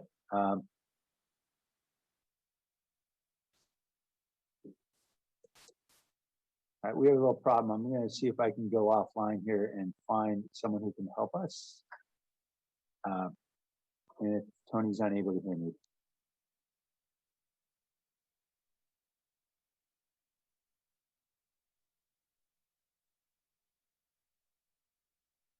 Okay, Mr. Soto, we're pulling you up now.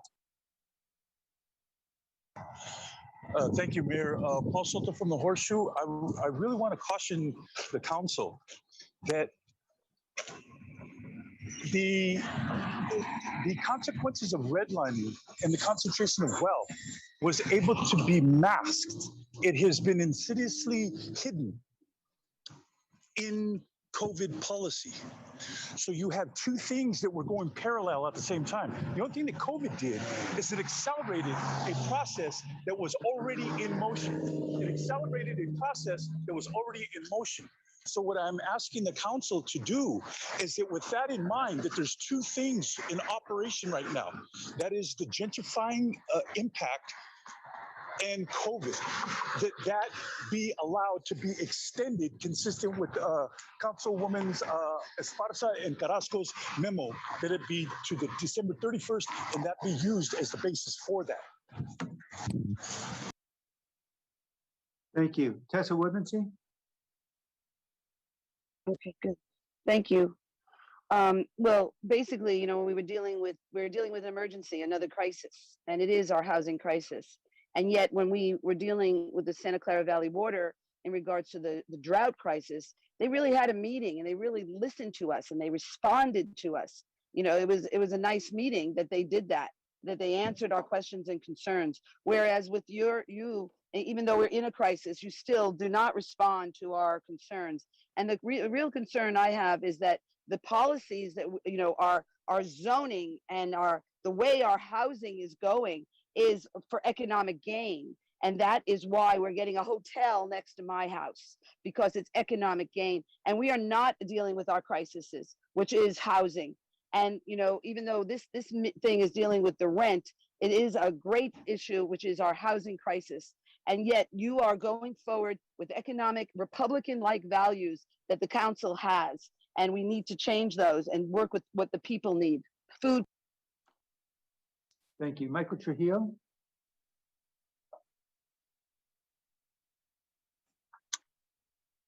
Yeah, before I start, I just want to clarify, we're also accepting comments on 8.4. That's right. All right, appreciate it. Good afternoon, Council. My name is Michael Trujillo, and I'm an attorney with the Law Foundation of Silicon Valley. I want to thank City Council and the Housing Department for strong support for the rental housing community during the pandemic. This critical work has been effective in slowing evictions and preventing displacement, and we've seen a 75% reduction in evictions compared to before the pandemic. We also want to voice our support for the memorandum by Councilmembers Carrasco and Esparza, which would extend the city's eviction moratorium through the end of the year.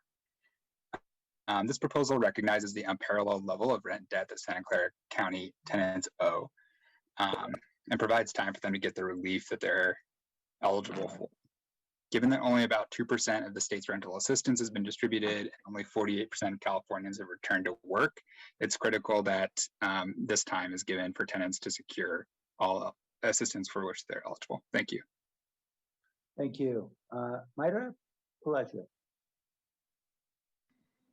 Hi, good afternoon. My name is Mayra Pelagio, and I work with Latinos United for a New America. And I am here to express my strong support for an extension to the eviction moratorium, which is set to expire by the end of this month. Luna is one of the partners with Destination Home that is providing assistance to individuals that need their rental assistance. And we have seen a very slow uptake of the program, and individuals who applied probably like last month do not have assistance yet. So ensuring that this eviction is lengthened and extended so that community members can get the rental assistance that they deserve is necessary to ensure that a lot of our community is not left homeless. So I urge the council to approve an extension with the recommendations laid out in the memo by Councilmember Carrasco and Esparza. And I thank you all for your time. Thank you. Mr. Beekman? I made it. Thank you. Blair Beekman here. Well, I just wanted to thank yourselves that we have gotten this far. I mean, I want to thank tenants, owners, local government. I think we're learning how to work together with this issue. And I think we're seeing what is possible to work towards with this issue. I think we're open. I hope we're developing a language and a way to talk about this issue that it's a bit weird, but at first, but it's actually very reasonable in how to talk about this issue. You know, we are victims here. We are not the cause of COVID-19. We're all learning together how, you know, we don't have to be under its debt burden. And that takes effort and understanding. Thank you so much that we're all doing that. And that's how we build our good community future and use it and apply it to other ideas, hopefully, patiently. Thank you. Cynthia, welcome.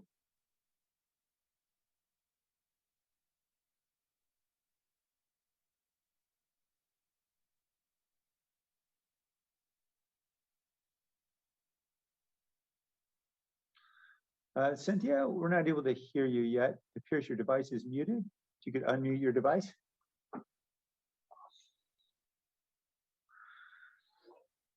Cynthia, we're still not able to hear you. Okay, you may, if you're able to figure that out on your device, just raise your hand again. Roland? Thank you, Mayor. So I just wanted to share that basically it's too late for the 15 people who used to live in the 5-bedroom house across the street from mine. They were all immigrants, just like my wife, my daughters, and myself. They were very, very nice people, and they were very friendly. And now they're gone, and I've got absolutely no idea what happened to them. So that's my 2 cents. Thank you. Thank you. Waskar? Good afternoon, Mayor, Vice Mayor, and Council. My name is Waskar Castro, Associate Director of Housing and Transportation Policy at Working Partnerships USA. Alongside our coalition partners, we urge Council to enact an emergency ordinance, extending the eviction moratorium as the June 30th expiration date looms. In addition, we would recommend that these protections be extended to December 31st, as laid out in Councilmember Carrasco and Esparza's memo, to fully allow rent relief efforts to move forward and ensure that tenants are able to access necessary forms of rental assistance. The economic impact of this pandemic has been severe. Renters in particular, who have been unable to generate pre-pandemic income, have incurred thousands of dollars of rental debt. Without these crucial protections, with the vast majority of dollars from the state assistance program yet to be dispersed, renters will be in an extremely vulnerable position, becoming at high risk of eviction, which would lead to further displacement taking place throughout San Jose. We urge Council to extend the moratorium along with the recommendations laid out in the memo put forth by Council Members Esparza and Carrasco. Thank you. Thank you. Anil, welcome. Thank you, Mayor Liccardo and City Council. Can you hear me? Yes, we can. The California Apartment Association wants to oppose the extension of any eviction moratorium beyond June 30th. This moratorium was put in place when COVID cases were rising, businesses were being forced to close, and the economy is shutting down. Now we have an unemployment rate that is lower than we had back in 2008 when we did not have any government-imposed eviction bans. We have a national rent debt estimated around $6 billion with $46 billion available for assistance. We've seen it in late payments, and we've seen where moratoriums were lifted that the new eviction fines were on average 46% of a typical year. Rental housing providers have endured more than a year of late or missed rent payments, and with the opening of the economy, we're asking you to end the eviction moratorium. Thank you. Thank you. Jeffrey Buchanan? Hi, Jeffrey Buchanan on behalf of the Silicon Valley Rising Coalition would encourage you to support the Esparza and Carrasco memo.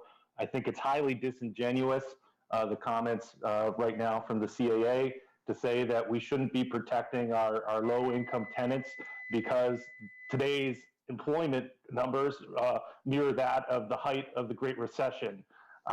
It's also important to remember the number one way that landlords can get paid is not through allowing them to go to eviction court. It's by speeding up our efforts to do outreach, to get people through the state program, get people through the local program. We're taking unheard of efforts to make dollars available to landlords through state and federal dollars. That's the way that we should be looking to make landlords whole, not by giving them the ability to take advantage of tenants who've been hurt by this, natural disaster here and push them out into the streets. So thank you so much. Thank you. Ingrid Granados. Welcome. Thank you. My name is Ingrid Granados and I'm representing Destination Home. Thank you for your continued efforts to protect vulnerable tenants during the pandemic. The city of San Jose has been an incredible partner over the past year, and your efforts have helped keep our lowest income residents stably housed. Unfortunately, the state's failure to extend the statewide eviction protections past the June 30th expiration date poses a real risk of an eviction cliff. While talks continue, state inaction to date necessitates an urgent local action. We applaud your swift response to bring forward this ordinance to implement an eviction moratorium. We support the memo from council members Carrasco and Esparza, which will extend the moratorium to December 31st, providing enough time to allow tenants to recover and receive assistance. Thank you for your hard work on this important matter and for your consideration to these recommendations. Thank you. Tony Romero. Thank you, Mayor. Thank you, City Council. My name is Tony Romero. I work with Luna, Latinos United for New America, and I am here to express my strong support for the extension to the eviction moratorium, which is set to expire on June 30th. Luna is a partner with Destination Homes, and we are supporting tenants to receive aid and to help them get back on their feet. Many tenants have yet to receive their rental assistance, and while we are trying to do our best, we definitely know we need more time to help these people. I would like to thank Councilmember Carrasco and Esparza for their recommendations, all which are important to ensure that tenants are receiving the most robust forms of protections. This pandemic has created a lot of issues, and if this moratorium is not extended, it's going to create a new housing crisis. So please extend the moratorium. Thank you. Thank you. Matthew Reed.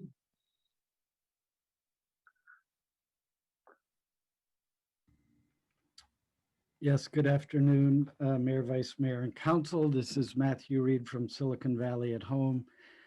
We're here to support the extension of the eviction moratorium. This is an absolutely critical issue to our city. We appreciate the work that the staff did in providing important context for what is truly a complex environment. And the bottom line that we do know is that everybody is struggling mightily, and the system is not working efficiently. We also appreciate the leadership from council and the mayor in recognizing the ways that we need to do better.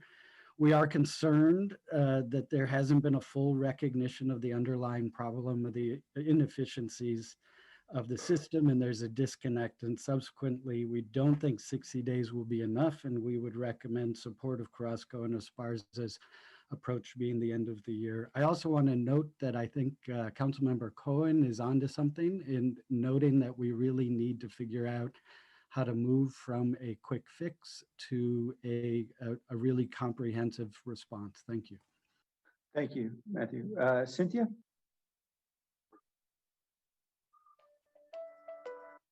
Hello, can you hear me now? Yes. Hi, Cynthia. Yeah, can you hear me? Yes, we can hear you. Okay, this is Cynthia. I am a small landlord and I'm opposing this. I'm going to tell you why. It's because, one, I'm really sorry that people are out of work and I feel for them about this. But if Section 8 is allowed to stop paying rent for tenants, then I don't see why I should be forced to keep tenants in. And I've seen that you guys are closing housing that has been down on Moore Park and Meridian it's being closed, but yet the city is asking poor landlords such as myself that are small landlords to keep people in, which is putting a hardship on me. And then you're saying, we're going to try to get you 80%. We'll see if we can get you 100%, but yet you're expecting me to still pay the city 100% of the fees. And that's not fair. That's making it very hard for me to continue to give housing to that I can give, but yet you guys are continuously collecting the same amount of money that you want from me. And it's just hard for me to make a living in this economy. Thank you, Cynthia. Marcy Gersten?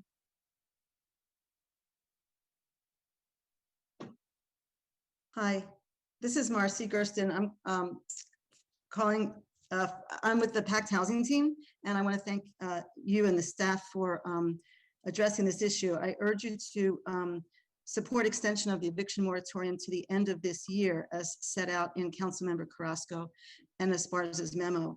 The rent relief that we were all relying on to help low-income tenants and their landlords has not been forthcoming. We need to improve that system so rents can be paid to landlords and to keep tenants in their homes. And tenants should not have to pay more than 25% of their monthly rent to keep them in their homes while awaiting that payment and getting themselves on their feet post-COVID. We don't want a piecemeal plan where renters aren't sure on every 60 days whether or not they're going to stay in their homes. Please extend the moratorium to the end of this year. Thank you. Thank you. Kevin Ma? Afternoon, Council. My name is Kevin Ma with Sacred Heart Housing Action Committee. I'm in favor of extending the eviction moratorium to the end of the year to provide enough time for the rent relief to be distributed from the state. As we learned last week, Catholic Charities did not distribute any aid because the state did not provide them with the funding for it. So we do need more time so that programs aren't meant to fail. The percentage of rent should be kept at 25%. It's a pain in the ass to get any kind of outreach to our tenants in the most desperate of situations, and making more complications of 25%, 50%. Any number is going to just make that thing much more worse. And we are in favor of reduced documentation. The original documentation for the state application process was 10 pages long, and it just takes forever. Compounded with the lack of language access means that a lot of our most needed tenants cannot get the funding they needed. Thank you. Thank you. Chava Bustamante, welcome.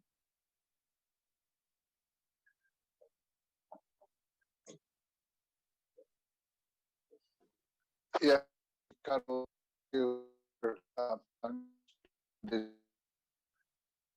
Chava, there seems to be a problem with the transmission. We're only getting at most every other word. Is there any adjustment you can make with your device?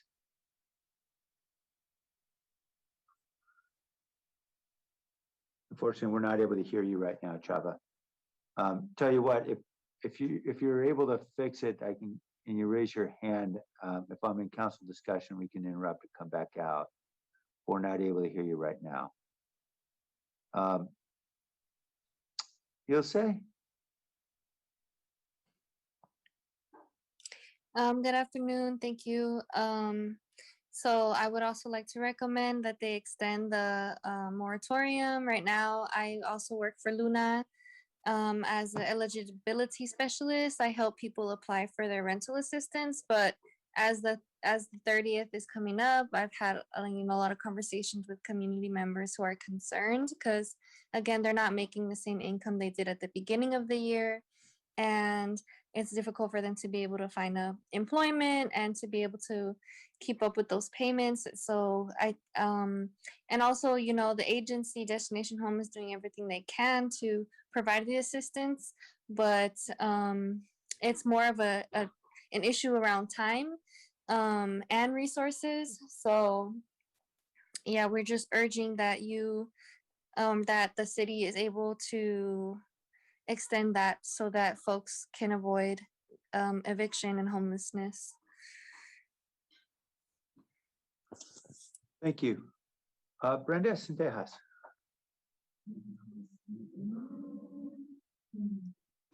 Hi, my name is Brenda Sendejas. I am an activist at District 5, and I'm asking you guys to please increase the moratorium for rent increase. We have a lot of families right now stressing with anxiety over how they're going to pay backloads of rent. Now, a lot of people are back to working fully, and others are relying on childcare that they still don't have. This pandemic has hurt our families tremendously, especially in areas like District 5, District 7, and other areas where COVID hit them the hardest. And as we're seeing right now, we still have small businesses that might be displaced, like our flea market vendors. That's 450 vendors that will have to think about how they're going to pay their rent. We have a lot of businesses that went and closed this pandemic, and they also need these rent protection right now. So please do this for our community. Thank you. Thank you. Greg Kepperly, welcome, Greg. Thanks, Mayor, members of the council. Greg Kepferly, CEO of Catholic Charities of Santa Clara County. And I think you've heard Catholic Charities' name listed that we're helping enroll people in the state program. We've been doing that since March. And of 88 people enrolled, not one tenant or landlord has received money from the state. 25 of our tenants have received eviction notices. September is not going to do it. It's going to take through December. There's plenty of federal dollars, plenty of state dollars. The system is broken right now. I know the state's working on a fix, but it's going to take time to make it work. So we need the city to step up, extend the eviction moratorium, and then make the landlords whole and make the tenants whole. There's plenty of federal dollars to do that. Thank you. Thanks, Greg. Mariana Mejia? Hi, my name is Mariana. I've lived in San Jose my entire life, ever since I was 6 years old. I didn't know that this eviction was happening until I saw on social media, and I think it's injustice how they're trying to displace us, especially the trauma that we went during the pandemic.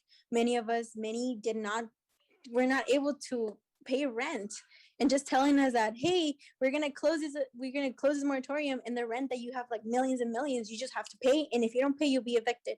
It's not ethical. It's not okay that us right now, city wants to be ethical, wants to make programs, and they're just gonna just let homeowners be displaced. I'm with everybody in this meeting who is willing and wants to increase the moratorium, and we shouldn't have evicting families right now. To September is not enough. We need more time. Many of us don't have nice houses like you guys. We live in rooms and garages and one living apartment, and we shouldn't be displaced just because we don't make as much money as everybody else. We should also be important. And Thank you. Milt Krantz?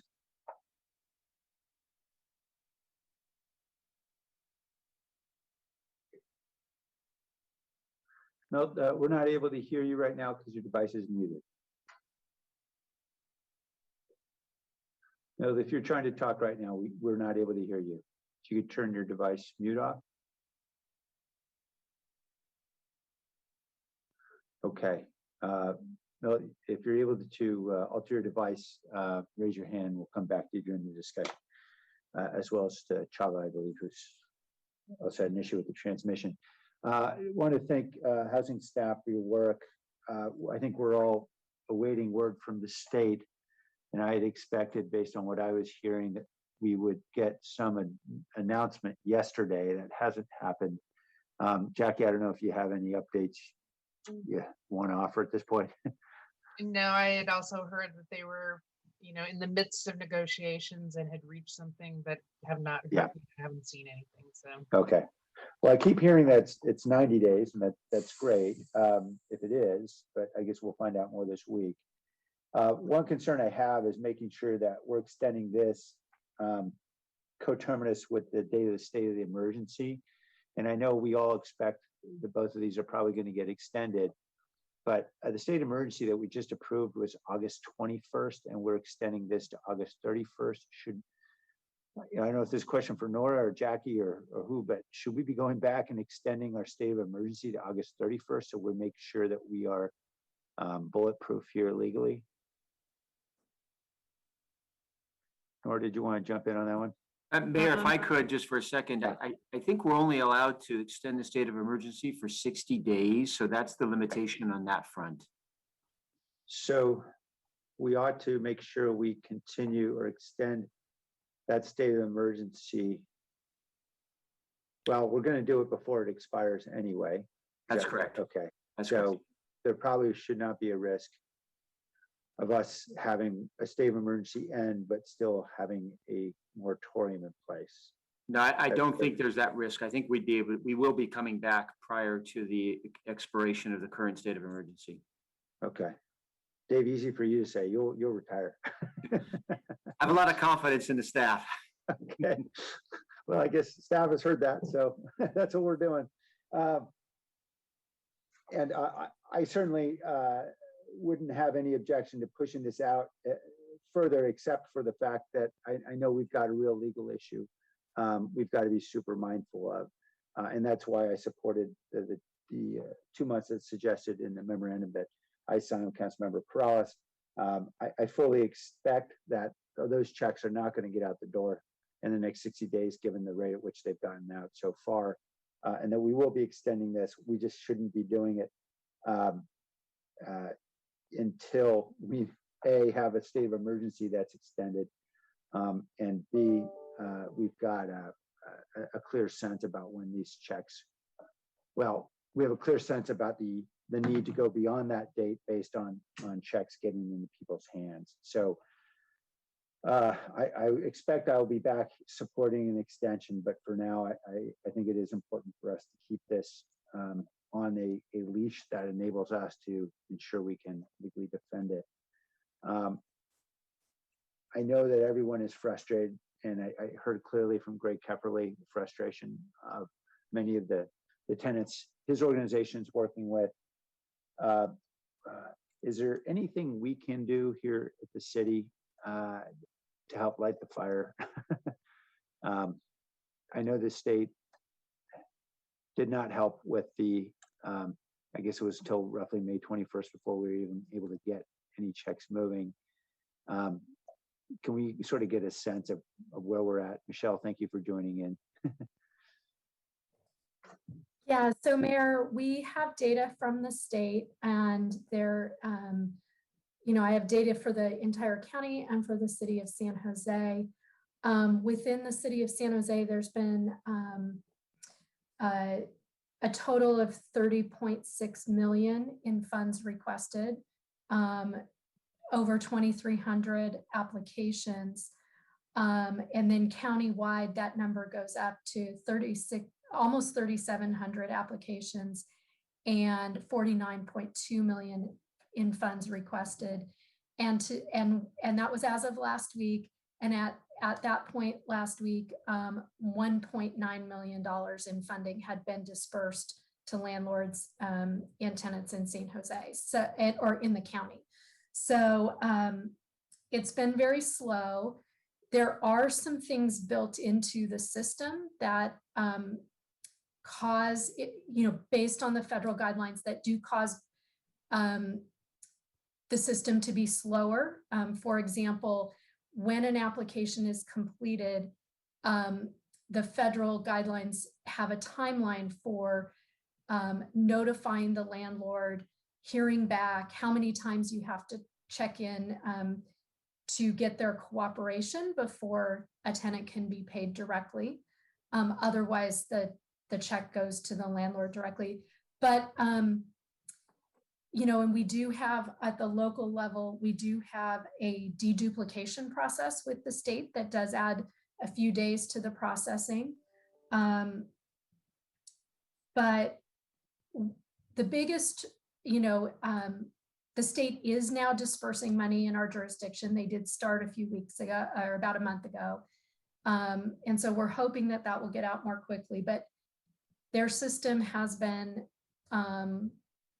they got it up and running quickly, but that meant it hadn't really been tested and had a lot of bugs, and it was a really big system since it was statewide. We took more time to get our local program up and running, and we're still finding some issues and bugs, but we, and we still have partners that are getting their staff trained and so forth. So it's incredibly complex. It's a lot of money and a lot of clients that need to serve it, to be served by it. And I would add that we are trying to do a surge in order to get more help to the entire system. So the county has increased their staff by 60 people to help with applications. The city's trying to duplicate that effort by trying to get an additional 60 people somehow identified to support it, because part of it is just getting applications into the system as well. Right. It is complicated and it's difficult, and I know there are efforts to try to simplify it, but it does take time and support, especially on the local end, where we are really targeting the most vulnerable, people with multiple languages that might need more assistance in handholding. So we are really doing our best. We're using the information that both the city and county have learned from the vaccination clinics and the surge there, to not create our own system, but are really trying to build off of what the successes of the past COVID-19 responses have been. Yeah, thank you. Thank you both.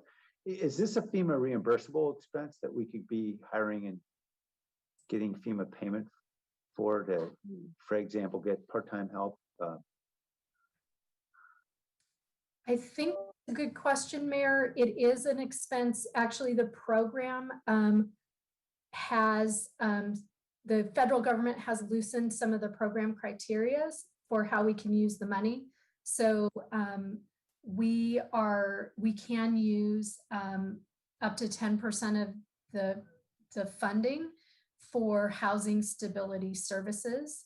And of course, we did have some, the Eviction Help Center that Jackie and Rachel can talk about. There's also ARP local fiscal recovery dollars envisioned for some of those efforts. So there's a combination of funds that we have. So ERA does envision that you can spend some of the money to actually help people access the program. Thank you. And I'll take this offline because I know there's various efforts underway, but it seems like a great opportunity for us to hire people who may be able to help, given how strapped everyone is. And then finally, I heard from one of the landlords who just testified that Section 8 is stopping payment of rent. That didn't sound right. Has anybody heard anything like that? No, Section 8 would not be stopping Yeah. payments of Okay. rent. Okay, thank you. My time is expiring. Let's go back to the public. A couple more hands have gone up, and then we'll come back to council. District 5.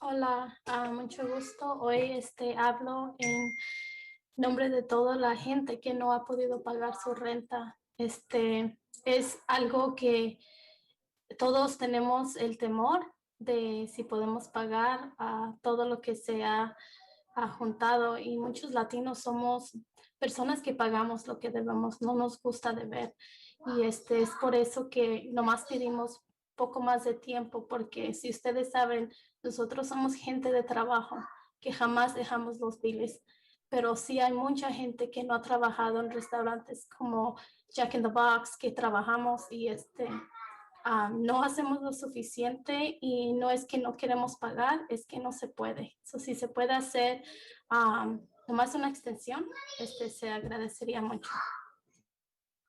Gracias por su comentario.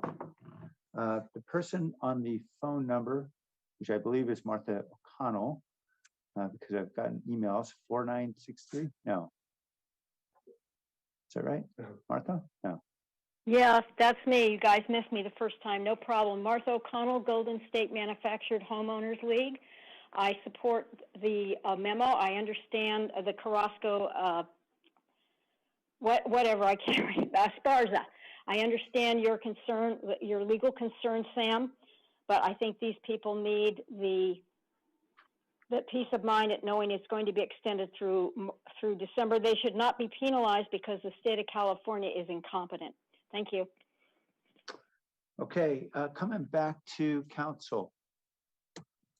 Council Member Perales. Yeah, thank you, Mayor. And I'll be brief. I think we understand why this is important, and looking at the memos, including staff and then from our colleagues, I think the only area of contention, actually, which I share your opinion, Mayor, I would be more than happy to look at a date further out. My understanding from the city attorney's office was that we would have some legal issues if we tried to approve a date beyond the declaration of state of emergency, which we just had a discussion, you just had a discussion with the city manager on the difference of 10 days as it is right now, August 21st. We just extended our state of emergency earlier today. And so it looks like maybe we were comfortable going slightly beyond. I'm curious from our city attorney, how, where's that threshold? If we're expecting on August 17th that we're going to extend the state of emergency potentially another 60 days, where is the threshold? Because I too would like to push this date as far as possible up until December 31st. I wouldn't be against that, but I'd like to hear from our city attorney's office on really where the challenges there are. Thank you, council member. And we've just been communicating with some of our lawyers on this, and we are actually bringing this forward, and that's not uncommon with this type of action or this type of legislation under your police powers and not specifically under the emergency ordinance. And so we are not necessarily tied to the emergency ordinance. They have gone hand in hand as this legislation has proceeded over the past year, but there is your separate police power to and health and safety power to enact these types of measures, and that would not be tied to the emergency deadline necessarily. So it sounds like there may not be a real legal concern as I was under the impression of if we don't have this tied directly to the state of emergency. Is that correct? Correct. So if we were to change, if we were to make a motion today to make the date December 31st, I'm looking for your direct advice on that then, on if that is an issue, or it sounds like based on our police powers, maybe it's not. There would have to be the findings that it's necessary to protect the public health and safety, but it doesn't have to be specifically tied to the emergency ordinance. Have we made those findings, or would the answer be no, because staff's recommendation was not to the 31st? The findings would, the staff report provided findings that support enacting until August 31st. There would probably need to be a further review past August 31st to truly tie up that knot. Okay, and so yeah, my understanding earlier from exchanges with your office were that there were some legal concerns if it wasn't lined up with the state of emergency. It sounds like that's not the case. It sounds like under our police powers we have the authority to do it, but we would have needed findings to be made. So it's just different than what I was concerned about before, and I think still maybe not as clear as I think it should have been ahead of time, just as to why, because maybe we could have made some of those recommendations to our housing staff and your office to say, hey, if we wanted to push it beyond, could we not look for some findings to go beyond? That is my interest. And so I think at the moment, then I'll stick with the language within my memorandum and the staff's that provides that evidence and those findings.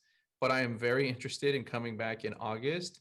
And now that it doesn't have to be lined up with the state of emergency, then I'd like to come back as soon as possible in August to see how we can give better assurance to extend this till December 31st. And so that's the only addition I'd like to add. So I'd like to move the memorandum that I co-signed.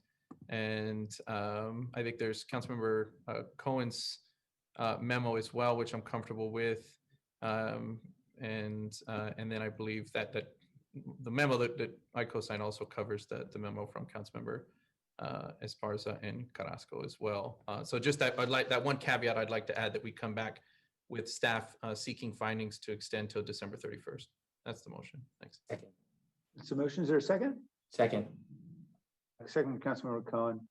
I'll support that motion. Yeah, I should also note, whatever debate we might have about the duration of this is probably going to be made moot by whatever the state announces in the next couple of days. So I would expect there'll be preemptive effect of the state ordinance or state statute. But nonetheless, no matter what, we can come back and fix it in August. Councilmember Esparza? Thank you. I have some questions. So now we know that we can, so this is connected to our police powers, not the emergency powers. And so we can look to rules to do that. I there are a couple of things that I wanted to point out, which I agree, Mayor. I'm sure the governor, we're all waiting for the governor to announce something. I think he announced recently that all of the rent will be paid for renters in California using $5 billion or $5 billion fund. My concern comes from that so far only 2% has been dispersed. And the state process has only recently been streamlined from a 32-page form that took 3 hours to complete to one that only takes 30 minutes to complete. And so, and hearing that this is a dire issue, I think the Silicon Valley Pain Index sort of made an announcement today. I think their full report comes out tomorrow, but they're telling us what we already know, which is that inequality is growing, that food insecurity is enormous, that in our county, there are 500,000 people getting food every month right now. And I'll tell you, a lot of those folks are in my district. They're in the East Side, they're in District 5, they're in Spartan Keys, they're in Guadalupe, Washington, they're in Seven Trees, right? We know where these folks are.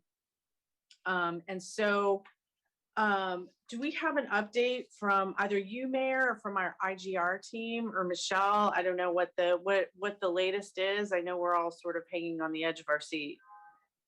Yeah, the update I would have given you after conversations this weekend was that we were expecting an announcement Monday. That didn't happen. So I don't have anything more recent than that. Michelle, same. Yeah. So I know that other cities are looking to make their own moratoria, and that we hope that the state does the right thing, because the only way that the landlords are going to get paid is if we're able to disperse this rent relief. That's how landlords are going to get paid. I want them to get paid. And so that's an issue. I also really quickly, I'll be quick. I don't know if Henry, do you have the map? So there's a map that was shown at our roadmap strategy on our budget study session on May 12th.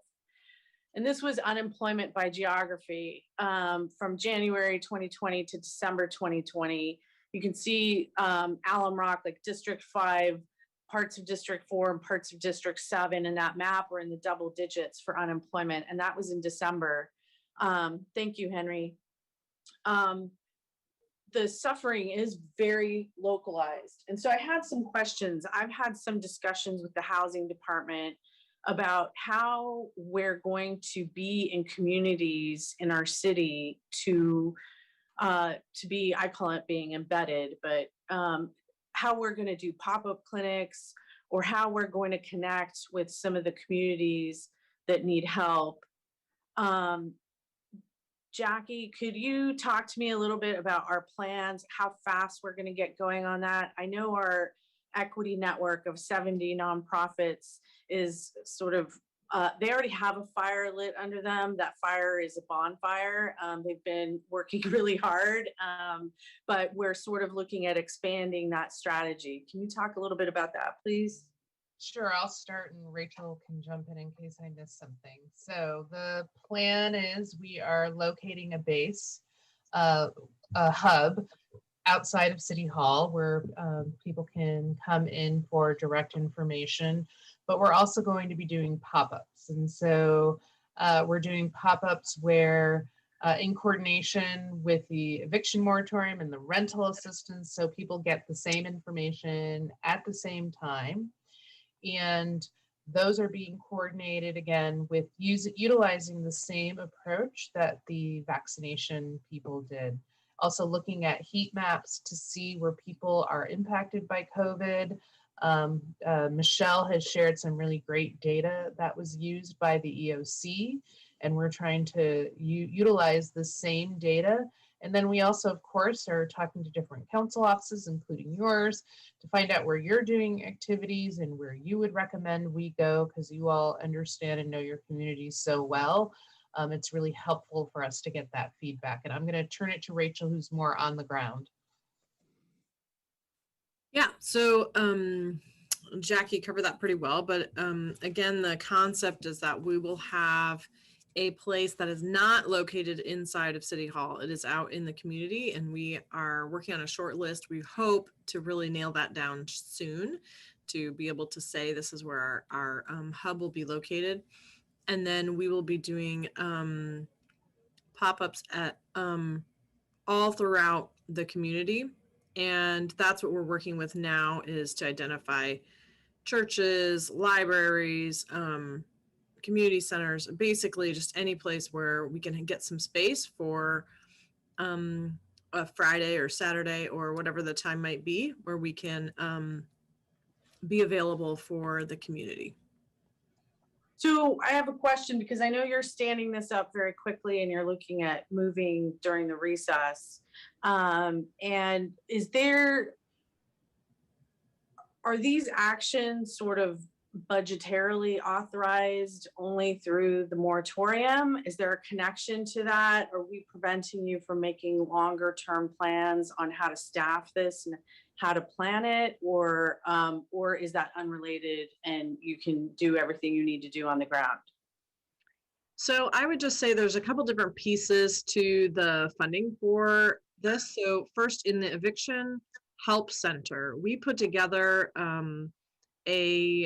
it was part of a manager's budget addendum that was reviewed and approved by City Council.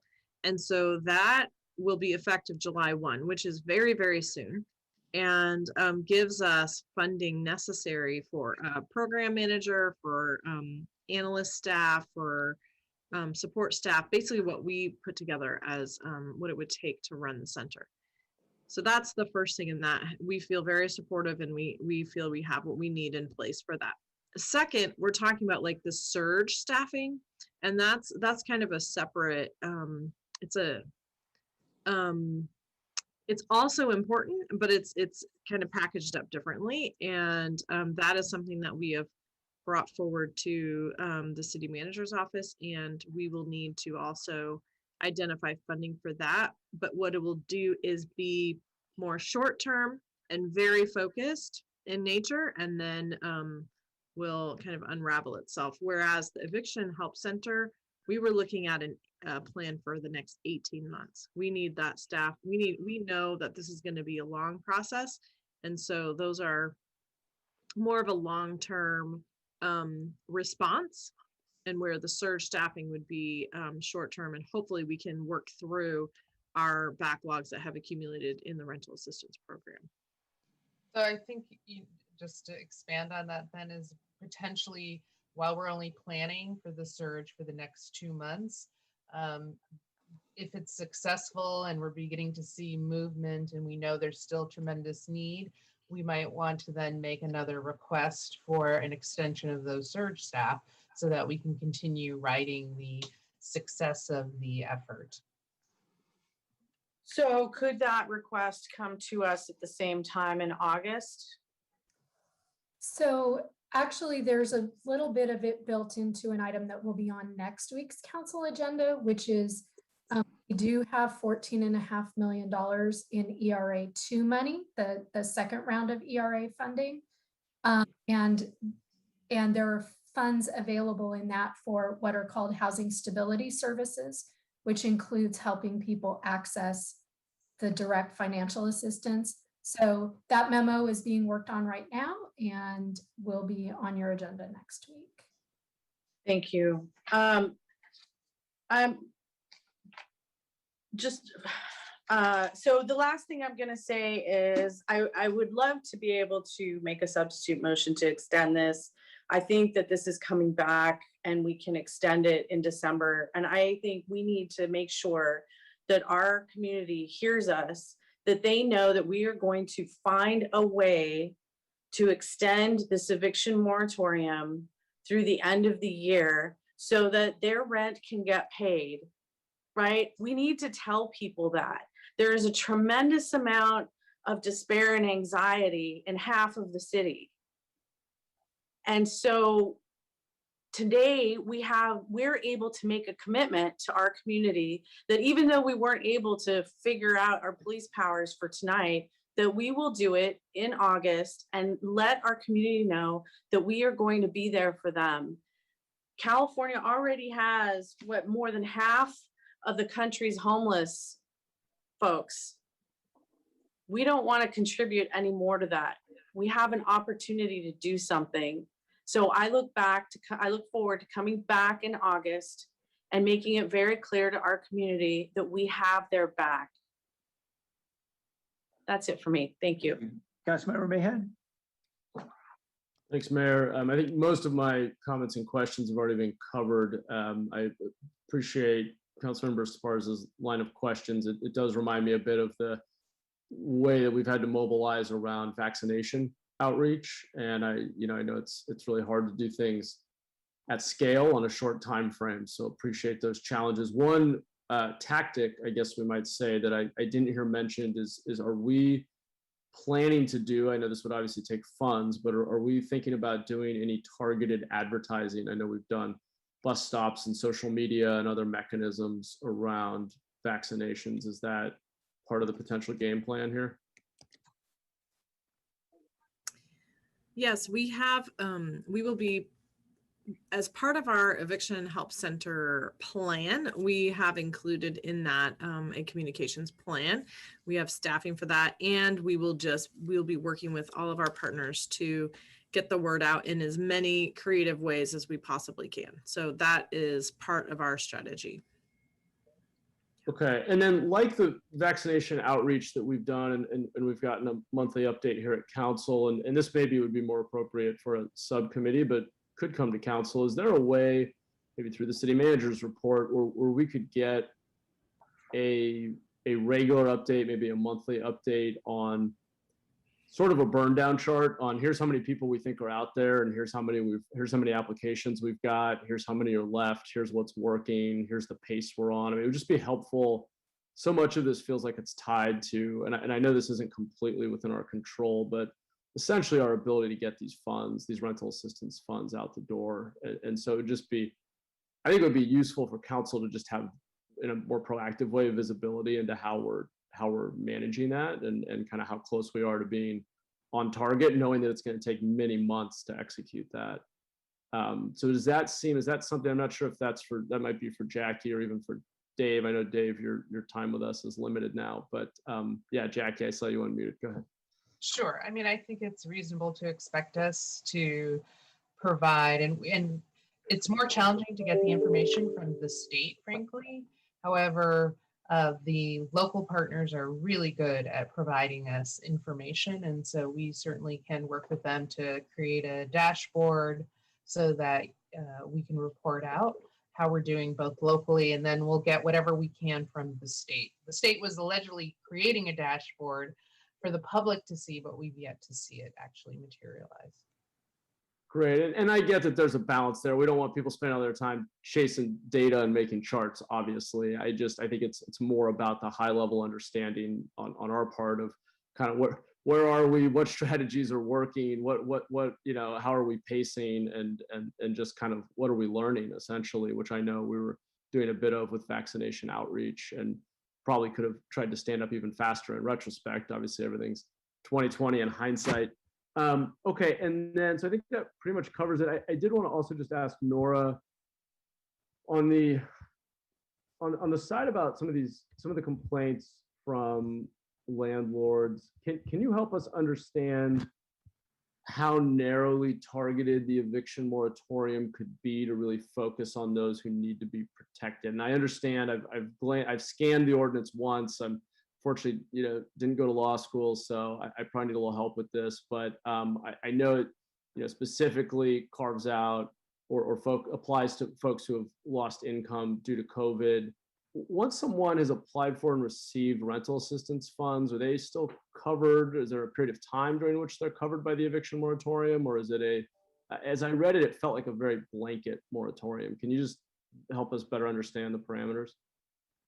Well, there's the criteria to pay 50% of your rent, and to provide that declaration that you have the COVID-19 related financial distress. And then when the moratorium lifts, then if and when it does, it will at some point, then there is the provision of time for payment to be made. There's also discussions about whether or not the tenants are going to be making those payments, or perhaps the state or some other funding source is going to step in and help make the back rent payments. But that's a scenario that's proposed, and how these moratoriums, even the state moratorium, how those have been moving forward. And I just wanted to, just a point of clarification in case the audience members are listening, that the motion on the floor reduces the payment from 50 to 25%. Yeah. Yes, so I just wanted to make that clear. Mhm. Yeah, thank you. I was going to make the same Right. comment. Yeah, okay. Great. And we would have to change the ordinance to the draft to comply with that. Got it. But if I, sorry, Nora, just one more question on this, and then we can maybe chat a little more offline. But my naive reading of the ordinance is that even if someone were to apply for and receive funds, and I understand right now it's a very small percentage of people who have applied, and who may even smaller percentage of those who are probably eligible. What happens then? Is there a period of time that they are still currently, as I read the ordinance, that they're still, everyone is covered from the eviction moratorium? But is there anything legally that would prevent us in the future from saying, once you've received X amount of your, the funds that you're eligible for, that there's then some number of months after which the eviction moratorium no longer applies to you? I understand it's easier to implement it in a blanket way, but I'm just wondering how targeted or smart the ordinance could be crafted to be. So I'm not sure I'm understanding your question exactly. You're asking if someone's made whole, then when do they have to get their rent up to date and be continuing to live where they're living under their current. If someone's been made rental whole, agreement? if someone's been made whole and has kind of caught up on back rent and satisfied the obligation of the landlord, does the eviction moratorium still apply to that particular relationship between renter and landlord? Okay, I'm sorry. Now I understand what you're saying. The moratorium is to protect people who aren't in that situation that you just described. Right. Then you're unless for some reason they fall back into those circumstances, then they're just under their normal rental agreement or lease. Great. Okay. So it is more narrowly targeted. I just wanted to be clear because I know we've had some landlords call in who are concerned about their flexibility, but it is, once someone is made whole and is able to catch up, then they're no longer, protected under the ordinance. Correct. Okay. All right. Great. Thank you. All right, Councilmember Perales, I know you wanted to qualify a motion or clarify rather. Yeah, sorry, I only moved the memorandums on 8.4, but I know we were hearing both items, so I just wanted to ensure that we include a motion on approving staff recommendation on 8.3 as well. Okay, and we will vote separately on the items, but that's part of the motion. Is that okay with the seconder? I can't remember who the seconder was. Yeah, that was me. Yes, that's okay. Oh, Councilmember Cohen, thank you. Yes. Okay, Councilmember Carrasco. Thank you. I guess just a couple of things, and this is probably for, it's either going to be Nora or Jackie. If someone could just take me through the process over the next 60 days, when I'm nearly certain that we will be back to have the same conversation. And I'll qualify that in just a minute, but if you could help take me through the process of what's going to happen in the next 60 days.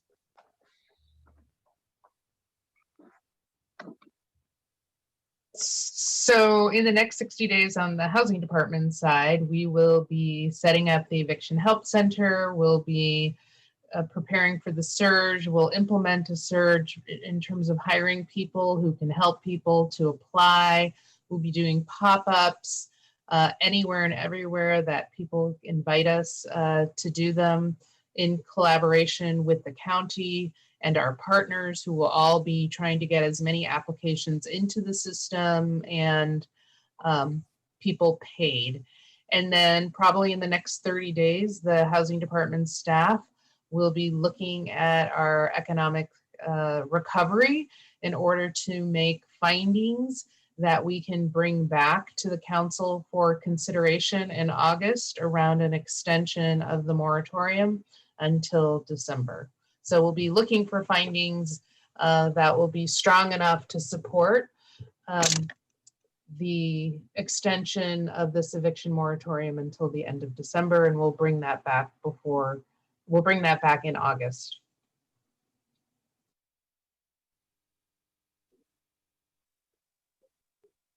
And okay, well, thank you so much for that.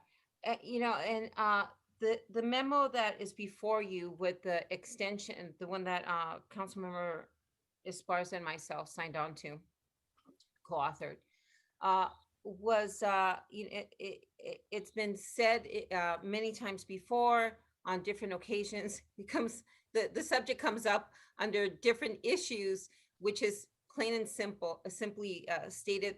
COVID just kicked our butts. If you're representing another district that has fared well, it's sometimes difficult to imagine what that looks like and what it feels like to live next to neighbors who are under extreme duress, or to bear witness week after week for over 14 months at this point, and watch these food lines get longer and longer. And I thought that at some point we'd see them ease up, and it's just amazing. And as I've been driving now one of my children to summer school, to watch her young perception of the world and have her pick up on how big these lines are getting without my influence, it's that extreme. And so I'm glad that we're getting back to normal, whatever that's going to look like at this point moving forward. But things are feeling a little bit sunnier, a little bit cozier and warmer, and feeling fuzzy, because we're just feeling good about meeting up with each other and finally being able to take off the mask out in public or in open air. Even at a press conference, I was shocked the other day that I actually took off my mask. I've been vaccinated, and I trust that those around me as well. But things aren't back to normal for a lot of the families that are living in the city of San Jose. And Councilmember Esparza put up that map, which when it first went up several weeks ago was shocking to me. Not surprising, but it's still shocking. It still jolts the soul, if you will, when you look at those numbers and you see everything that we've been talking about, which is that the rest of the valley is starting to get back on track. They're able to spend money again, make money, spend money, or at least simply go out and enjoy it with their family. And there are some families that simply are still standing at the back of that line waiting for food because they just can't make ends meet. Brenda Sendeja called in. She's a constituent of mine. She lives here in District 5, but she's a resident that's extremely active, hands out some of these boxes, works with these families, gets beds for families that are moving into apartments for the first time and are finally getting a little desk for their children. I've seen her clean up the streets, and she's very active. And she just called in and said, our families are under a lot of duress. And this was to give folks just an opportunity to just let's see if we can get them over that finish line. And it's unfortunate that we can't. And I was hoping to be able to give them just one more breath, a sigh of relief as the money is coming in very, very slowly. And you know, I want to quote, I'm glad that what is it? CAA came in and spoke, but there's a quote in an article that that I can send to everybody. But the California Apartment Association Vice President Deborah Carlton herself said, well, we don't want an extension. We don't want it. But if we have to have it, okay, we'll take it. But what we really want to focus on is to get that money out. And so even the vice president of CAA understands that this has to happen, and we should be focusing on doing everything and anything possible to get the state to move quickly, swiftly, deliberately, and then for us to locally do everything that we can to reassure our families that we're going to support them. So, you know, I'm reluctantly going to support the extension to August, just because it doesn't seem like I have any other options. But truly, my hopes is that when we come back, we understand. I think that at some point, all of us have been in a situation where we have fallen behind, and it doesn't take 60 days to catch up. It takes a lot longer to get out of that food line. And I want to make sure to get people out of that food line and make sure that they're not dependent on us anymore. And so making sure that they have a roof over their kids' heads, especially as school reopens in the fall, they need to give their children reassurance and stability that they have a place where they're going to go to bed, wake up in the morning, study after school, and have a sense of security. So with that, thank you to staff for all of the work. This is not easy work. It's just, it hasn't been easy work, especially since the pandemic started. Very complicated issues that we're dealing with very complex communities. San Jose is not homogenous. It's very, very complex. And so I'll support this motion unless Nora can tell me that she found a way to work around this and we're going to December. Nora, are we doing it? There are too many findings that would have to be made, but staff will be working on trying to, you know, see if those findings can be made. Right now, it's clear because of COVID and the emergency orders and all of that there are people at real risk, and health and safety is at risk. And so those findings are there, and you will have the opportunity to review any additional findings between now and the end of August that might address any continuing concerns. Okay, thank you, Nora. Thank you. Sure, thank you. Thank you, Mayor. Thank you. Councilor Esparza? Thank you. And I very reluctantly will be, like Councilmember Carrasco, will be supporting the motion because I do believe it needs to be extended. And thank you to Councilmember Carrasco for bringing up the school year. And I just want to remind folks that we saw a bunch of families disappear during COVID. We don't know where they are. A lot of the schools in my council district saw decreased enrollment. Not only were kids who were enrolled not attending class or attending class sporadically, but we have a lot of families that just disappeared and we don't know where they are. So our city landscape is changing every day. I have one more question around the landlords.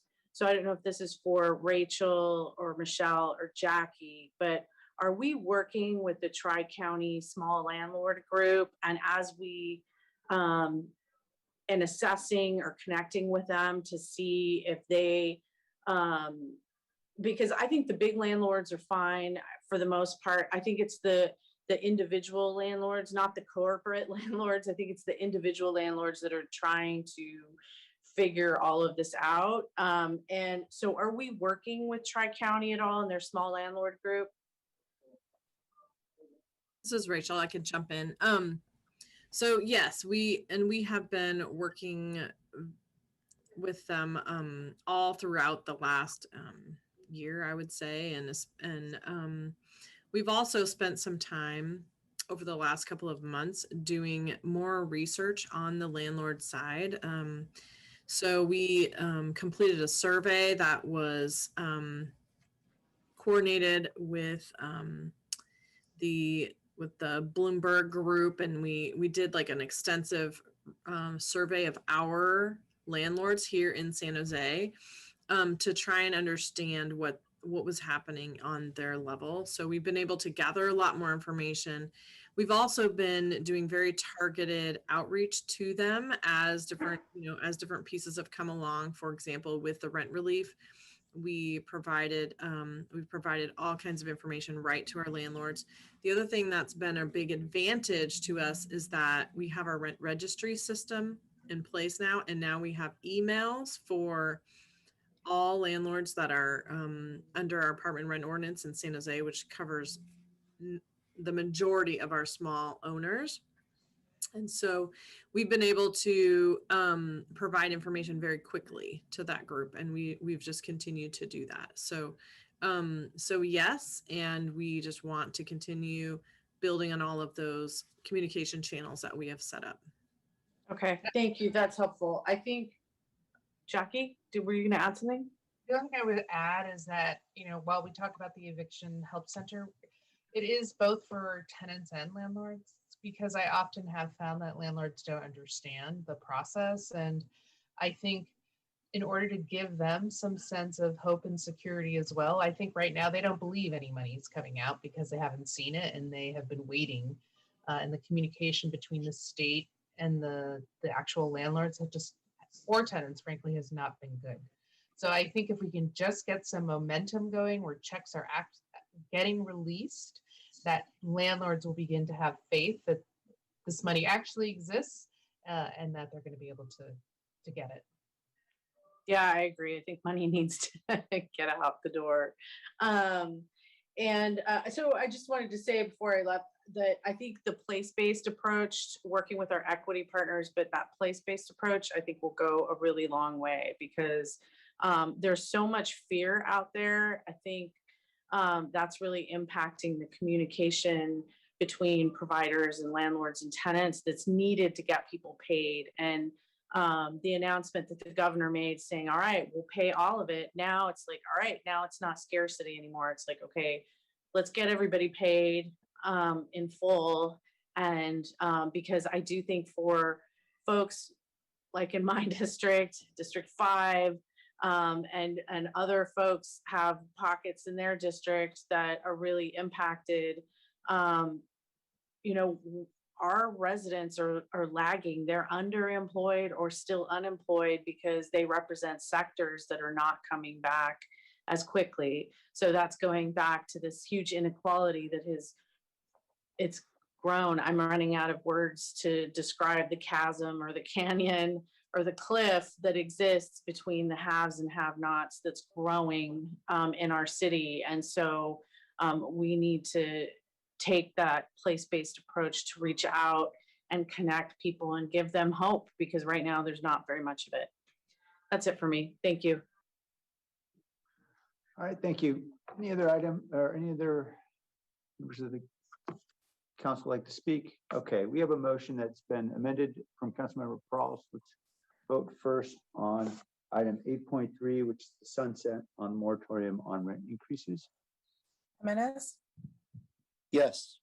Morales, Yes. Cohen, Aye. Roscoe, Okay. Davis, Yes. Esparza, Yes.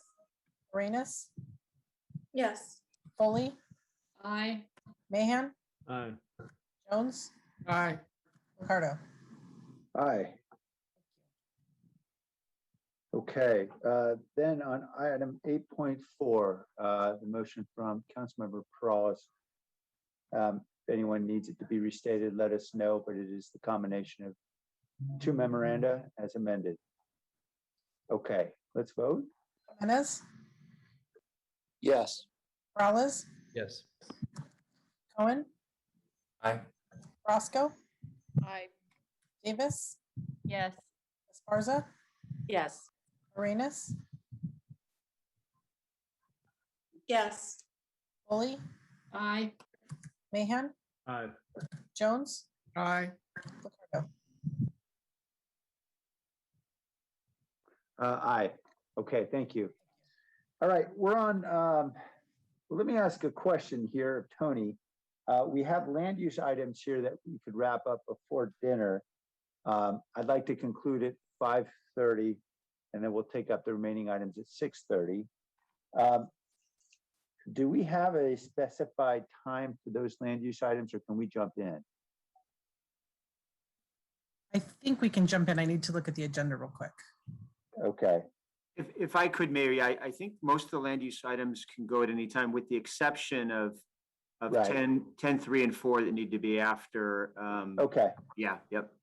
So we'll see, we got 15 minutes before the dinner hour. Why don't we jump in on 10.1, just land use consent.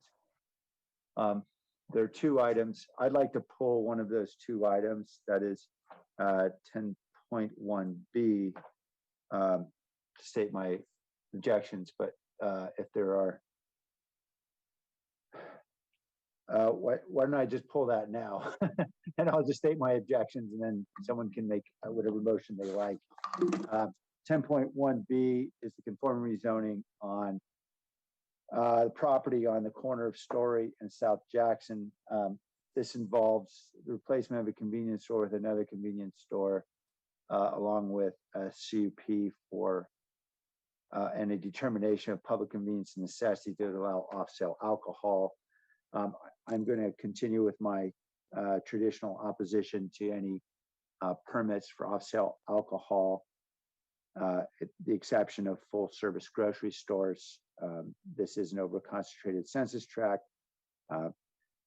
Back when I was originally came on the council, there was a very strong concurrence among neighborhood leaders in the Strong Neighborhoods Initiative, representing particularly some of the more diverse parts of our city, of opposition to these permits because the environmental factors that are traditionally associated with crime and social distress in the built environment, and that these are outlets that are disproportionately located in communities of color.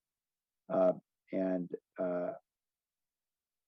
will vote no, but if someone wants to make a motion, I suppose we could take them together, and I'll simply record my no vote on that item.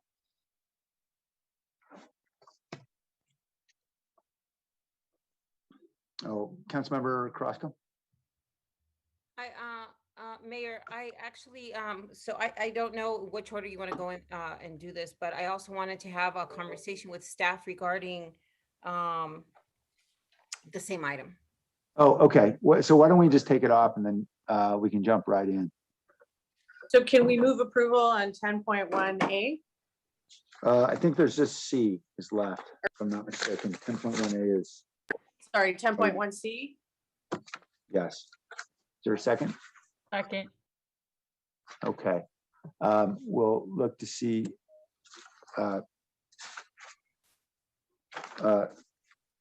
See, that has been renumbered. Yeah, okay, so that's the sign code. Okay. Mr. Soto. That was a question, not a motion. Sorry, that was a question. Can Oh. we move? Yeah, the answer is yes, we can. I assume that was a motion. It's not. I'll move approval of 10.1C. Okay. There was a motion, and April said second from Councilmember Davis. Mr. Soto, did you want to speak on the item that was just moved, which is not the item that I just spoke on? It's on the sign code. Or would you like to wait and speak on the item we just discussed? The one with respect to alcohol licensing. Okay, we'll come back to you in just one moment. We're going to come back to you just a moment. Okay, let's vote on the motion relating to 10.1C. I do believe we have a hand on this one, Mayor. Oh, okay. Nope. At least one I went think up. he's It went dropped up. his hand again. Ted Luthen, I'm guessing you raised your hand on that item as well. Okay, Mr. Luthen, did you want to speak specifically on the sign code item? Yeah, on the sign code item. Oh, okay, welcome. Great, thank you very much. We're currently designing a signage program for a large multi-building office development, and it's designed by a prominent architect. And due to the unique and distinctive design of the building, there's really limited opportunity for signage on the building walls, like is traditionally seen on office buildings. So we'd like to develop a sign program that utilizes roof-mounted signage as feature elements. And if these buildings were in other signage zones in the city, roof signage would be allowed. But downtown has more restrictive signage for roof signs in other zones. And as I think you probably all know, signage plays a significant role in leasing decision-making for large employers. The city wants downtown to be a vibrant place where people live and work and have high-paying jobs. They need to make it very appealing for world-class employers to relocate downtown. And currently there are other sign zones in San Jose and in neighboring cities with more generous signage entitlements. This amendment only addresses signage for on-site businesses. I know there's been some opposition from a billboard group, but it really has nothing to do with billboards or off-premise advertising signage. And the city of San Jose already has a robust billboard regulation. Thank you, sir. Sir, I'm sorry, we're limiting public comment today because we have so many items. So we're limited to 1 minute. Okay, coming back to the council on the consent item, let's vote. Jimenez, Yes. Ellis, Yes. Cohen, Aye. Roscoe, Aye. Davis, Yes. Esparza, Yes. Arenas, Yes. Foley, Aye. Mahan, Aye. Jones, Aye. Lucardo. Aye. Okay, now we're gonna take up the item relating to the site on the corner of Story Road in South Jackson. And Mr. Soto, I'll return to you now. If you are hearing me at this moment, feel free to raise your hand and jump in. If not, we'll come back to you after oh, there we go, Mr. Soto. Yes, I'm sorry, Mayor. They're just having such a beautiful, beautiful mass right now in front of City Hall. It's just a privilege and a pleasure to be here and see Chicanos gathering like this. With respect to the item, I appreciate your concern about the census tract data and you know, I don't use the term persons of color. I use Chicanos, Mexicanos, Honduras, Guatemalans, because they're worthy. These cultures are worthy of being named. They are worthy of it. Considering how much they have suffered, they're worthy of it. And so I don't agree with the moralizing with respect to business. Because if you're really concerned about Mexicans and about our health and about, you know, what's going on with this, then quit gentrifying us out of our area. This is not.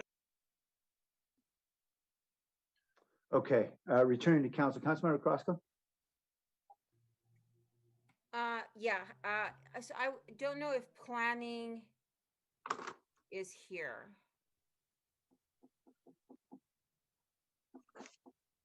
Yes, Councilmember, I do think we have planning staff here. I see Chris, I see Michael Brio, and Rosalind's here too, to cover any bases they can't.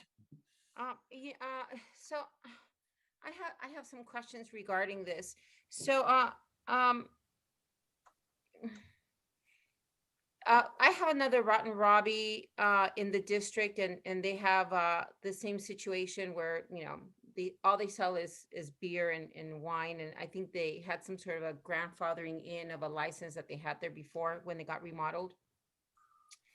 And I've never been contacted in terms of any issues with their location, but this is a corner that's very problematic. And I'd like to have some feedback in terms of this corner and whether all of the issues that are presented on this corner are taken into account when reviewing the potential license.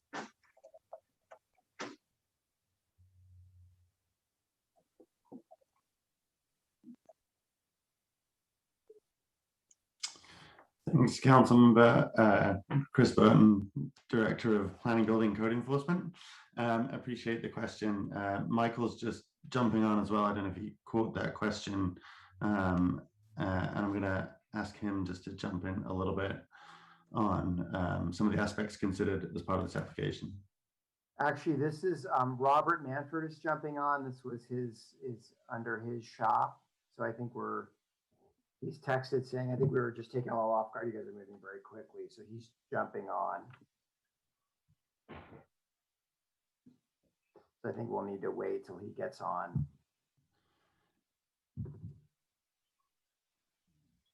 And so, Councilmember, just if there are specifics regarding sort of the aspects you're interested in that were reviewed as part of the application, obviously under the typical review process, we take into consideration a number of different factors, including the police report and coordination with the community to understand any concerns. Were there specifics that you're interested in as part of that process?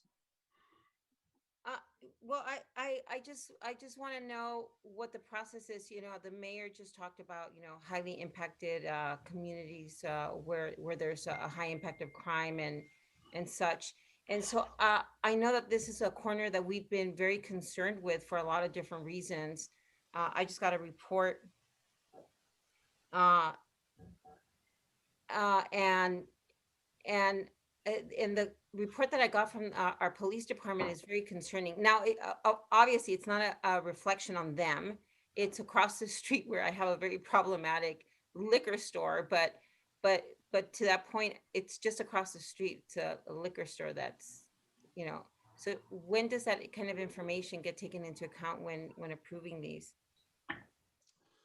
Right, so obviously we coordinate closely with the police department. The information they do give us does tend to be on the beat level, so less so on the specifics. And so generally we rely on that information and guidance that they provide to the department through that process in considering the application. I'm sorry, could you repeat yourself? Could you repeat that again? Yeah, sorry, I was just saying that it's not clear to me what you're saying. So the information that we get from the police department provides a review of the police beat as a whole. I think that's the memo you're referring to. So attached to the application was the comments from the police department on this particular application. So it doesn't go into the specifics of the individual addresses. I think that was related to your question. No, I'm trying to understand when just across the street alone, I'm looking at some information that's highly troubling.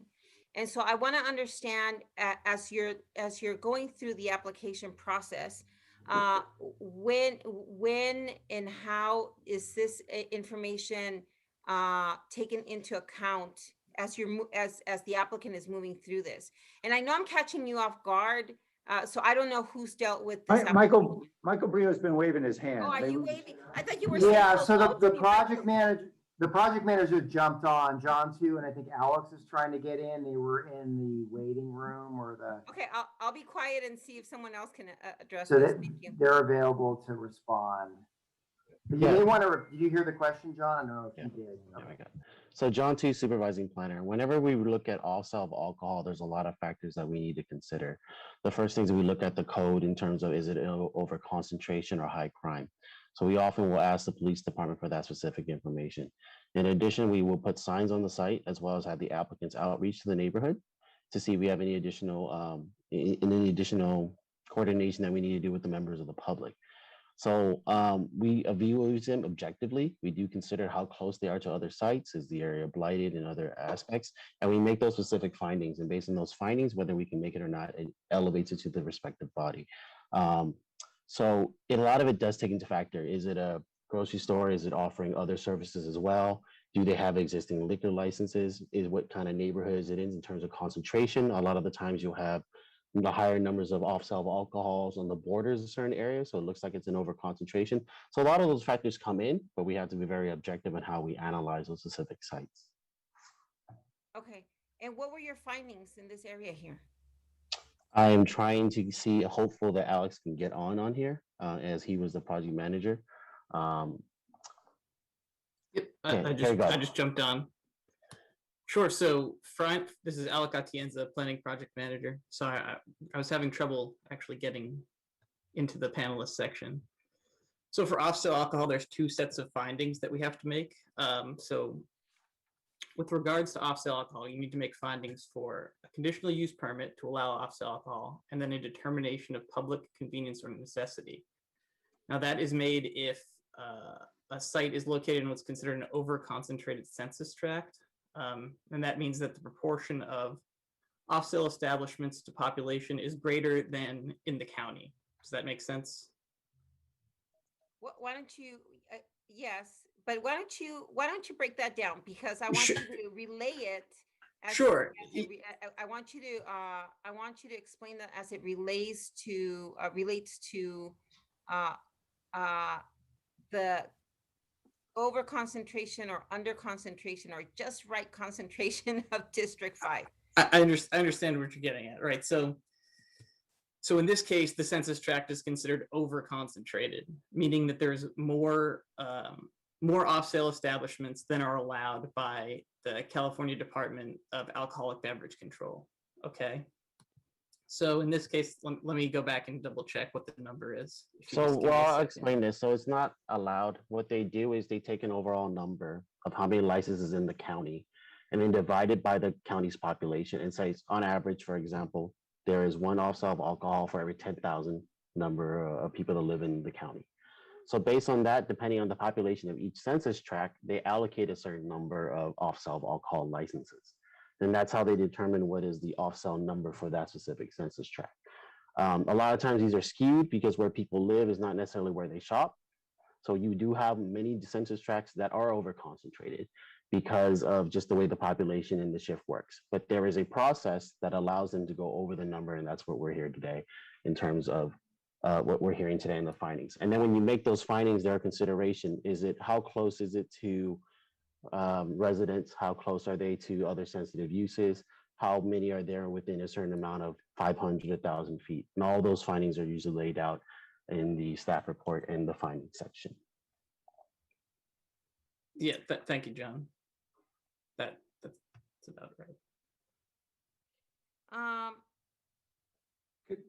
Could I jump in and just make it a little more, see if we can move things a little along to help everyone, just because Councilmember Cross was asking really important questions. And I just want to point to pages 20 and 21 of the city staff memorandum, where it lists all the factors and what the findings are. That there are 3 off-sale alcohol establishments within a 1,000 foot radius, for example.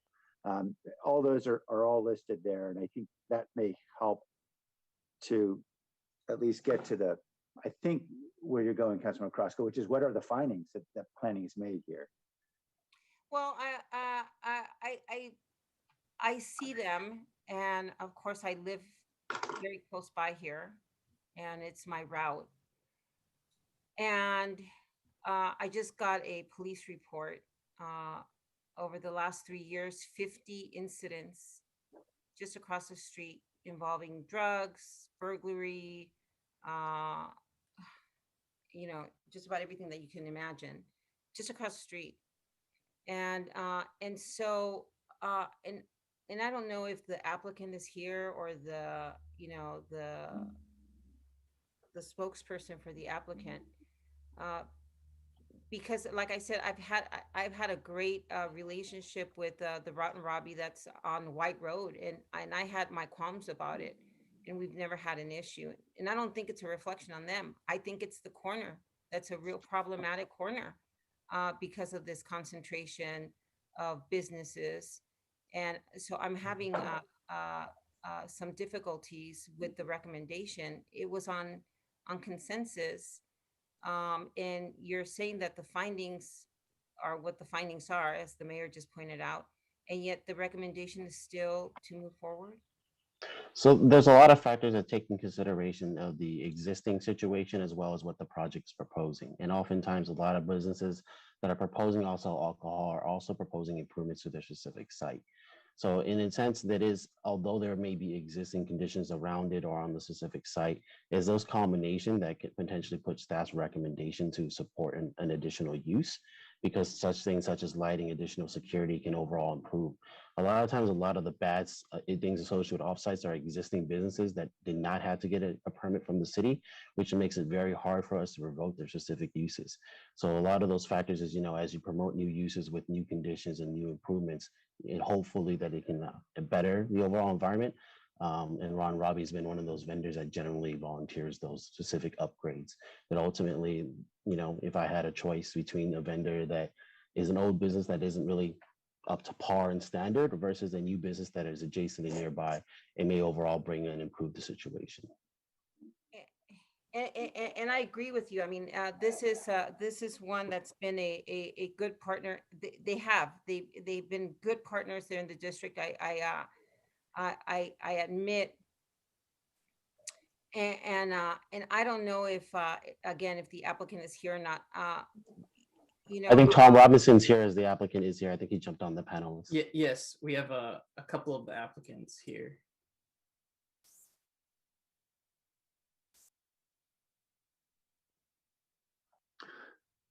So, Councilman Kraska, do you want to ask a question? Yeah, Mr. Robinson?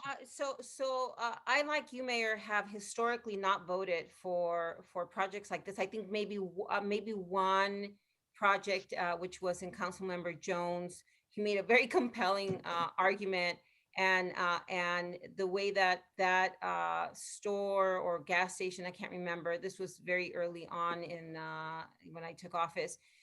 Needed to be knocked down. It needed to be upgraded. It needed a fresh start, and so it made sense. I don't think that always because you have this set of rules for yourself on how you stand on certain issues that they're always absolutes, and that's part of dissecting and really looking at problems and solutions and trying to be creative. And again, this is a business partner in our community that I've come to really respect, because where he remodeled on White Road is probably the nicest property on White Road at this moment. And I don't want to do anything to derail this. I'm having real issues with what I'm learning about the surrounding businesses, and I would hate to penalize him because of this, but I'm really struggling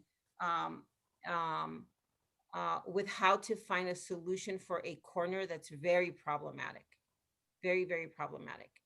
And I'm going to ask the applicant if I can defer this at least a week to give it some justice in my processing and being able to have a real sit down conversation with him. If that's a motion, I'll second it.